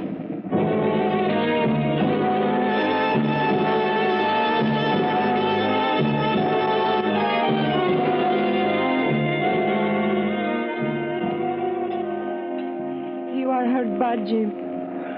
Yeah. Do not move. He left you too, huh?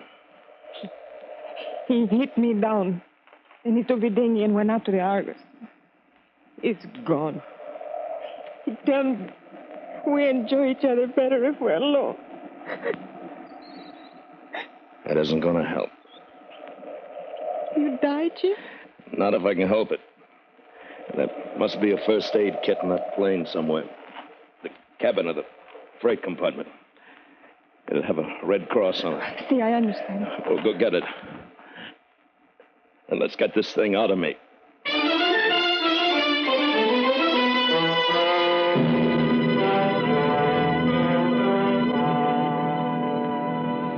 It is better now, Jim?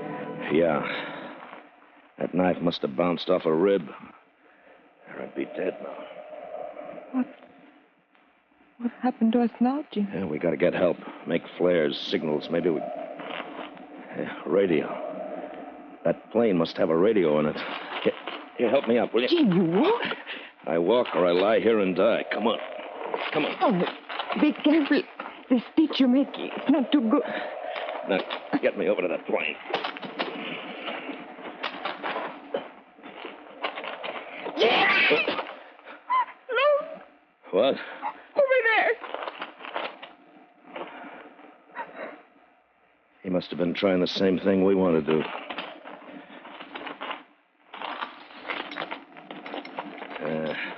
All the tubes are busted. And Jim? He's no good either, baby. Who was this? Probably the pilot. He sat here and starved to death trying to work that busted radio.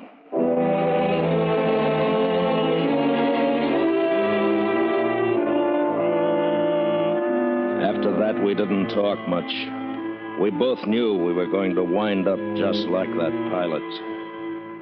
That first day, I just stretched out on the sand and dozed off. Maria sat with her back to a rock looking out to sea. Every now and then, some water would boil up offshore, and we'd hear those rumblings. That night, she built a fire, and we sat there and looked at each other over the flames. All my life I dream. I tell myself, someday you go to America with a fine, handsome husband and live there. Wear pretty clothes. Oh, I want it very much. Maria, I'm sorry I got you into this. What? I wanted you because you belong to him. No other reason. See, it's been this way all my life. I take. I won't let any other man be better than me. See? And they're all better now. You know, a few days ago, a bum on the beach, a guy without anything, told me that I'd get chopped down to size someday. Well, he was right. I'm down to size now. Jim, I too have been this way all my life. I know what you feel now. We are the same kind. Yeah. Maria? Yes? I'd really take you to the States. I'd buy you the best clothes they had on Fifth Avenue. I'd be proud to walk in any place with you and say you were my wife. You love me? That's what they call it, I guess. Jim, I love too. Oh, Manta. It's a good feeling, isn't it, baby? Oh, see, Jim, see. The world explodes around us and we surely die, but we help each other, Jim. It's not so bad then. No, Maria.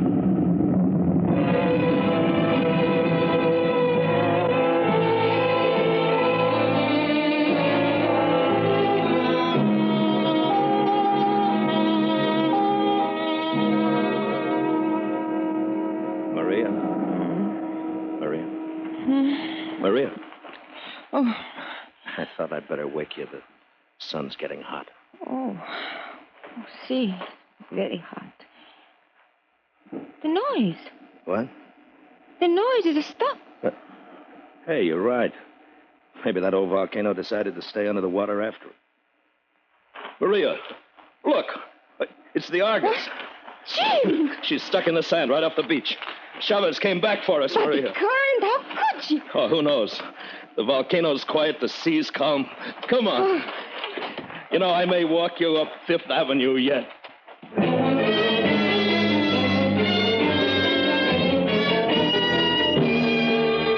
Don't ask me how we got across that beach and waded out to the Argus. I don't know myself, except that Maria had to half carry me and push me, but we did get aboard. All the sails were furled against the main. The main flapped loosely, the heavy boom free to swing. Ramon! Ramon! Jim, he's not here. He did not come back for us. No. Schooner drifted in alone. Beached us. Jim, look! What? The morning statue. Oh, it's all here. But where is Ramon? Well, maybe when he tried to handle the mainsail alone, he got knocked overboard. We'll never know, poor devil. All right, Maria, go up forward and start the engines. We're heading for the mainland.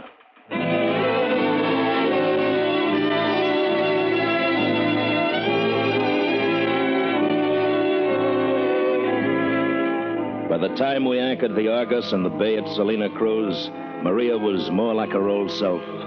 Fiery and independent the way she was when she first came aboard with Chavez, and as beautiful as ever. She bundled me off to the hospital and left me there while she went to return the money to the Salazar mining people. 2 weeks later, I was on my feet again. And the first afternoon out found me back at the cantina, where it had all begun. Pardon me, I see you're an American, and not many Americans come down here to... Hello, Rhodes. Oh, I didn't recognize you from the back, Mr. Canavan. Why don't you sit down? What? Sit down. Well, thank you, Mr. Canavan. Pour yourself a drink. You've changed, Mr. Canavan. Yeah, I know. I've been in a hospital for 2 weeks, Rhodes. Yes, I heard. Man can do a lot of thinking in 2 weeks. Mr. Canavan, I didn't want to be the one, but she insisted, and I... What are you talking about? Maria. She gave me a message for you. Oh. She said to... Wait a minute, Rhodes. I think I know what it is. I haven't seen Maria since she dumped me in the hospital 2 weeks ago. Yes? She never got to the Salazar mining people, did she? No. No, she didn't, Mr. Canavan. She took the 40,000 and left, didn't she? Yes. Well, then, here's to Maria.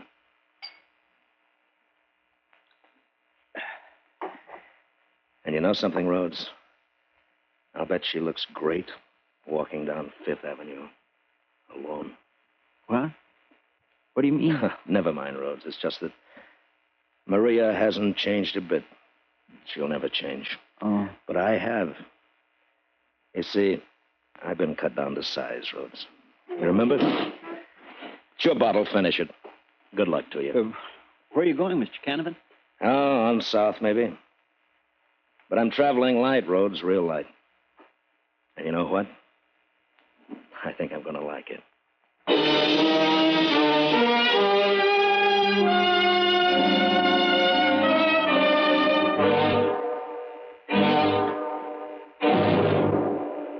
Under the direction of Norman MacDonald, Escape has brought you Gringo by E. Jack Newman, starring William Conrad. Featured in the cast were Edgar Berry as Chavez, Lillian Bayef as Maria, and Parley Bear as Rhodes. Editorial supervision is by John Meston, and the special music for Escape is composed and conducted by Leith Stevens. Next week, you are adrift in a native canoe somewhere off the Solomon Islands. Ahead of you lie the unknown terrors of native savagery. And closing in on you is a white man whose gunboat will smash you to the bottom of the sea. So listen next week when Escape brings you John Russell's classic story, The Price of the Head.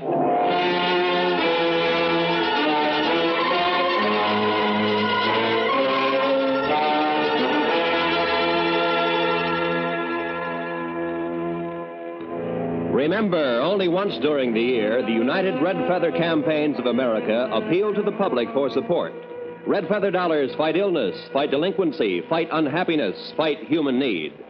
So this year, be as generous as you can. Roy Rowan speaking.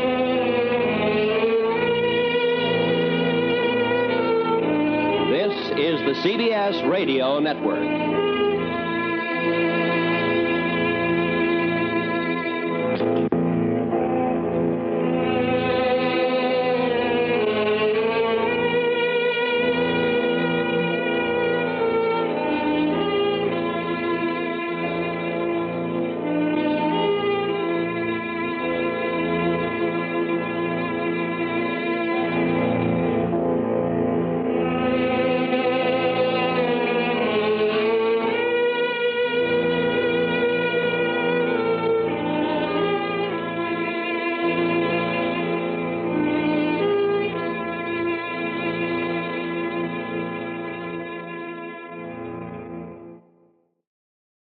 Thank you for visiting Golden Age Radio, rumble.com/C/GAR.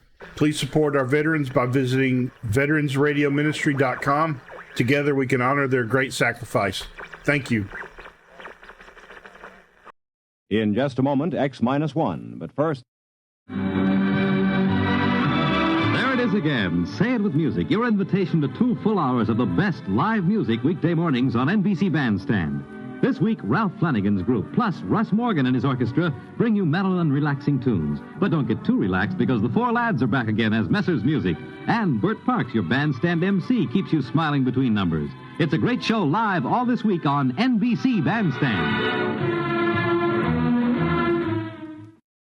And now stay tuned for X-1 on NBC.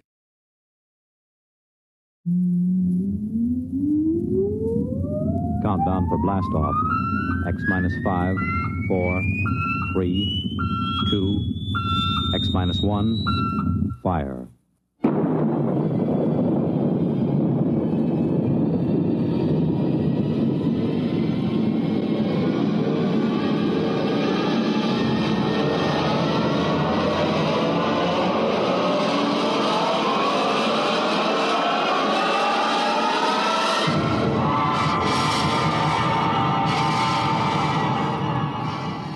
From the far horizons of the unknown come transcribed tales of new dimensions in time and space. These are stories of the future, adventures in which you'll live in a million, could be years, on 1,000 maybe worlds. The National Broadcasting Company, in cooperation with Galaxy Science Fiction Magazine, presents X-1.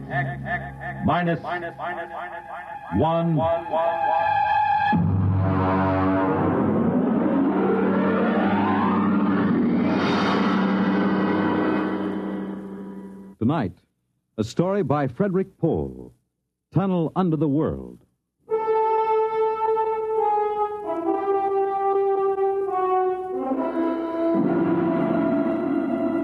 On the morning of June 15th, Guy Burkhart woke up screaming.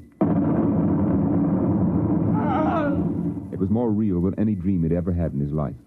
He could still hear and feel that sharp, metal-ripping explosion, that searing wave of heat. He sat up. Mary, where are you? Guy, what's wrong? You're trembling. Where were you? In the kitchen cooking breakfast. What is it? Oh, a dream, I guess. An explosion. Did you say an explosion? Yes. But that's the dream I had. What? I dreamed there was a big explosion and then something sort of hit me on the head. Holy smokes. Maybe there really was some sort of explosion and it started us dreaming. Well, there'll be an explosion down at your office if you don't hurry and get to work.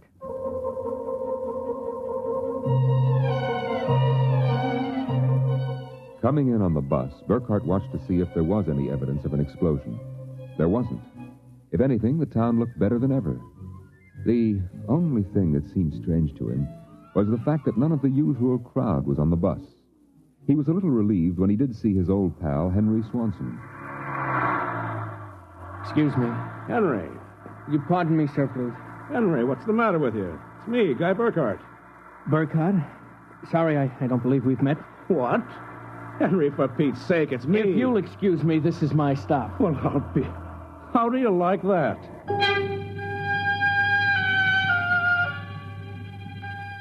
Guy Burkhart got off in front of the gigantic Controchemical building and took the elevator to the 98th floor, where he had worked in the accounting department for 12 years. It wasn't until he was almost at his floor that he realized the speaker wasn't playing the usual commercials. Are you happy with your present home freezer? Of course not. Well, the answer to your problem is a Feckle freezer. Feckle freezers are better freezers. Most wives would do anything for a Feckle freezer. Are you happy with your present home freezer? Of course not.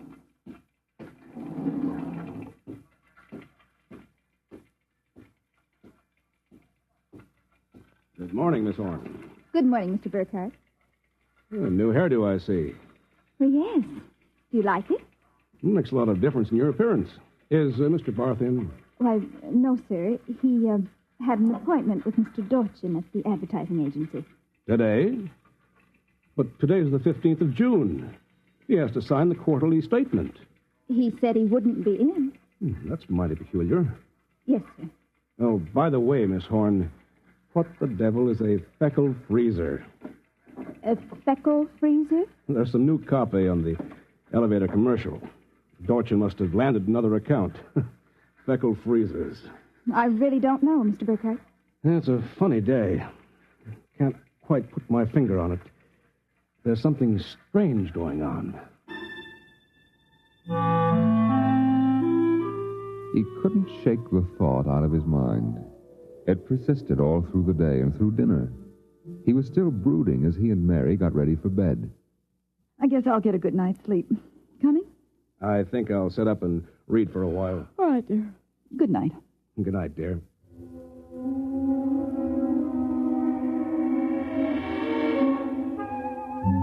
At exactly midnight, Guy Burkhart lapsed into a sudden, deep sleep. And the following morning, he woke up screaming. Darling, what is it? What's wrong? Oh, nothing. A bad dream, I guess. You gave me such a shock. I seem to be having a lot of nightmares lately. Really? Yes. The one I had yesterday. This was the same. A big explosion and then nothing. You had a dream yesterday? Of course I did. You had the same sort of dream. I? Oh, Guy, you're mistaken. I don't remember dreaming. Mary, you told me. Guy, you're mistaken. But, Mary... Maybe you dreamed I had a dream. Maybe... Yes. I might have done that, I suppose. Everything did seem sort of strange yesterday. That's probably it. You'd better get dressed, dear. Today's the 15th, and that's when the quarterly statement... 15th? Yes. Well, then, there must have been a dream. Because yesterday was the 15th. Guy Burkhart got up, dressed, ate breakfast, and took the usual bus to work. Once again, everything seemed even brighter and newer than usual. Once again, he was puzzled when he noticed none of the old crowd on the bus. Pardon me, please. Look, don't shout so. Oh, Henry, good morning. Morning. Don't you recognize your neighbors? I don't believe we've met. Henry, it's me, Guy Burkhart. What's going on? I'm sure I don't know, sir. For God's sake, don't talk to me. What is it? Are you being followed or something? Don't you know? I was sure you remembered. Remembered what? I can't talk. This is my stuff, so will you please excuse me? Henry! Henry, for Pete's sake! As in yesterday's dream, Guy Burkhart got off at his stop and took the elevator to the 98th floor. The speaker in the elevator purred a new commercial this time. Marlin cigarettes. They're sanitized. Does your present cigarette make your throat feel raspy and unpleasant? Marlin cigarettes contain a miraculous new drug which actually gives you the sensation of smooth, creamy smoke. Marlin cigarettes. Marlin cigarettes. Marlin cigarettes. He walked down the marble corridor to his office. Good morning, Mr. Burkhart. Good morning, Miss Horn. Do you like my new hairdo? Why, yes. Is Mr. Barth in? No, sir. He had an appointment with Mr. Dorchin at the agency. I know. You know? I guessed it anyway. And today's the 15th of June, and he won't be here to sign the quarterly statement. And I'm going nuts. Let me have a cigarette, will you? Yes, sir. Try one of these. They're Marlin. I never heard of Marlins before today. What are we? A bunch of guinea pigs for Dorchin's new advertising accounts?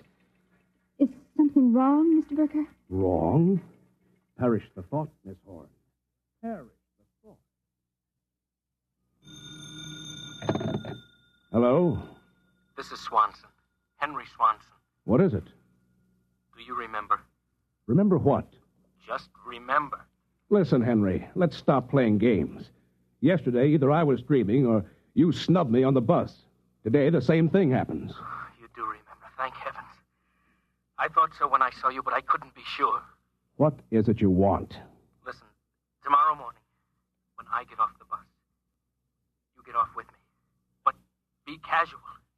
They may be watching. Who may be watching? Swanson. Hello? You buzzed, Mr. Burkhart? Yes, I'm still out of cigarettes. Would you buy me a pack of Kelvins? Wouldn't you rather have Marlin? I smoke Kelvins. But, Mr. Burkhart, Marlins have that soft, creamy smoke that's so soothing to your throat. You really believe that stuff? It's true. I wouldn't say this, Mr. Burkhart, except that, well, I've gotten to know you pretty well, and I've grown to admire you so much. I see. Would you mind, Mr. Burkhardt, if I told you that for months now I've wanted to, well, just comfort you. I know how troubled you've been. You've never mentioned your feelings, Miss Horn. April. My first name is April. That's a pretty name. You see, I do have your welfare at heart. That's why when I see you smoking Kelvins, and I know Marlins are so much better, won't you let me buy some of them for you? I suppose so. Why not? Here, you bring me a carton. Thank you, Mr. Burkhardt. Guy. I'll be back.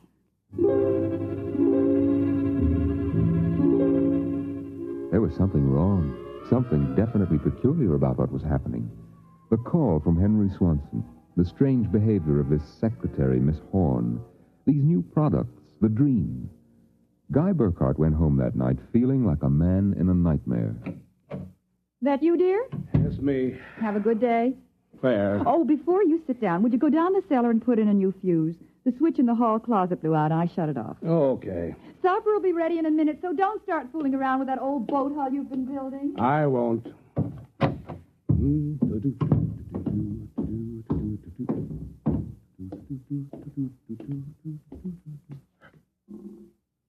Mary! Mary! What is it? Come down here. Hurry up. What is it? I'm not sure. I was looking for a fuse, and I thought maybe I'd dropped one under the boat hull, so I scratched around. Look. Let me put the flashlight on it. Well? Look at the floor. What about the floor? It's supposed to be cement. Well? It's copper. There's a thin layer of cement, but underneath it's metal. Look here. Underneath the concrete, more metal. There. And here, on the wall, metal. Metal under the floor, behind the walls, every place. Well, I don't really understand. Mary, I know this sounds crazy, but somebody, for reasons I can't begin to guess, has taken this house and replaced it with a clever imitation. Guy. I know it sounds insane, but take a look. That bracing on the beams. That isn't the bracing that was always there. Oh, you're imagining. I am not imagining. Mary, I'm going to look around for a little more. Well, your dinner will be ready. Save it for me. There are a couple of things I have to figure out.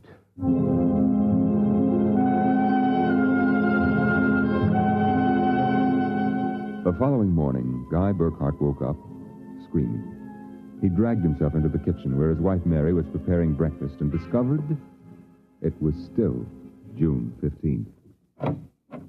Mary, listen. Guy, what is it? You're trembling. Mary, the dream. Dream? About the explosion. The same one we've been having. We? I didn't dream about any explosion. You did. Why are you covering up? Covering up, Guy? What's happened to you? It happened. It happened. What? Where's the morning paper? Where is it? Outside the door, I guess. June 15th. Well, you'd better hurry. Today's the day Mr. Barth fills out the quarterly tax return. No, it isn't. What? He won't be there. He'll be at a meeting with the head of the advertising agency. Mr. Dorchin? He'll be there, and Miss Horn will have a new hairdo. The elevator will be selling some new product. And Swanson... What about Swanson? Swanson. I wonder if it's going to be the same today, or whether... Guy, what in the world are you talking about? Nothing. Where's my coat? You haven't had breakfast. I don't want to miss my bus. I'll see you tonight. Guy Burkhardt got on his bus. There were the same unfamiliar faces, the same unusually new-looking buildings, the same unusually bright sunshine, and Henry Swanson, pale and furtive. Oh, excuse me, sir. You're quite all right. Do you remember the phone call? Yes. Oh, thank heaven. Get off at the next corner and follow me. Where are you going? There's an excavation for a building about a block down. But make sure you aren't followed. I'll go first.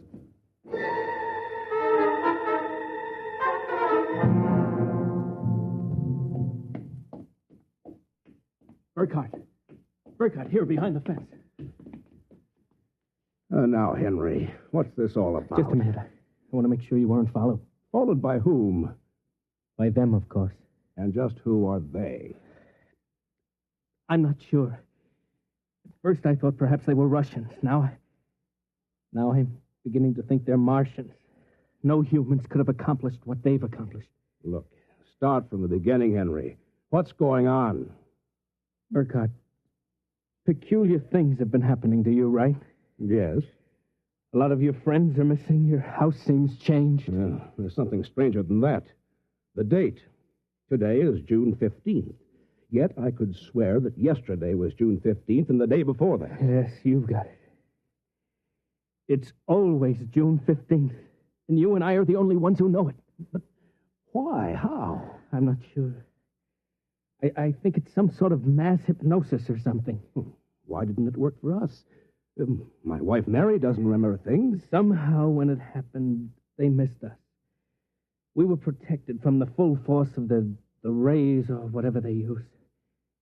Burkhardt, where were you on the night of the 14th, about midnight? That was Sunday night. Yes. I was down in the cellar, under that boat I'm building. And I was in my dark room developing some pictures. It just doesn't make any sense to me. Russians, Martians. What makes you think so? I've seen them. Where? At the end of the tunnel. What tunnel? The one that they built under Tyler Town. A tunnel under Tyler Town? Yes, that's right. It's made out of copper or some alloy. Wait a minute. I found a copper layer under my cellar floor last night. Yes, so did I. That's how I discovered it. I found a way to get in, too. It's at the bottom of this excavation. Holy mackerel. Why don't we tell the police? Because we can't trust them. Even the police may be Martians in disguise. You're being melodramatic. Am I? You just come with me. Where?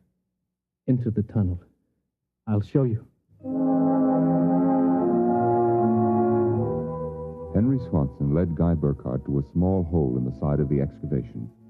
There he removed a cut-out piece of metallic substance, and they crawled into a dimly lighted tunnel. They walked for what seemed like 2 miles, until Swanson held his finger to his lips. We've got to be quiet now. Henry, this is fantastic. They've got a tunnel right under the whole town. Oh, Burkhardt, you haven't seen anything yet. There's a room a little further down. We'll be able to look through a glass in the door. Is it safe? It's perfectly safe, unless one of them comes along. Now, come on. Here. Look through this glass.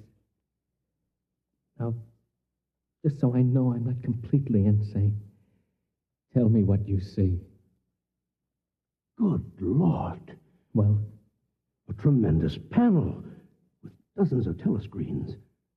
And in front of each, a servo robot. They seem to be computing something. Yes. I've watched them. They're evaluating data from the screens. Evaluating? Why not? Each of them has a part of a human mind. Remember that. It's against the law to transfer an evaluating circuit from a human brain to a robot.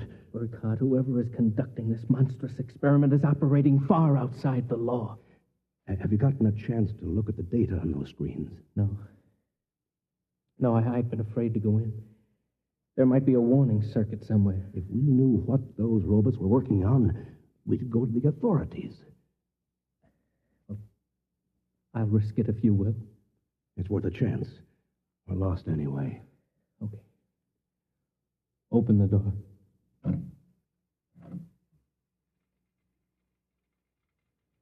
So far, so good. Come on. Let's take a look at that data. Yes, but don't interfere with the robots. Don't worry. Let's look at the screen. Listen to this.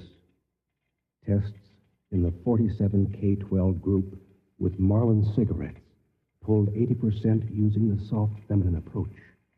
Indications are that an extension of this approach would sell at least 70% nationwide. On the Feckle freezers, the direct elevator pitch pulled only 10%, This should be abandoned and a new series of high persuasion elements introduced.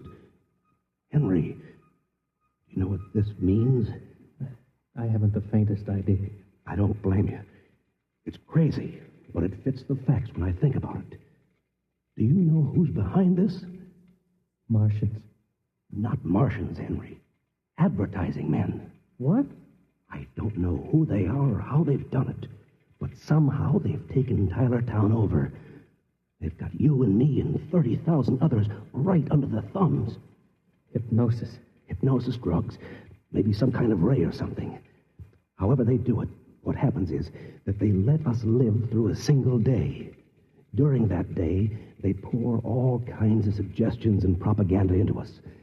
At the end of the day, they evaluate the results, see how we've reacted. Then at midnight, they wash the day out of our minds. And the next morning, we start the same day over again with different stimuli. No, I can't believe that. I know it sounds ridiculous, but think of it. They can run the perfect test, and on a whole community. You know what that means? Suppose one man learned how to influence people 100%. In a year, he could sell us anything from freezers to political candidates. Oh, now, wait a minute. We're guinea pigs, Henry. This whole community is one big test tube for propaganda research. What do we do? Somehow, we get out of this town and get to the FBI. Do you think we can? Yeah, it's worth a try. Come on. Wait. What is it? Look.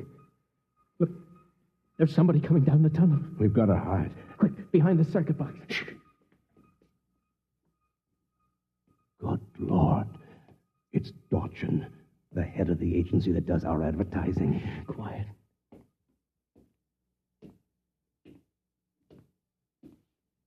All right, Burkhardt, come out.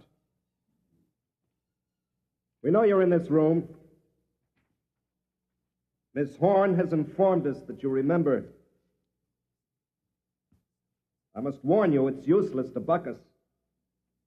Come out peacefully and let our maintenance crew adjust you properly. So you don't remember from one experiment to the next. It'll be quite painless. If you don't come out peacefully, we'll have to get you. Henry, take this wrench. When I give the word, jump him. He may be armed. We've nothing to lose. Very well. I'm coming after you. Now!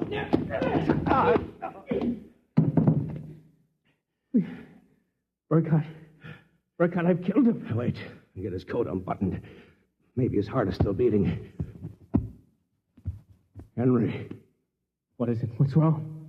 Look, underneath his coat. Oh, heaven help us. It's a robot.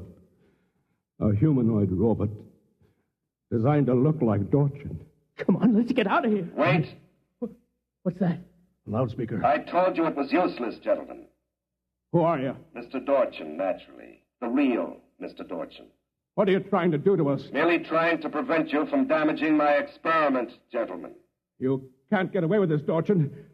Sooner or later, somebody, the FBI or somebody, is going to get wind of this madness. Oh, now, really, Burkhardt, you're quite naive.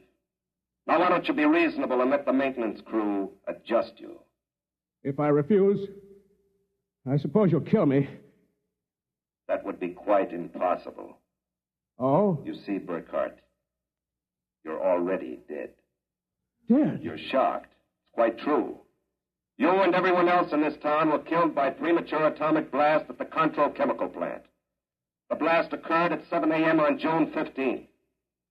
That's the last thing imprinted on your minds. That's why you wake up screaming each morning. It isn't true. Oh, but it is. What I and my associates did was take the brain circuits from your dead bodies. We stored them in electrochemical batteries until we had a chance to rebuild the cities and begin our tests. Do you think I believe a fantastic tale like that? I imagine you find it incredible. Of course, we didn't rebuild everything exactly. After all, it only has to last for a single day. June 15th. At midnight, we turn off the power and wash out the memory of the day. You and your friend Swanson, unfortunately, have defective circuits. You'll remember. Burkhardt, it's no use. We're trapped. Please give up. Not me. But What can we do? We can make a run for it down the tunnel. Come on. It's useless, Burkhardt. Keep going. It's useless. Useless. Useless.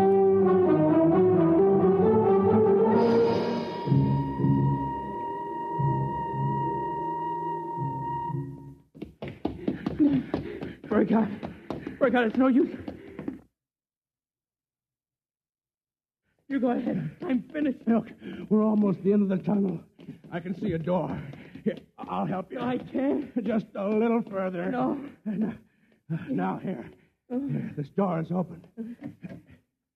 It opens.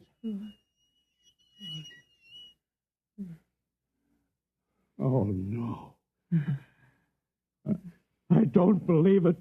I can't run anymore. Come on. Sorry. You go ahead. Look. I'm finished. Look, we're almost at the end of the tunnel. They were I can see a standing door. on a ledge, Here, smooth, I'll help you. finished I metal. can't. Just At a their little feet, the ledge further. dropped away into a chasm so deep Now, they could here. not see the bottom. This door is open. Beyond was only a glare so bright that their eyes could not stand to look into it. And yet, just beyond the limit of their vision, something towered. Something so huge it was almost inconceivable. Something... Burkhardt. Yes? This is Dorchin. Now, do you understand why it's useless? The great looming figure moved closer. It seemed to take shape now, and yet it was so gigantic as to be unbelievable. It came closer. The glare was partially blocked, and then Guy Burkhardt knew that the towering shape was none other than Dorchin himself. You see how I did it, Burkhardt? I took your brain circuits and had them reduced so they could be transferred to tiny humanoid mannequins. That's what you are, Burkhardt. A tiny miniature of yourself. And this city, this whole experiment I'm conducting, is built on a tabletop. It was the morning of June 15th, and Guy Burkhardt woke up screaming. You have just heard X-1, presented by the National Broadcasting Company in cooperation with Galaxy Science Fiction Magazine, which this month features Man of Distinction by Michael Shara. Being completely unique in this world is not only a mathematical impossibility, it is also a matter of pride. Galaxy Magazine, on your newsstand today. Tonight, by transcription, X-1 has brought you The Tunnel Under the World, a story from the pages of Galaxy written by Frederick Pohl and adapted for radio by George Lefferts. Featured in the cast were Norman Rose, Dean Almquist, Amy Siddell, Elaine Rost, Bob Hastings, Ken Rapif, and Larry Haynes. Your announcer, Fred Collins. X-1 was directed by Scott Buckley and is an NBC Radio Network production.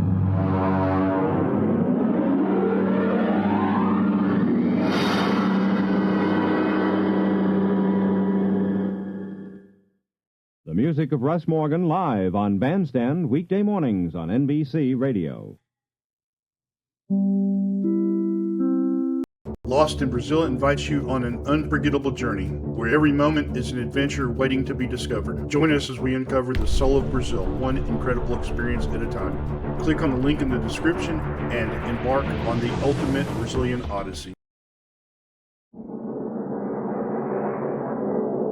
Adventures in time and space, told in future tense.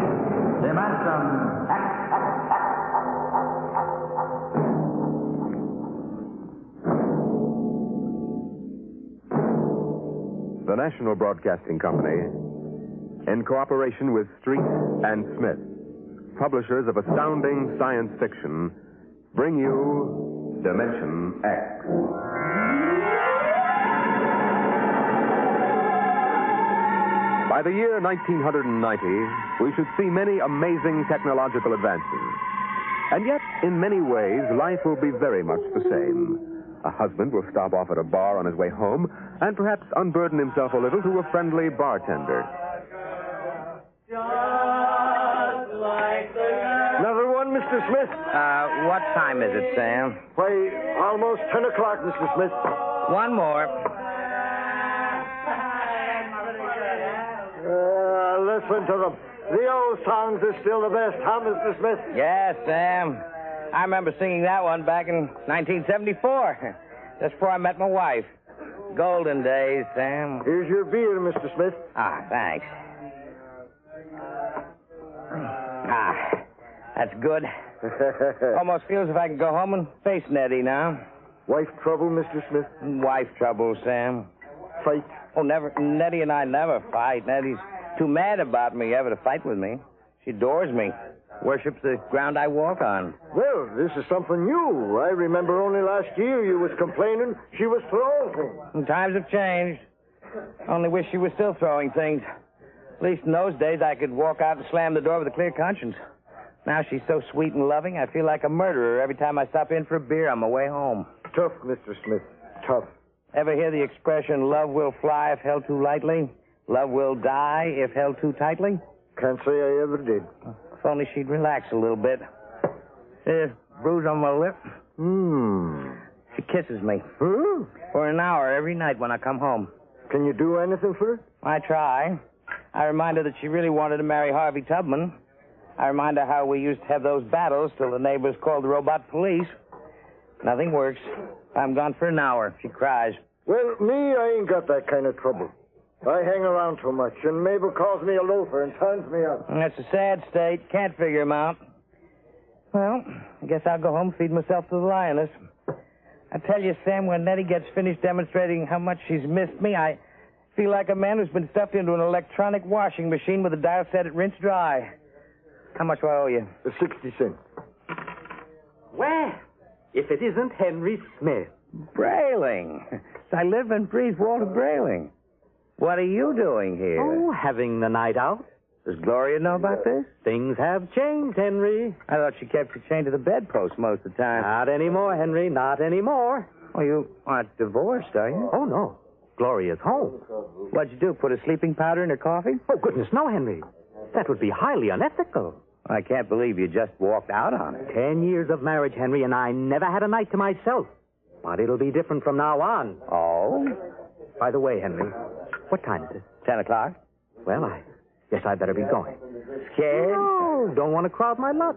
Although, really, there's nothing to worry about. I'd sure like to know how you do it, Walter.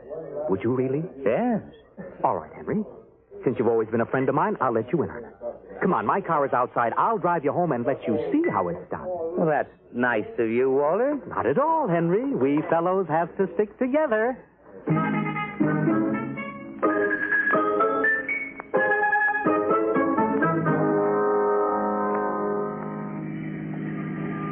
I don't suppose you know how Gloria and I came to be married in the first place, eh? No, I don't.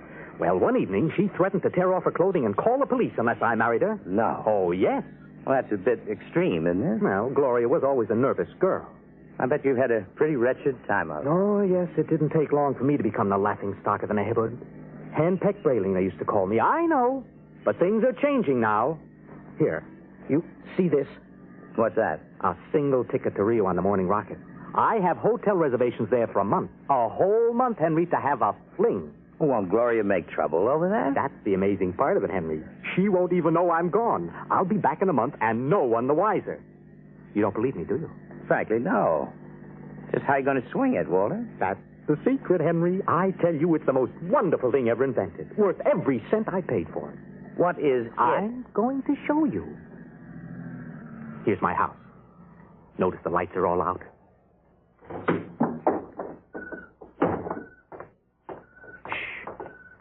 We'll wait up there on the front porch. Walter, you haven't gone off your rocker, have you? Now I meow twice. Meow! Meow! Now, Henry, watch the window in my bedroom. Well, it looks as if somebody... Hey, there's a man up there. He's looking out. Good. He sees me. He'll be down directly. Isn't it a bit embarrassing for you, Walter? Oh, not at all. You'll find out. Here he comes. Hello, B2. Oh, good evening, Mr. Brayling. Close the door. Either I'm going out of my mind or there are two of you. You never told me you had a twin brother. I don't. But if this fellow weren't in pajamas, I couldn't tell you apart. That's the secret, Henry. Everything go all right, B2? Oh, just fine, Mr. Fraley. I suppose my wife was in her usual good form this evening? As a matter of fact, we spent the evening playing gin. No screaming? No shouting accusations? Oh, no, sir. It was a very quiet evening. Well, this is even better than I thought. Well, Marionettes Incorporated aims to satisfy, sir. Did he say Marionettes Incorporated? That's right, Henry. Look him over. Isn't he excellently fashioned? You wouldn't dream he was a robot, a marionette, eh? Well, I can't believe it. It's against the law, of course, to duplicate a human like this, but it's well worth the opportunity. Well, I still don't believe it. You can't tell him from a human. Only one way, Henry. Put your ear next to his chest. Listen. That's it. Machinery. Walter, old man, how long's this been going on? I've had him a month, Henry. I keep him in the cellar in my toolbox. Now, tonight I told Gloria I'd like to be excused for 5 minutes to run down to the cigar store. She agreed. I went down to the cellar, took out Brayling, too, sent him back upstairs to sit with my wife until I got home. Miraculous. Of course, it doesn't seem quite ethical somehow. Oh, nonsense. It's highly ethical. I've been home all evening. I shall be home with her for the next month. In the meantime, another gentleman named Walter Brayling will be in Rio having the time of his life. Well, can he walk around without fuel for a month? Oh, he refuels himself. And he's built to do everything. Eat, drink, sleep. You'll take good care of my wife, won't you, B2? Oh, of course. Your wife is rather nice. I've grown quite fond of her. You see? Walter, old man, how long has this Marionettes Incorporated outfit been in business? Secretly, for 2 years now. Why? Well, I wonder, is there a possibility that I might get in touch with them? You? But you love your Nettie. Well, I know, but even so, it's a little respite, a night or two once a month. And she loves you dearly. So much she can't bear to leave me for half an hour. You know that lately she's taken to calling me up at work 10 or 12 times a day to talk baby talk? Your Nettie? My Nettie. What do you say, old man? Save her to an old buddy? Fellow lodge member? Well, I could put you in touch with the man who makes them. Of course, you'd be pledged to secrecy once you learned where he's located. Oh, naturally. Very well, Henry. Here's his card. Marionettes Incorporated, W. Zig, proprietor and owner. New humanoid plastic 1990 model, guaranteed against wear. Our motto, no strings attached. Address the Jumble Shop, 43 South Wesley Drive. And Mr. Zig will take good care of you, Henry. He's a charming fellow, a real craftsman. Wonderful. I'll see him first thing tomorrow. Well, I'd better be getting home now, though. Nettie's probably splitting a gasket. See you around, old man, after I get back from Rio. And while I'm gone, you might drop around regularly, just as you always have. Treat Brayling, too, here as if he were me. Otherwise, Gloria might be suspicious. Oh, I will. And, before I go, these marionettes are safe, aren't they? Oh, absolutely. Oh, tell them, B2. We're guaranteed. Fine. Well, good night, Walter. Good night, B2. Good night, Mr. Smith. Good night, Henry. Well, I'm glad someone else will have a chance at a little happiness and freedom. All right, Brayling, too. Back into the cellar box for you. Come on. Down the steps. That's it. It's very damp down here, Mr. Brayling. Bad plumbing. Well, here we are. Brayling. Yes. Before you put me back into the toolbox, could we have a word? Certainly, old man. This toolbox. What about it? Well, I don't like it, Mr. Brayling. Why not? It's cramped. Oh. Well, I'll try to fix up something more comfortable when I get back from Rio. All right, now, before Gloria gets worried, back... Marionettes are made to move, not to keep still. How would you like to lie in a stuffy old box most of the time? I didn't realize you fellas were that sensitive. Well, you wouldn't like it at all. I keep running. There's no way to shut me off. I have my feelings, you know. Well, day after tomorrow, I'll be off to Rio, and you won't have to stay in the box for a whole month. Or you can move upstairs. Yes, but when you get back from Rio, I'll go back in the box. Mr. Zig didn't tell me at Marionettes Incorporated that it was possible to get a difficult specimen. There's a lot he doesn't know about us. We're pretty new. Now, look here, B2. This has gone far enough. I'll never get to Rio. Now, come on now. Into the box. And another thing. Well... Your wife. What about my wife? Well, I've grown quite fond of her. Well, I'm glad you enjoy your employment. You'll have the whole month. I'm afraid you don't quite understand, Brayling. I've fallen in love with her. You what? You just don't appreciate her. Maybe if you hadn't always acted so meek and apologetic about everything, she'd have a little more respect for you as a man. Well, now, you aren't supposed to behave like this. You know you think you... Well, anyway, I could be very happy if I were married to Gloria. Aren't you forgetting you're nothing but a big, overgrown puppet? Careful, Braley. I'm sensitive. All right. I'm sorry. Now, look, you wouldn't mind waiting here a moment, would you? I have to go upstairs and make a phone call. To whom? Oh, nobody important. I have to call Henry Smith about something. You're lying. You're going to call Marionettes Incorporated and tell Mr. Zig to come and get me. Oh, no, really, I'm not. I was...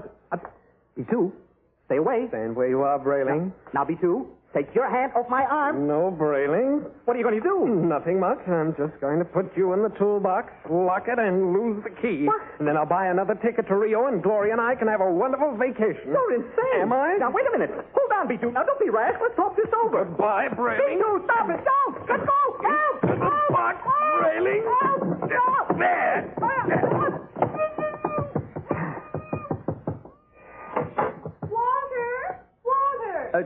Yes, Gloria? What in the world are you doing down there at this time of night? Oh, nothing, lover.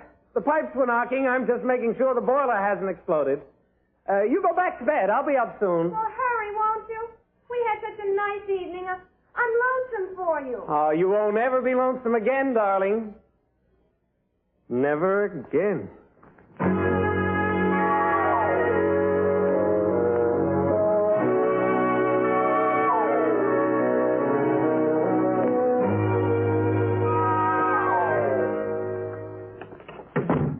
Good morning, Nettie. Oh, good morning, darling. How are you?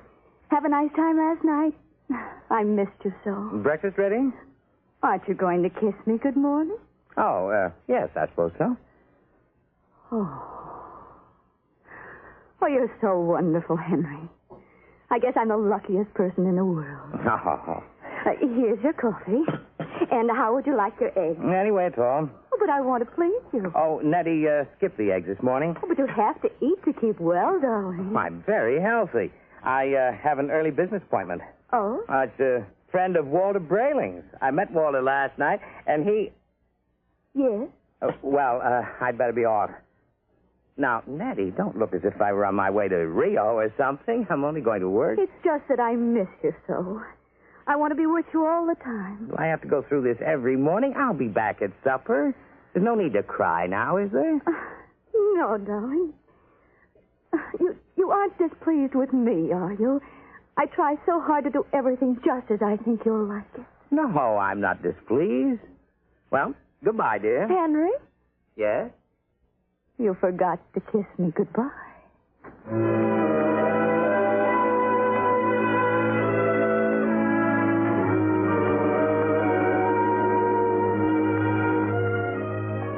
No strings attached, no strings attached. A very nice puppet with no strings attached. Let's see now. The Jumble Shop, 43 South Wesley. That should be about... here it is. Yes? Mr. Zig? Yes? Walter Brayling recommended me. Enter. Your name? Henry Smith, 55 Evergreen Place. And what can we do for you, Mr. Smith? Well, Brayling showed me his marionette last night. I see. I was intrigued with the idea. Not that my wife is anything like that female meat grinder that he's married to, you understand, but, I'm a man who enjoys an occasional evening with the boys. Without complications. Naturally. So I thought... that I could duplicate you. Exactly. I think it might be arranged. You understand the need for secrecy, of course. Although an act is pending in Congress to legalize Marionettes Incorporated, it is still a felony to use one of my creations. Well, I understand. And there is the matter of the payment. How much? $9,000. $9,000? Well, I have an inferior model at $7,500. No, if I go through with this, nothing's too good for Nettie. Nettie's my wife. We've been putting money aside to buy a summer house in Westport. Sometimes we must choose. Yes. Perhaps I could just slip out $9,000. It's a joint account. How soon can I have it? I could construct the mannequin in about 2 months' time. Good. Shall I consider the order placed? At once. Of course, you will have to report here for a body mold, color index of your hair, lips, skin, etc. and I'll have to do a complete electro-emotional calibration. You guarantee that these models are foolproof? As foolproof as I can make them, Mr. Smith, and I've had years of training. No chance of detection? None whatsoever. I've never had a complaint. Walter Brady seems satisfied enough. I assure you, he's been taken care of in high style. If there were some way to be sure. You have our guarantee? Very well, Mr. Zig. I'll get the money from the bank and send it to you. Fine. You'll be just as delighted with yours as Walter Brading is with his.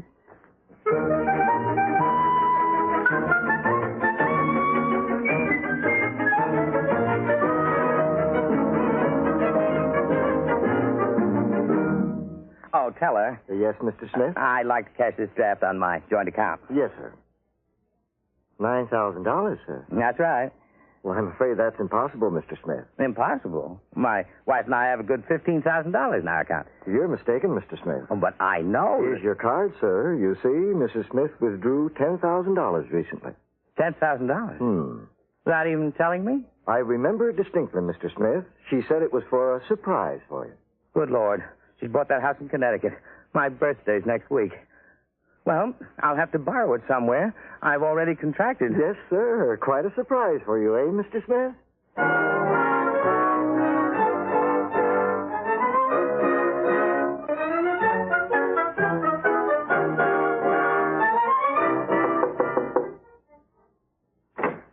Yes? Oh, hello, Henry. Hello, Gloria. Is Walter home? I'd like to speak to him. Well, come in. Thank you. Is something wrong? Well, just some private business. Matter of a loan. Well, he went down to the travel bureau, but he should be back soon. We're going to Rio, you know. Both of you? Isn't it wonderful? I don't know what's come over Walter lately. He's been so romantic. Last night he came upstairs and said, darling, he hasn't called me darling in years. Darling, we're going to take a honeymoon to Rio. So we're leaving tomorrow. Anything wrong, Henry? No. No, I'm just a little surprised, that's all. Well, he should be back soon. Will you wait? Yes, I'd better. Say, as long as you're over here, maybe you can help me with something. What? Well, I went downstairs to get an old suitcase a little while ago, and I heard the strangest noises near that old tool chest of Walter's.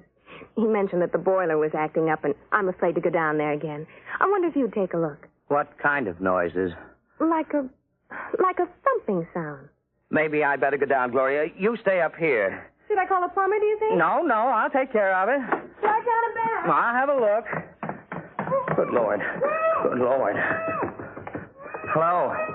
Hello in there. Well, just a minute. Keep quiet, for goodness sake. I'll have to smash the lock.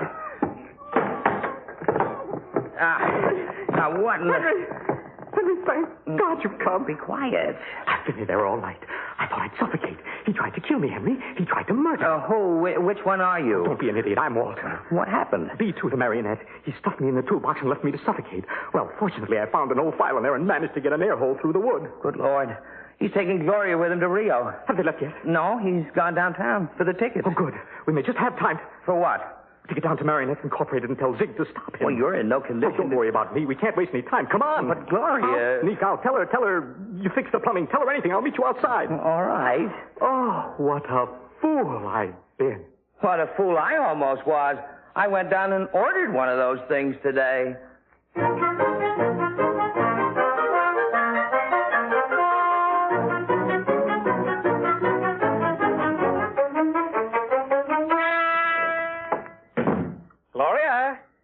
Gloria, love. Yes, darling. Did you get the tickets to Rio?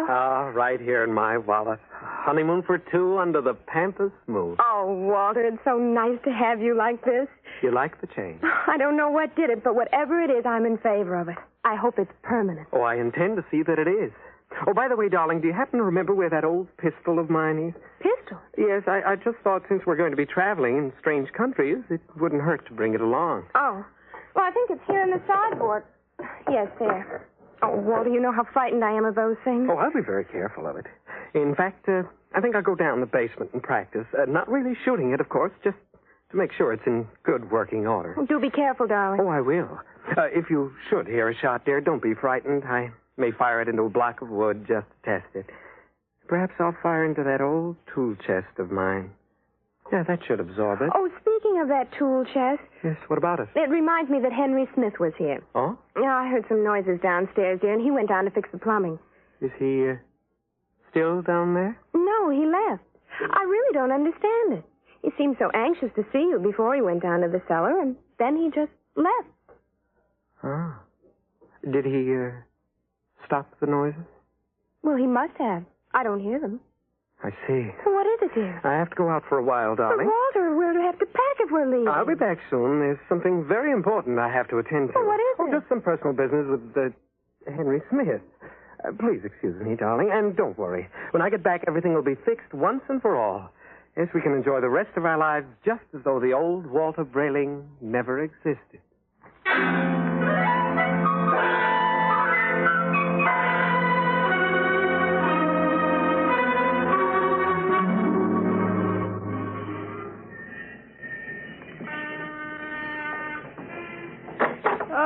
Mr. Brayling and Mr. Smith. Yes, Mr. Zig. Come in, gentlemen. We certainly will come in.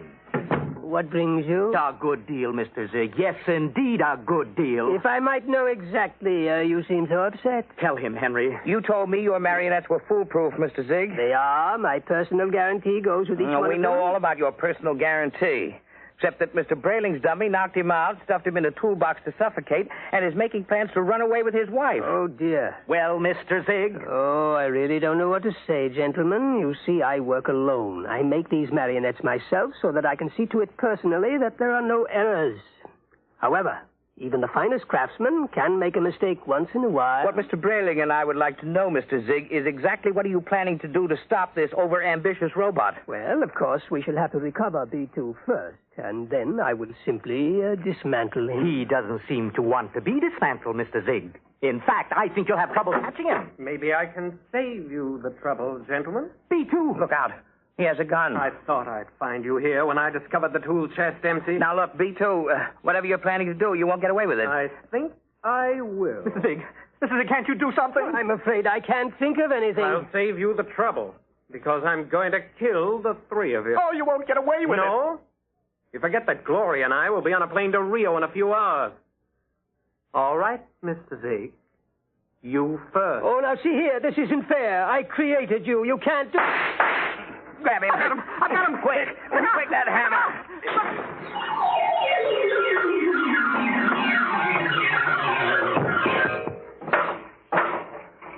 Well, that's the end of Brayling, too. Oh, thank heaven.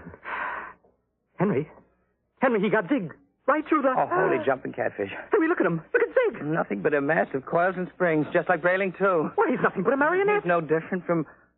Walter, you know what this means? It's incredible. A marionette building other marionettes. But someone must have built Mr. Zig originally. Well, perhaps Mr. Zig turned on whoever built him the same way that Brayling, too, turned on you. Well, at any rate, we'll never know. I wonder how many of these things are walking around among us. Oh, I shudder to think of it. Some of our best friends might be... Come on, we got to get out of here. But the police? Don't be a fool. There's been no crime committed here. All the police will find is two oversized puppets with the springs coming out of them. But they seem so lifelike. They're only machinery. You've got to remember that. Well, what'll I tell Gloria? If I were you, Brayling, I wouldn't tell Gloria a thing. I'd simply pick up that other ticket to Rio and take her on a honeymoon. What about you, Henry? What are you going to do? Me? I'm going home and give Nettie a kiss that'll singe her hair. I'll even forgive her for taking that $10,000 out of the bank without telling me. You know, when I think of what might have happened if I'd gone through with this marionette thing, what makes a fella realize how lucky he is to be married to a decent woman. Let's go.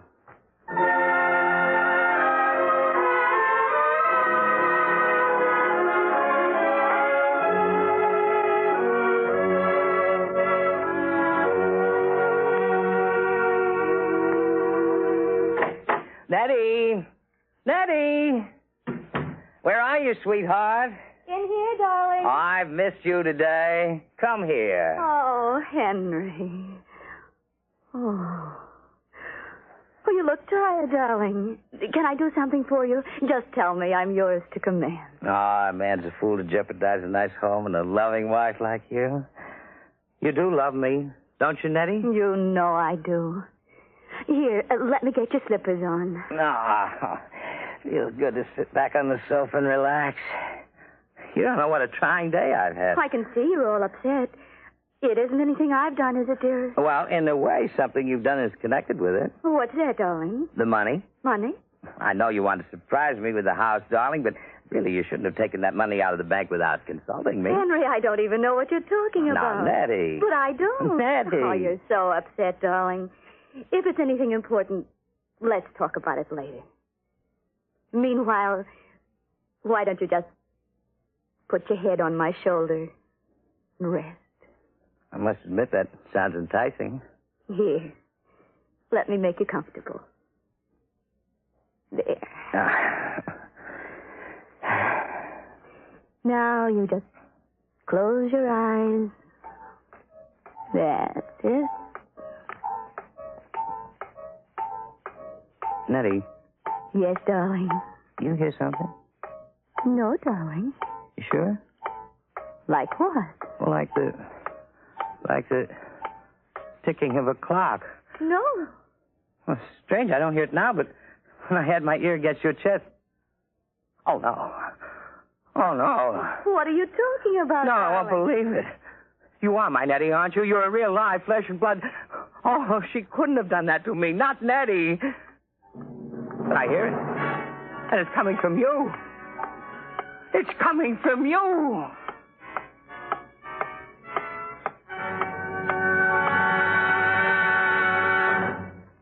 You have just heard another adventure into the unknown world of the future. The world of...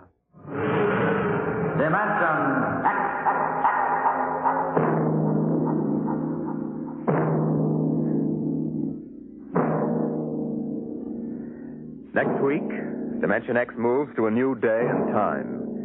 It will originate in New York on Saturdays from 8 to 8:30 p.m., beginning September 8th. Consult your local newspaper for the exact day and time in your locality. And don't miss Mary Leinster's story of deep space, First Contact.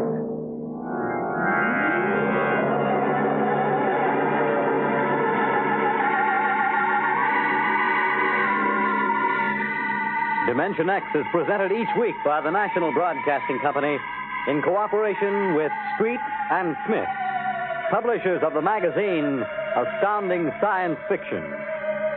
Today, Dimension X has presented Marionettes Incorporated, written for radio by George Lefferts, from the story by Ray Bradbury. Featured in the cast were Kermit Murdoch as Henry, Martin Rudy as Brayling, and Ross Martin as Brayling, too. Your host was Norman Rose. Music by Albert Berman. Fred Collins speaking. Dimension X is produced by William Welch and directed by Fred Way.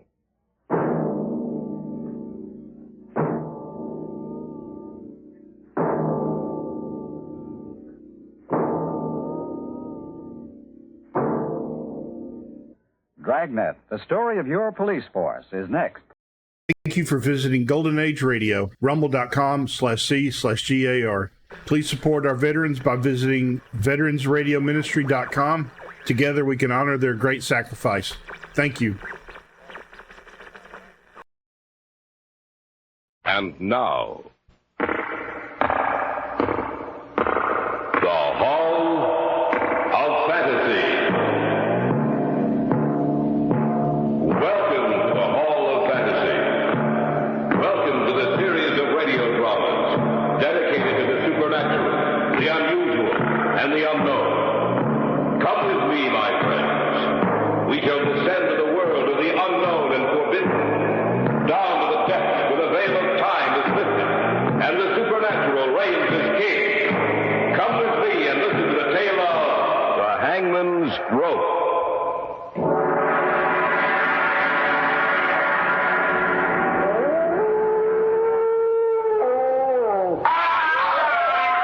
Jim, it came from our right. We better take a look. Yeah. I hope nothing... Arnold! Huh? Look! Hanging from that tree, swinging back and forth. It's a man. The Hall of Fantasy will present The Hangman's Rope in just a moment. And now for our story, an original tale of fantasy entitled The Hangman's Rope.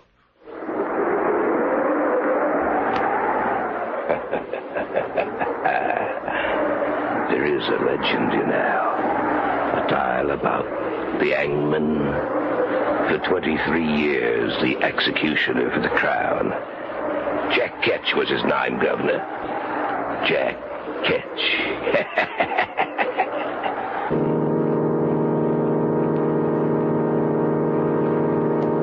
I remember we were on our way back from the lake, Jim and Carol and I. And for some reason, we started back to the city later than usual. We hadn't been driving for more than half an hour when one of those sudden spring storms... Now, where did that come from? Someone said there might be a storm tonight, but I thought we'd be home before it broke. We'd better put the wipers on. We started back too late tonight. What was it that held us up, Jim? I don't know. A lot of things. When I finally looked at my watch, I couldn't believe my eyes. Arnold, look out. There's a man right in front of the car. You stay here, Carol. Come on, Arnie. We'd better take a look. Yeah, right. We didn't hit him, did we? I don't think so. Now, why would someone be out in the middle of the road on a night like this? There's a lot of crazy people in this world, Arnie. He must have been one of them. I'm getting soaked. Now, he was just about here. I can't understand. Jim, look. Where? There beside the tree. I don't see anything. I guess I was wrong. You know, for a minute I thought I saw someone hanging from that tree. Oh, you must have been mistaken. You know, I can't figure this out, Arnie. That guy was out here on the road, right in front of us. I saw him just as plain as day. Now there's no one around. Yeah. We'd better get back to the car. Yeah, that's for sure. There's no sense looking back at that tree, Arnie. There's nothing back there. I don't know. I thought I saw someone swinging there back and forth with a rope around his neck. No, you couldn't have. Maybe it was some kind of optical illusion. It could have been a shadow or a branch or anything. Yeah, that's right. Anything. Well, there's the car. Oh, you two must like it out there in the rain. Are you kidding? No, I'm not. All the time that you were out there in the rain, the man you almost hit was talking to me. What did you say? You heard me. Oh, now, sis, wait a minute. I looked back at the car a couple of times. I didn't see anyone talking to you. Well, I don't know what's wrong with your eyes, then. I asked him if we couldn't give him a lift. And he said, no, he only had a little distance to go. Carol, honey, this is the truth. We didn't see anyone near this car. No. Look, I can prove it. He insisted I take this... Oh, that's strange. What? He was such an unusual man. Not American. He insisted that I accept a ring from him. Practically forced it on me. I put it in my pocket, and now it's gone. And in its place, there's a funny little piece of rope. Shaped like a hangman's noose.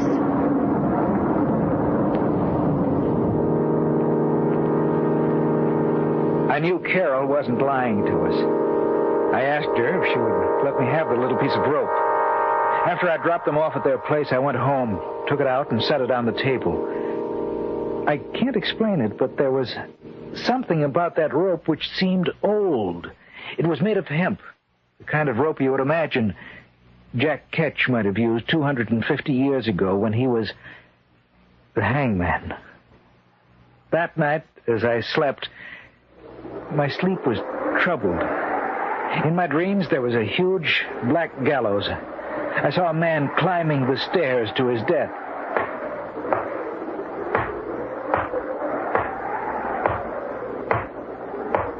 He reached the top and stood there. Standing beside him was a black-hooded man. He raised his hand and... the trap door sprung open. There was a scream. And then I saw this man swinging back and forth. His face was hidden from me, yet there was something strangely familiar about him. I felt as if I knew him quite well. We'll return to the tale of the hangman's rope in just a moment. Back now to our tale of fantasy entitled The Hangman's Rope. When I awoke from my dream, I couldn't get back to sleep. For in the black blankness of sleep, I had come into contact with death. As the morning approached, I fell into a nervous sleep. I was awakened.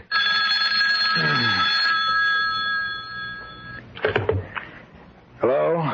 Arnie, this is Carol. Could you meet Jim and me for lunch today? What time? About 1? I hope you'll forgive me if I don't sound awake, Carol. I just couldn't sleep last night. I didn't sleep either, Arnie. I'll see you at 1. Then I guess I wasn't the only one who missed out on sleep last night, huh? That's right. I don't know what it was, but I had the craziest dream. When I woke up, I couldn't get back to sleep. That's what happened to me, too. What kind of dream was it, Carol? Well, everything was dark and gloomy. I seemed to be watching an execution, an old-time execution, maybe 200 or 300 years old. A man walked up the steps of the gallows. Another man was there with a black hood over his head. He raised his arm. The trapdoor opened, And the man swung back and forth, and there was something familiar about him. Isn't that right? Yes, but how did you know? Because my dream was the same as yours, sis. Exactly the same.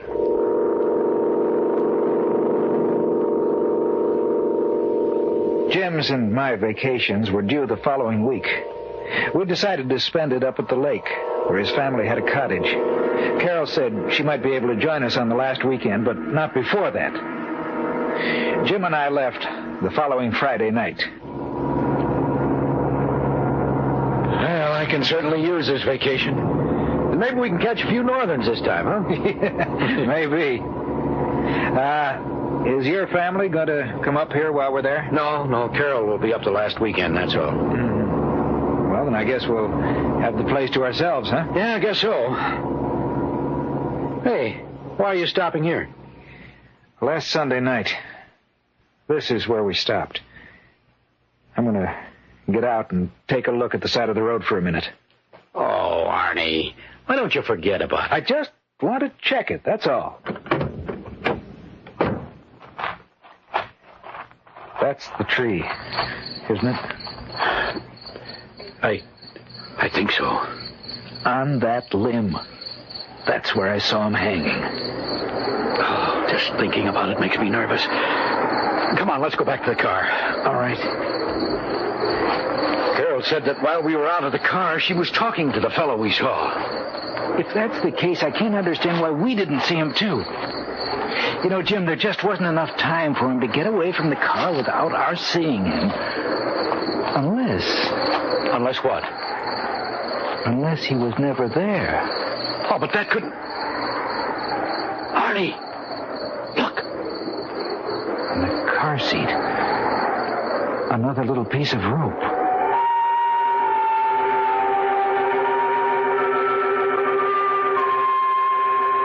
Before I could stop him, Jim threw the little noose out into the darkness. A little piece of rope, an inanimate thing, coiled and twisted, which somehow seemed to be alive.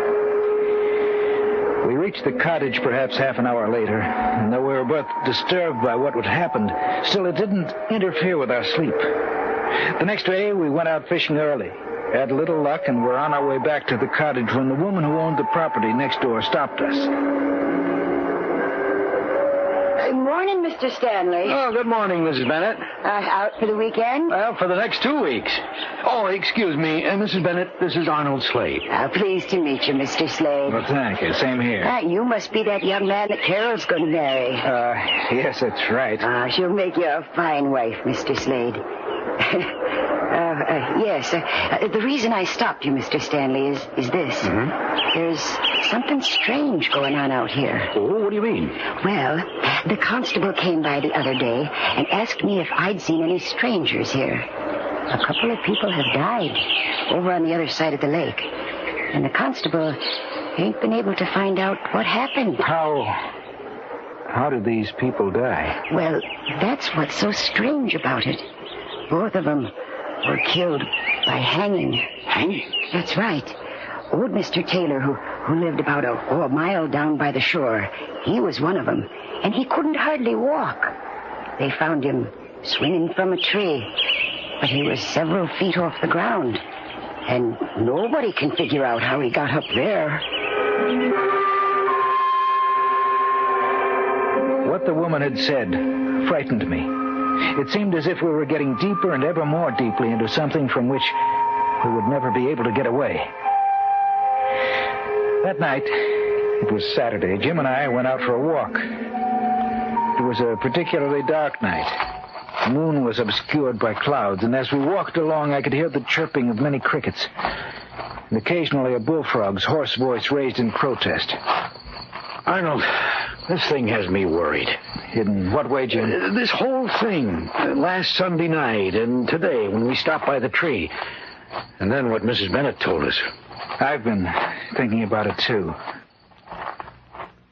Well, that's strange. What? The crickets have suddenly stopped. It's too quiet. Jim, it came from over there. We better take a look. Yeah. It's too quiet, just as you said. There must be something terribly wrong up here. I hope nothing... Arnold, huh? Look. Hanging from that tree, swinging back and forth. It's a man. What are we going to do? We better cut him down. No. We better call the authorities first. I guess you're right.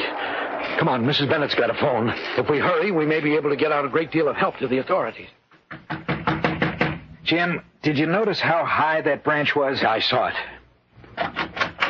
Yes? Why, Mr. Stanley, it's you. Mrs. Bennett, may we use your phone? Well, I suppose so. Come in. Thanks. Thank you. But it's in the other room. Thanks. What's the matter, Mr. Slade? It looks like something's happened to upset you two. Well, it has. It certainly has. Constable, why, what's happened? We were out for a walk. Yes? Yes, we heard a scream. I think you'd better get out here right away. Where the scream had come from, and hanging from a tree. We found a man hanging from a tree. That's right, hanging. Yes, we'll stay here at Mrs. Bennett's. Yeah, thanks. Oh, what you're telling me the truth, young man? That's the truth, ma'am. Mr. Stanley, is what Mr. Slade told me the truth? I'm afraid it is. Oh, then no one is safe around here. I wonder who it was. What difference does that make, Mrs. Bennett? A man's been murdered. It makes a lot of difference, Mr. Slade. If it was Bill Roberts, then it was just like the other two. I saw him just the other day, and he said someone was playing a joke on him, that he'd been sent a little piece of rope shaped in the form of a noose. You are listening to the tale of The Hangman's Rope on this week's journey down the corridors of the Hall of Fantasy. We'll return to our story in just a moment. And now, back to our story, entitled The Hangman's Rope.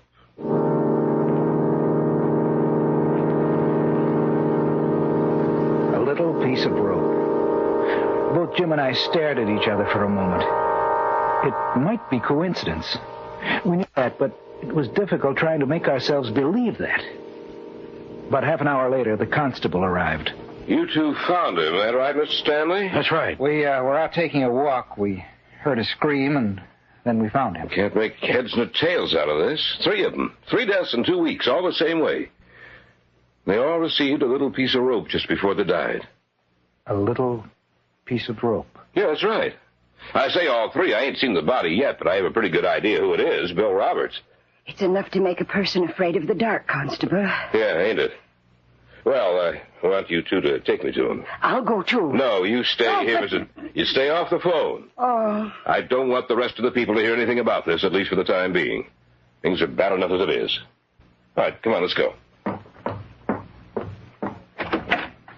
Now, remember what I said, Mrs. Bennett. Don't you worry none, Constable.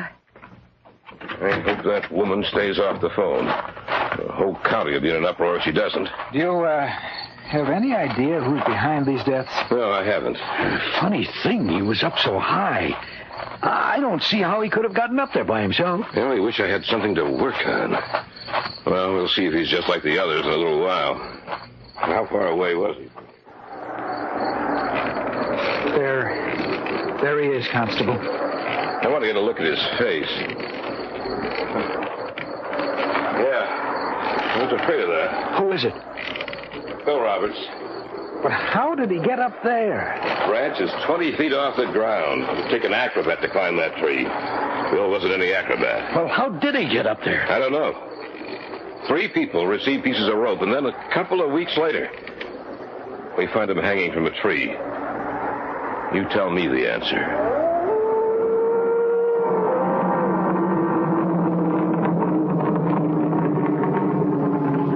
We cut him down, but it took almost an hour to get up on that branch to do it. We put him in the constable's car and drove him back to town. Before he left, we told him that we too had received the little gift, the noose of rope, which had been in 3 instances the forerunner of death.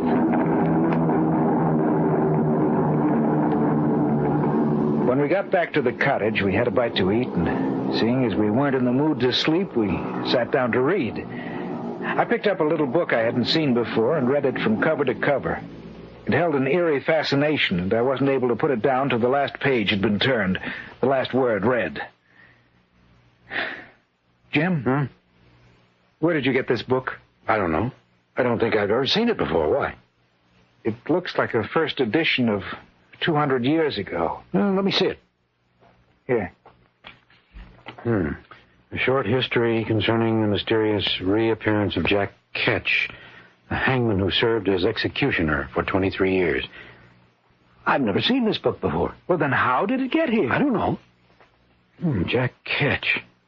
Say, he was the hangman in England who took too much pleasure in his work, isn't that right? I think so. How much of this did you read? All of it. It's not very long. And this is what I got out of it. Before he died, the book says he had made some kind of a pact with an evil power. It seems they actually do have a written copy of that agreement somewhere in England. And there's his signature, and an illegible scrawl that no one has ever been able to decipher. The pact promises life after death for him in exchange for certain services. Then the book says that year after year some rather mysterious deaths have occurred. They find the victims hanging from the branch of a tree almost impossible to climb. And the book also says that each of the murdered people received a little piece of rope before their deaths, identical to the ones Jack Ketch used as executioner. That is the warning of death to follow. But that's impossible. The man's been dead for over 250 years. That's right, he's dead. But the rest of the story, it's exactly the same thing that's happening to us. 2 days later, in late evening, the rest of the story unfolded. Jim had gone down to the store to pick up some cigarettes. I'd been down to the shore doing a little fly casting and had started back up to the cottage. I was surprised at how quickly night had fallen. I wished that I'd brought along a flashlight.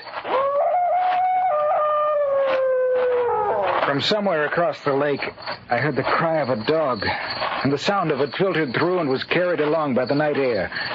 For some reason, I became unaccountably nervous. I stopped walking. I felt someone was watching me. Then from the darkness of the trees, a man emerged. Here now. Where be you going? Well, back up to my cottage. I was doing some fly casting till night came. Any luck? No. I'd better be going. No need to hurry. Why? Nice out here, ain't it? I suppose so. Strange thing, you know. The little creatures. They stopped. Little creatures? That's right, Governor. crickets and the frogs. They stopped talking. Yes, they have. You frightened me, Governor? Of course not. What are you laughing at? You wouldn't understand it, Governor. Is that you down there, Mr. Slade? Oh, yes, Mrs. Bennett. Do you mind if I join you? No, of course not. Ah, good. I'd better be gone, eh, Governor? I'll see you another time. Who are you talking to? I don't know. He just stepped out of the darkness, and there he was. Well, I guess he's gone now. Yes, I guess he is. Where's Mr. Stanley? He went down to pick up some cigarettes. He should be back soon. Well, the constable told me to tell you that he'd be out tonight. Oh, thank you. Would you mind walking me back to my place, Mr. Slade? It's rather frightening out here when it's this dark. I'll be glad to. That man you were talking to, what did he look like? Well, I don't know. I couldn't see his face. He had an accent. It sounded like he might have come from London. Wait a minute. Huh? I can't understand it. The crickets and frogs, they've been starting and stopping all night. They must be afraid of something. Every time they stop? What'd you say? Every time they stop, something happens. Arnold, where are you? I'm walking Mrs. Bennett back to her cottage. Anything wrong? No. I got back from the store and I was wondering where you were. It's just that I have a strange feeling that something is going to happen. Let's go up to our place, Mrs. Bennett. Maybe the constable will want to see you, too. That's a good idea. Land's sakes, Mr. Slade. The strangest things have been happening out here lately. Arnold! We'll be right there, Jim. Well, there's someone up here now. I thought I was... Jim! Something's wrong, Mr. Slade. I don't know. Jim! What's the matter? Answer me!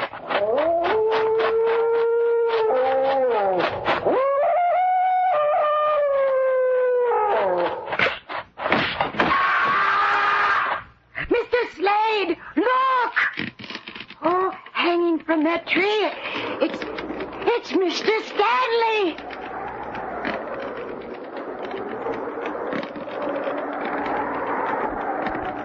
There is a legend, you know. A tale about the hangman. For 23 years, the executioner for the crown. Jack Ketch was his name, Governor. Jack Ketch.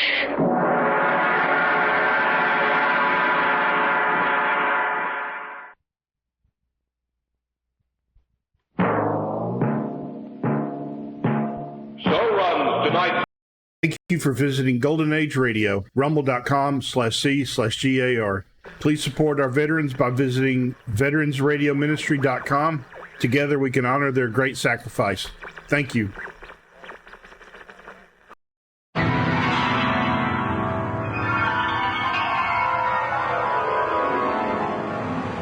In the dream, you are falling, lost in the listening distance, as dark locks in.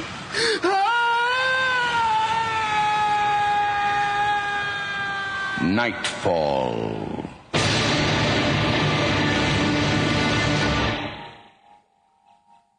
Good evening. Tonight we have our cameras loaded and our studio lit for a special session. And all we ask is that your pose be natural.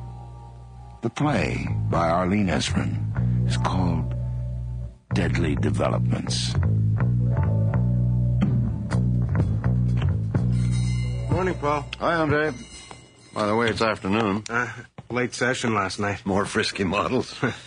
Anyway, I'm glad you dropped in. Sure. If you don't, I was coming. I'd have closed the store? Well, I would and I wouldn't. I want to show you something.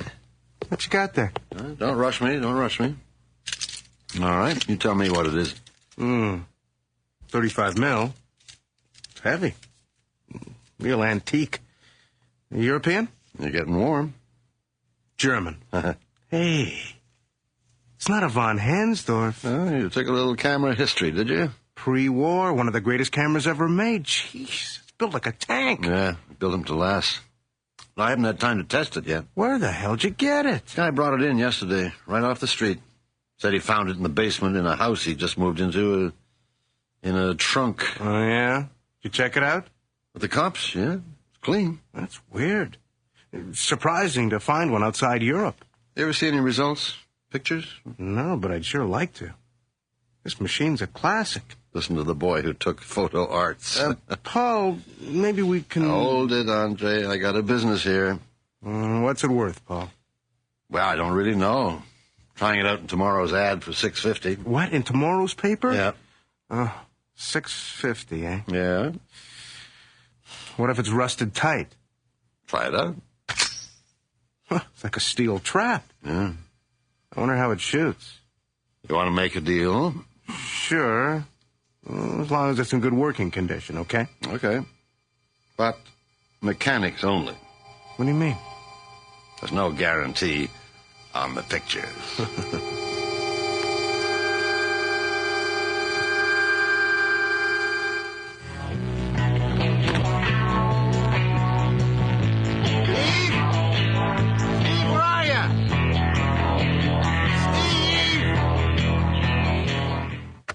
Steve?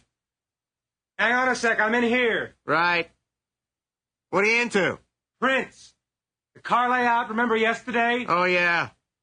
What's with the music? You nearly blew my head off. Mr. Carpenter's. They were at it right through lunch. So you hid out in there? Yeah. Steve, they could have stripped the place clean. No way.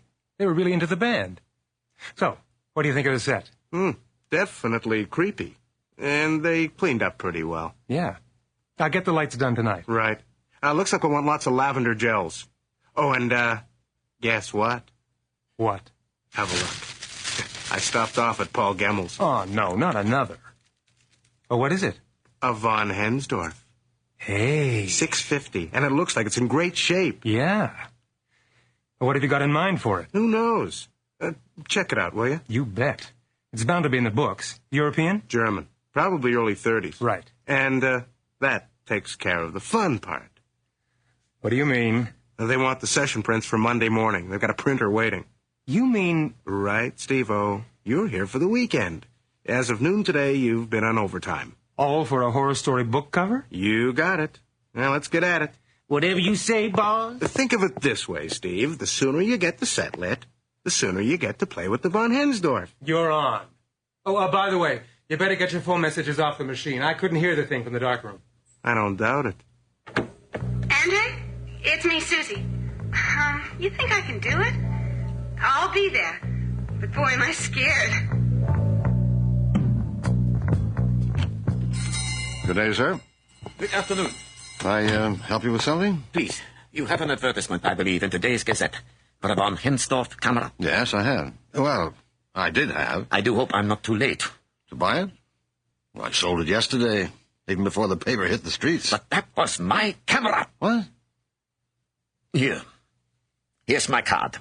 I am Felix Rupp.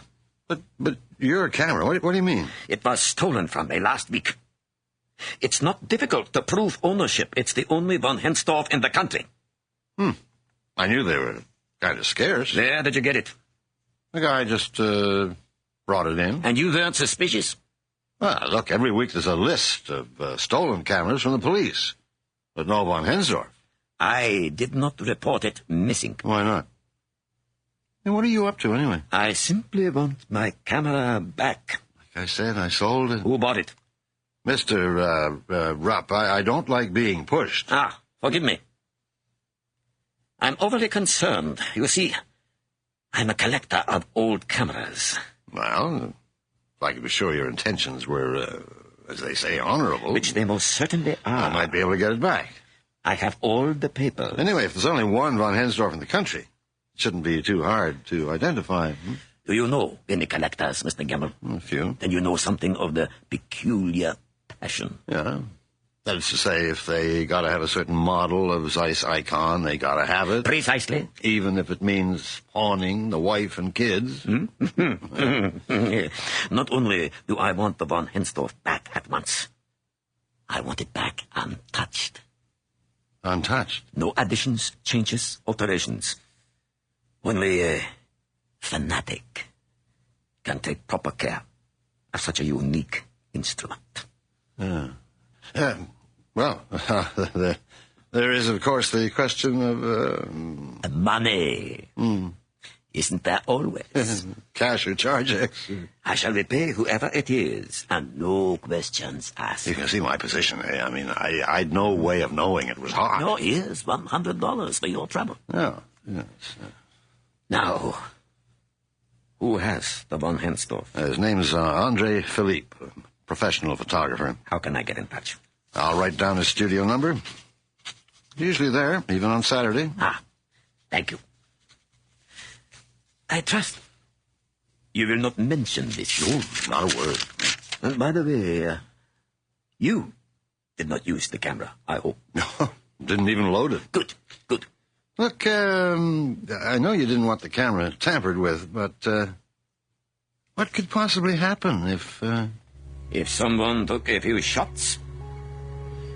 The von Hensdorf should only be used by someone who has mastered its peculiar characteristics.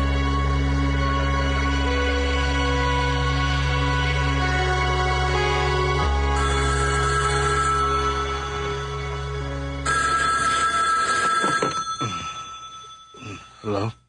This is your wake-up call, boss. Oh, hi. What time is it? It's high noon Saturday, and all systems go. Good.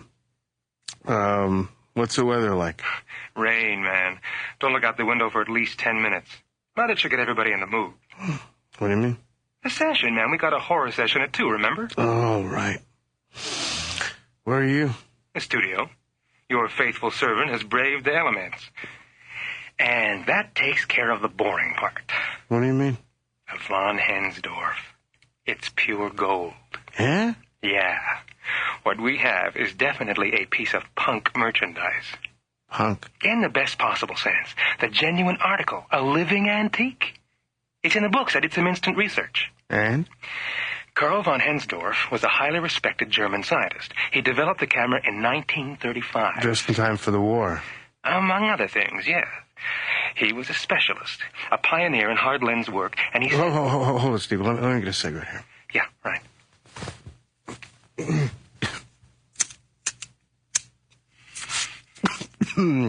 Okay, shoot. Anything to make sure you stay awake, right? Look, I got a lot of notes here. Okay, Listen. Go ahead, I'm listening. Well, the von Hensdorf factory was bombed in several air raids. So, no more cameras? Right. And even before the bombings, the company's optical equipment was taken over by the state for telescopes and gun sights. So, they only made a few of them? Well, that's the funny part. The collector's catalog says they manufactured 6 dozen of them, and all but 4 were destroyed. They don't say how, or where, or why. So what we've got is an antique turkey. Au contraire, Andre. This thing works like a charm. It was designed for natural lighting use, but I couldn't resist playing with it on the set last night. And? I just got the prints out of the bath, and you would not believe the definition. This thing shoots through shadows like an X-ray. Oh, the textures, man, the textures. Okay. I'll check them out when I get in. Everything set for the session? Relax, boss. Everything's cool. You have plenty of time for your Eggs Benedict on your way over. Yeah. By the sounds of things, I'll need them to glue the day together. I kid you not. All systems are go. You want me to set up the von Hensdorf for the session? No, I want to play with it first. Get used to it a bit.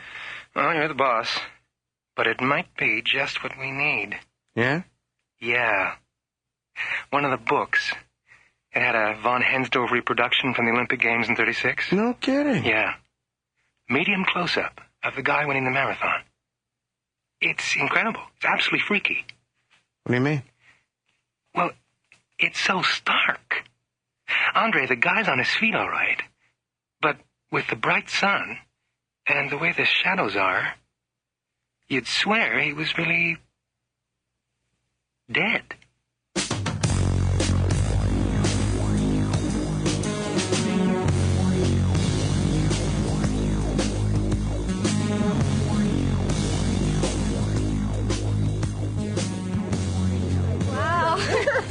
Welcome to the House of Horror. What the hell's going on? Yeah, I mean, the agency wouldn't even tell us. I wanted to surprise you. And give me a worst case of jitters? No, just put an edge in your performance. Oh, what's it going to be? Home movies for vampires? The set's a haunted sorority house. Oh, charming. You three are college roommates, Sounds right? like a spread for Sears. Couple of ghosts haunt the place. Gee, and I was scared before I came. Oh, come on, what's the job for? A book cover. Well, I like reading. A grotesque novel called House of Horror. Oh, well, I always wanted to be a cover girl on a gothic novel. Right. Have to do more than just stand around looking gorgeous this time, What girls. is the boss? Tap dance? No, act. It's a horror story. A well-paying one. All right, let's get professional here. I knew it was going to be one of those days. Okay. The three of you share a room, right? It's late. You ready for bed? How late is it? Susie, in a bed and pick up the book. Okay. Barbara, you're at the desk typing. Typing. Will 20 words a minute get me the job? Kim, stand at the window peering out. Oh, yes, like the Steve, check the fan. It's all set. Mic unloaded? Haven't touched it. Could you crawl over and check it, please? You bet I could, boss. You just bet I All right, could. these positions look good, kids. Hang on to them. Okay, Steve, hit the music. It looks good, Kim. Looks good. Keep staring out the window. Cheat a little toward the camera. Open your nightgown a bit. Is this book to be sold in a plain brown wrapper? And hide my cover. Kim, you've just seen something out the window that's alarmed you.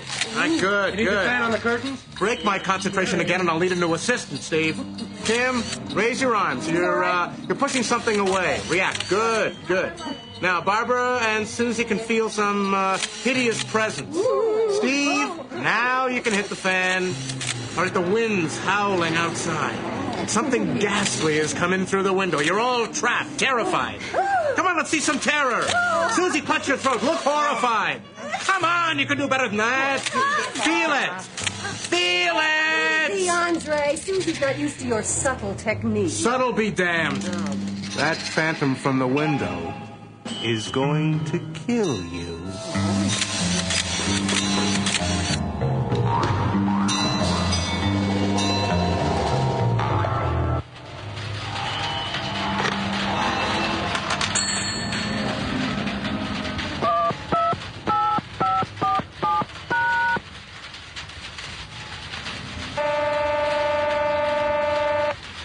Hi, Andre Philippe here. Oh, yeah, this is a recording. Sorry I can't chat with you in person, but I'll be in the studio again shortly. If you'd like to leave a message, please add it after the tone. Here it comes. Got this film. The fools. Would I get a recorded message?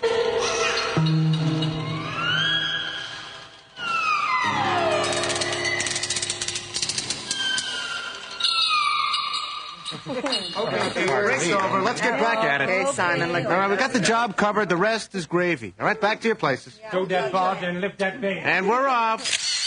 Okay, girls, I'm coming at you from 50 feet. You're feeling something, but you don't quite know what it is.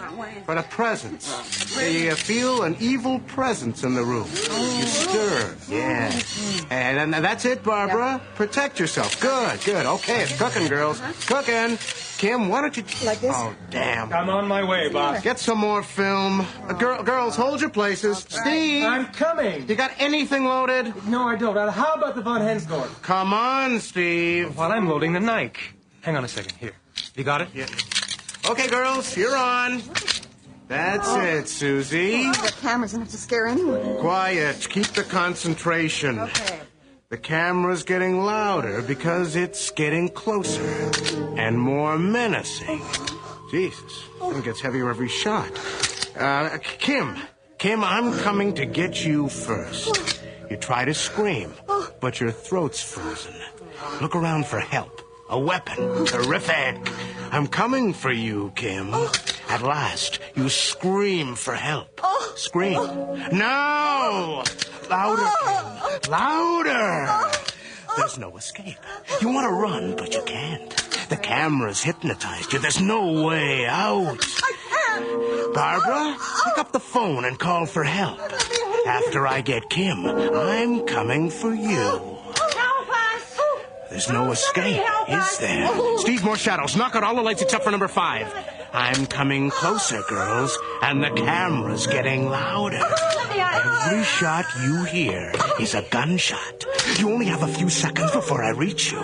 Seconds, girls, before Kim dies. And Barbara. And then Susie.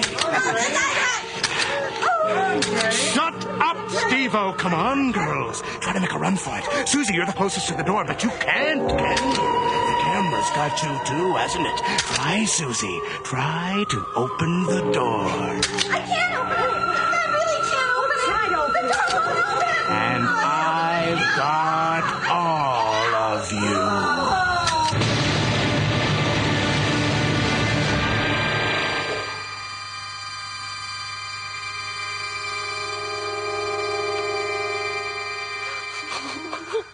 I don't believe it. God, what happened?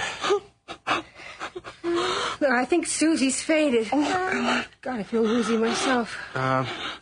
Hit the light, Steve, will you? And get some brandy. Right. It's pretty weird And stuff. that's it, girls. We'll stop. Yeah, show me Susie. Honey, can you sit up? Yeah, I'll try. Oh, Andre, Yeah? I can't breathe, man. It's like something's choking me. Should I call like a doctor? You all look pretty green. Hang on, Steve. They're just hyper, okay? Now, come on, girls. Get it together. Oh, sure. You just don't know when to stop, do you? Oh, my head. Here you go, Susie. Drink this. Drink it up, honey. What happened to us? I guess you all got too involved. Yeah, man, especially you. Okay, I guess I got carried away there, too. I've still got the chills. It's like a ghost really did come into the room. Yeah, and when I tried to open the door, I really did feel something pulling at me. Yeah, it was just like that camera wasn't going to let us go until it was through with us. I know what you mean. What the hell happened?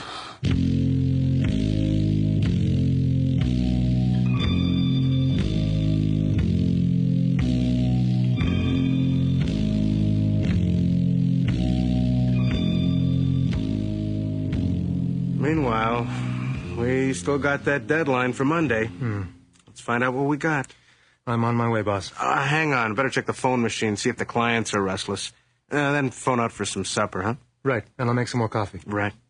Yeah, it's Paul Gemmell, Andre. I thought I'd better tell you that I gave your number to a guy who came into the shop today, a collector. Name is Felix Rupp.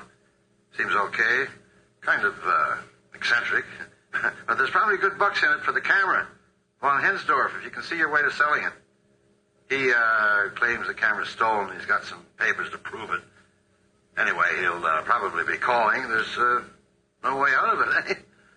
Take care and get back to me if you... Got this bit. What the hell was that? Beats me. Something in German. Yeah, I know, but what about Paul? He sounded pretty nervous. That's just Paul. But that could have been the collector there after Paul's call. Charming personality. Yeah, really knows how to set up a business relationship. Yeah. We got work to do. It's almost 4:45. How many rolls we go through today? 16. And then the one in the Von Hensdorf. Right.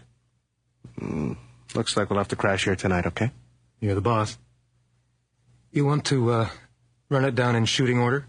No. Let's do the Von Hensdorf stuff first.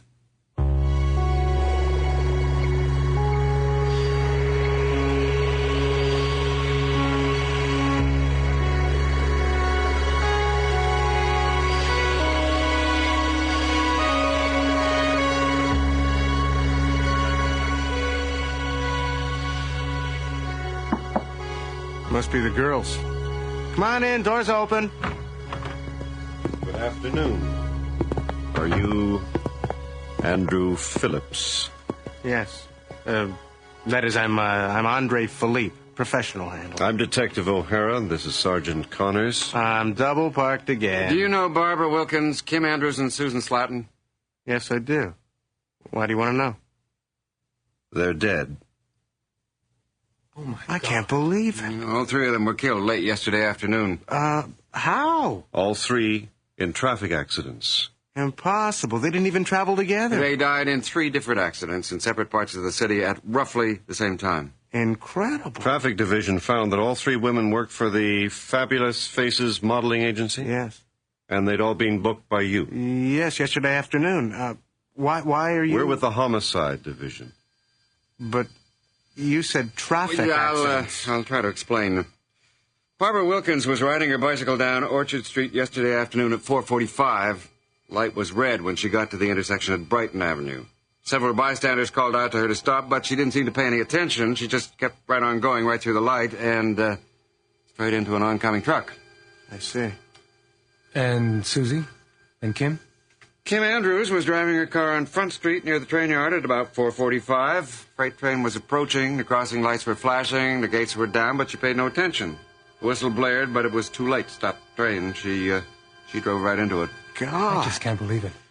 And at 4:45 yesterday, Susan Slatton walked into the King Street subway station, only a block from here. She paid her fare, walked through the turnstile, down the stairs, and before 30 witnesses, stepped in front of the northbound train.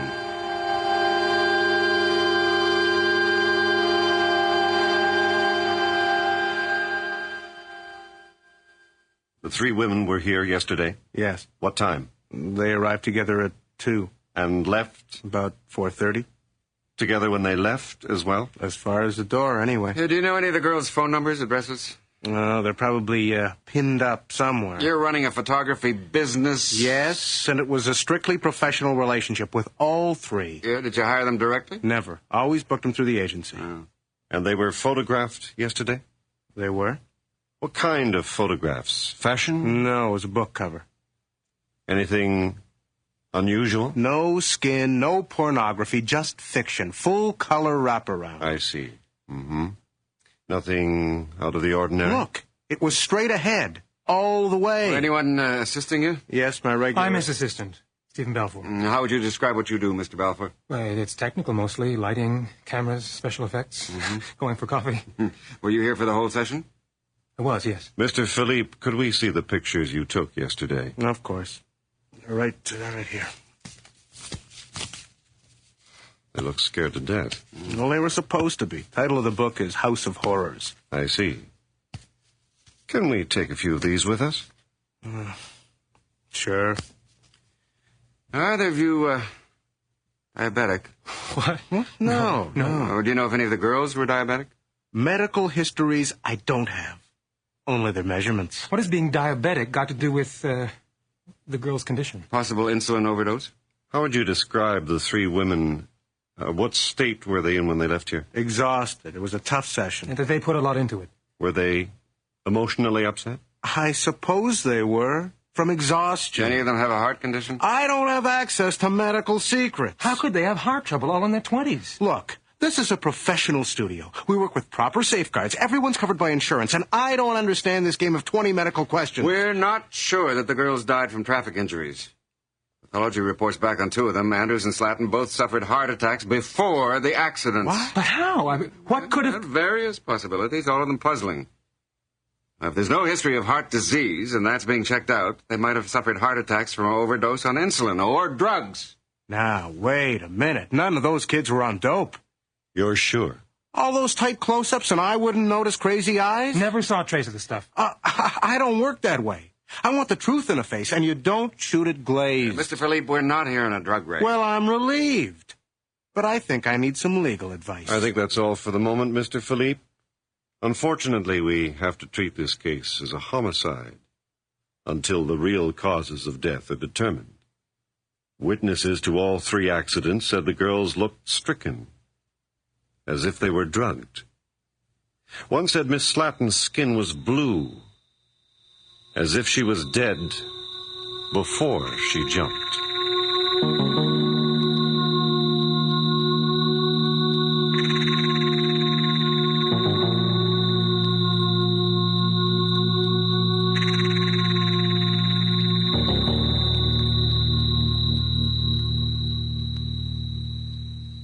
Why didn't you tell them more about the session, man? Those girls were pretty sick when they left. I don't know. Scared, I guess. Look, Andre, I'm not the most logical person around here, but I think that camera had something to do with it. It's just a horrible coincidence. I'm not so sure. Remember that shot from the 36 Olympics? The marathon winner? Yeah. Well, in the caption, it said he died the day after the race. That's crazy. Is it? Well, how do you explain it then, man? I know my coffee's pretty awful, but there's nothing in it except coffee. Steve, it's just a camera. It makes a lot of racket, and the noise shook up the girls, and that's all. That's all. Well, what else have we got to go on? What about the shots themselves? Well, we both know where the best ones came from, don't we? Yeah. The ones the cops chose came from that bunch, didn't they? Yeah. And now comes the fun part. What do you mean? Exactly when did we start to develop those shots? About 4:45. Why? Oh, my God. Oh, my God, Steve, I can't afford to buy that. There's got to be something else. Just leave it. Yeah, it's on record. But it could be... Yeah, the crowd, I know. Let's see if he leaves his number. But he could know something. Maybe he... Exactly. But we don't know that. You're the boss. Meanwhile, there's only one way we can know for sure, isn't there? What do you mean? Steve, I want you to set that thing up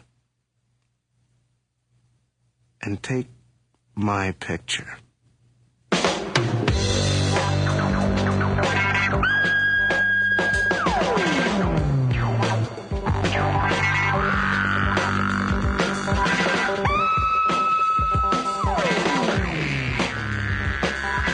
You have just heard Deadly Developments by Arlene Ezra. Featured tonight were John Stocker as Andre and Gordon Thompson as Steve, with Bud Knapp as Paul and Sandy Webster as the mysterious Felix. The models were played by Linda Sorensen, Elva Mae Hoover, and Nikki Guadani.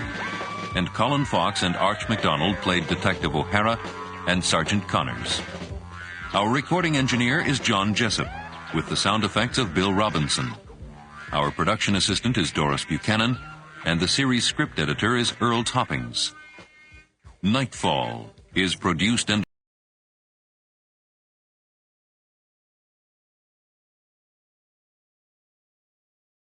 exciting to captivating videos showcasing heart-pounding adventures, mouth-watering cuisine, and hidden gems of this incredible country. From bustling cities to tranquil beaches, our videos capture the essence of Brazil's beauty. Experience the warmth of its people, the rhythm of its music, and the thrill of exploration. Click on the link in the description to find out more. I would like to extend my sincere gratitude to Old Time Radio Research Group for their remarkable efforts in preserving and archiving the captivating world of old-time radio programs. Their invaluable contribution allows us to step back in time and experience the magic of radio history firsthand. Their link is in the description below. This is Golden Age Radio signing off. Thanks for watching. If you're listening to rumble.com/c/GAR, we will continue in just a moment after the national anthem.